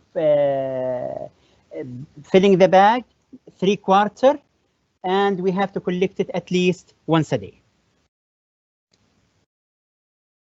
Collection, because of the collection, we have two ways of collection. We have collection within the healthcare facility, and we have collection outside the healthcare facility to the incineration or to the treatment. So we're gonna talk first about the collection within the healthcare facility. It's important to have a fixed time for collection. Not every day you have a time, because as we said maximum we're gonna keep the waste for 24 hours. If you will collect it today at 4 and tomorrow you will collect it at 1600, you will have a different timing. So better, try as much as you can to have a fixed time for collection within the facility. And as we mentioned in the table earlier, at least you have to collect the waste once per day, and waste bag and bins and sharp container should be filled not to more than the 3/4, and it has to be labeled. It's very, very important, should be labeled within a date and point of generation, to be easily to be traced later on. Transport within healthcare facility will continue. On-site transportation should be take place during less busy time, and this is very important, that you will have less traffic, you will have less patient activity, and usually it take place during evening or very early morning. Again, we have to have a designated pathway or elevator. We will not mix the infectious waste with the elevator that used by public. So it's important to have a designated pathway and a designated elevator for the infectious waste. Again, as we mentioned, use a leak-proof cart. Before we said we have to use a leak-proof containers and leak-proof bags. Now, while transporting the waste within the facility, we have to use a leak-proof cart that's really ready to be cleanable, but it's very important that you will not use that cart as a storage area. Just you will use it as a transporter from the waste generating area to the storage area. You will not store any waste inside the cart. Transport cart should be closed firmly while transporting. Avoid cart overflowing. As we said, we have to close it. Don't leave it open, and you have to close it firmly and not overflowing. For the hospital that they have pneumatic chute, it's not allowed to use the pneumatic chute system to transport the infectious waste. It can be used for general waste, it can be used for linen, but for infectious waste, it's prohibited, discouraged to use the pneumatic chute to transport an infectious waste. Education and training is very, very important for the transport worker, for the healthcare worker in general, because we have to educate them when to use this bag, when to use that bag, when to close the bag, when to close the sharp container. It's very important, and it's a responsibility for everyone to know about the waste segregation. Waste should be transported by using wheeled trolley or carts, because it's not allowed to be transported by hand. And please take that note, hazardous and non-hazardous waste should be always be transported separately. Don't mix them together.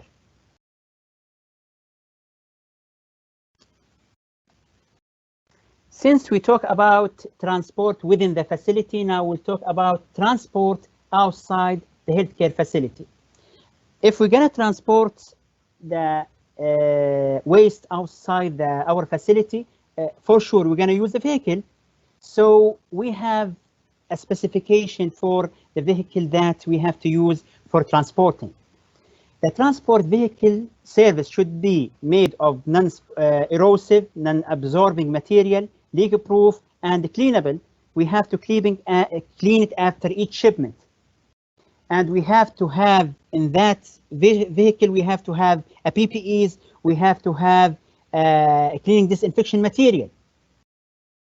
The transport must not to mix waste which has different shipment standard. They have not to mix the infectious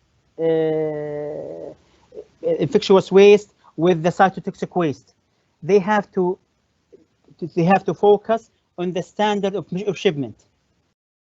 There should be a waste manifest documenting the shipment information. And here, one example of our institution waste manifest. In that manifest, they will put the type of waste, if it's infectious, sharp, liquid, chemical, and the amount. And they have to fill all that information. They cannot leave the institution without that manifest.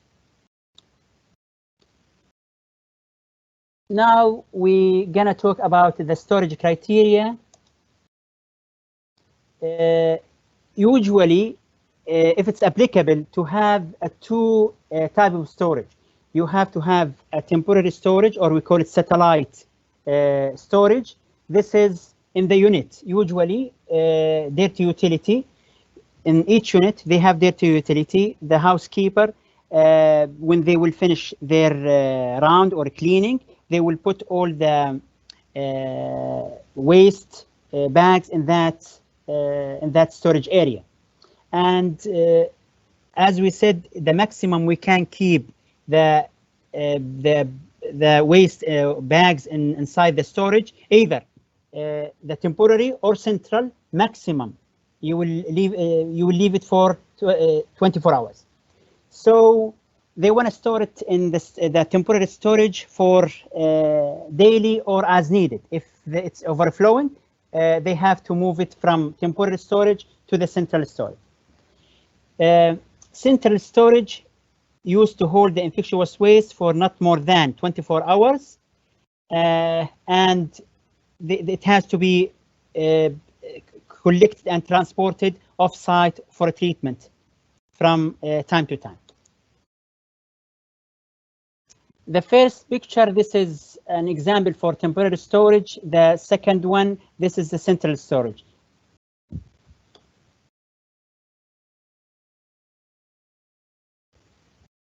Again, we have to emphasize again about do not mix the infectious waste with the general waste. And even in the storage area, they have to store it in different locations. They have to dispose and treat as soon as possible after generation. We are trying our best not to accumulate the waste. The storage room must have a concrete floor, well sealed to protect from water leak, rain, spirit of odor, and from rodent or insect and birds. Minimize the storage time as much as you can to reduce the odor. Limit the access. If we have a store area, we have to limit the access, either to use a key or access code. And we have to put a post. We have to put a label. We have to label it with a post. That's this area. This is a biohazard area or infectious storage area, and it has to be visible for everyone. It's better to have it a negative pressure room with continuous monitoring of humidity and temperature. Always. We ask the transporter or who's responsible from housekeeper side, who's responsible for the storage, to check and document the humidity and temperature. It's very important in the storage area to have PPEs. We have to have a hand hygiene station. We have to have a splash management like eye wash and spill management kit. The flooring of the storage room should be sloped to drain connected sanitary sewer. Why? Because we don't want the water to be accumulated and it will be a risk later for fungus infection. Here we have a very, very important note. The storage location must be away from the food storage, kitchens, and areas where the food is served or processed.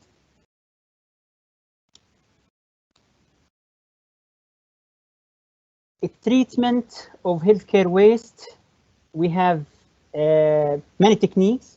We have chemical treatment, mainly for infectious waste and sharp items. The advantages: one of the effective methods to reduce the microbial load in medical waste, but the problem or the disadvantage, the size of waste will not be minimized. Microwave, again, for sharps and infectious waste. Advantages: the size of waste minimally will be decreased by 75% by shredding. The disadvantages require the shredding, and is not sufficient to treat other type of hazardous medical waste. As we said in the beginning, hazardous waste, we have the infectious waste part of them. It means this microwave, it's only for the infectious waste, but not for other than infectious waste like cytotoxic waste, for pharmaceutical waste, for this only for infectious waste. It will not help with the other hazardous, other than infectious waste. Autoclave, the same thing. But the thing here, low operational cost and the size the same. It will remain big unless you shred it. Incineration, this is all hazardous medical waste can go to the incinerator. It treats most of the type of hazardous medical waste, generally minimize the size of waste, but this is, it generates gases. So we have to have a technology to control the gas pollution. Training and education of the staff. As we said, the training has to be for all the healthcare workers, not only for the housekeeper, for physicians, nurses, lab technicians, RT. We have to teach them about PPEs, donning, doffing, proper hand hygiene and practice, segregation method. This is important. How to segregate. That will not add extra cost in our hospital, or mixing infectious waste with the general waste. Instead, like putting a general infectious waste in the general bag, that will put the other at risk. A transportation and the storage method. A cleaning and disinfecting. This is very important, especially for the housekeeper or for the transporter. They have to clean and disinfect the cart after each use. Training staff member. Can you try to finish, please? Almost done. Almost done. Training staff member is a crucial, successfully implementing and upgrade waste management, and we have to do a refreshment course from time to time. Staff members handling waste must be offered a vaccine against tetanus and hepatitis B. They must be encouraged to use appropriate personal protective equipment, including heavily duty gloves. And this is important, never take home any protective clothes that use to handle waste. In summary, all hospitals need to develop a waste management program, and better to match the national plan. The program should be jointly designed and coordinated by Infection Control Department. Medical waste should be classified, as we said, to infectious waste and non-infectious waste, and it has to be transported, stored and transported and treated in a proper way. Thank you so much.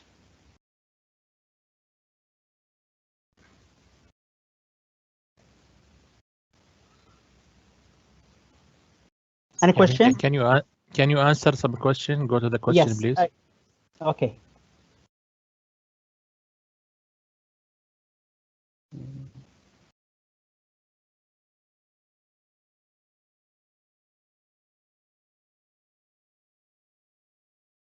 Is there any studies done which led to the decision? No, this is not for me. If you don't mind.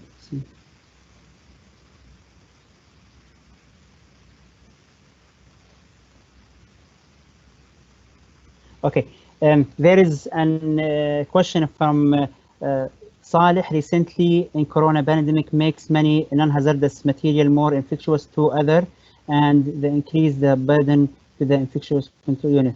Is there any success?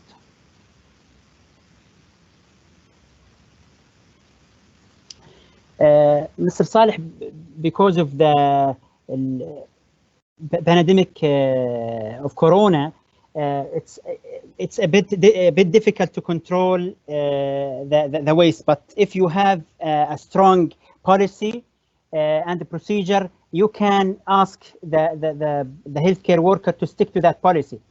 In our institution, in our policy, any waste from isolation rooms, it has to go to the yellow bag as infectious waste.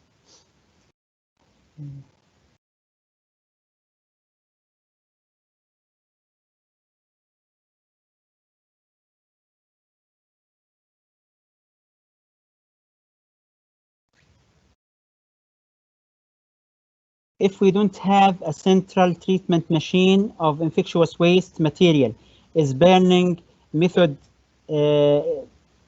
correct way or not?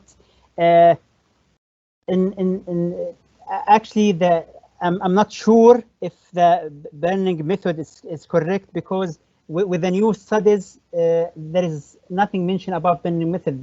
Always they mention about the new technology and the incineration.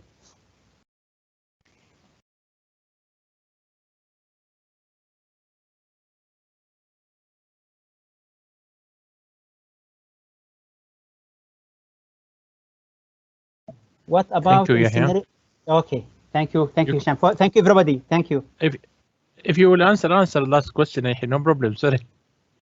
No, because really, I don't know if you can answer on behalf of Dr. Majid, because what about incineration for bryons? Actually, I don't have any clue about it. Sorry.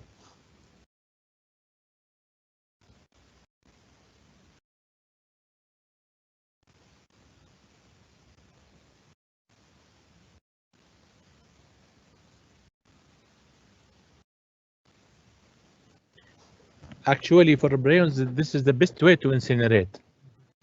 We not ask for reprocessing for all the equipment for bryons, so that we ask them to do incineration.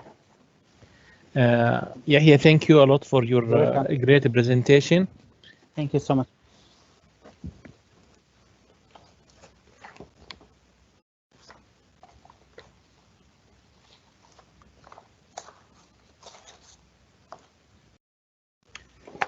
At the end of this day, I would like to thank all of you for attending our great presentation and a great workshop.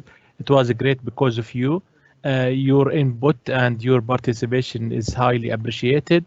We hope, inshallah, to see you in next future for another presentation, another workshop. I think we are finishing today. I am apologize for Dr. Majid. Dr. Majid was supposed to be with us, but because of time already we are late. They have another meeting. Any question, any things? I think we need to. I think the organizer and Mr. Abdurrahman, if you need to add anything regarding the survey and how did they get the certificate. السلام عليكم.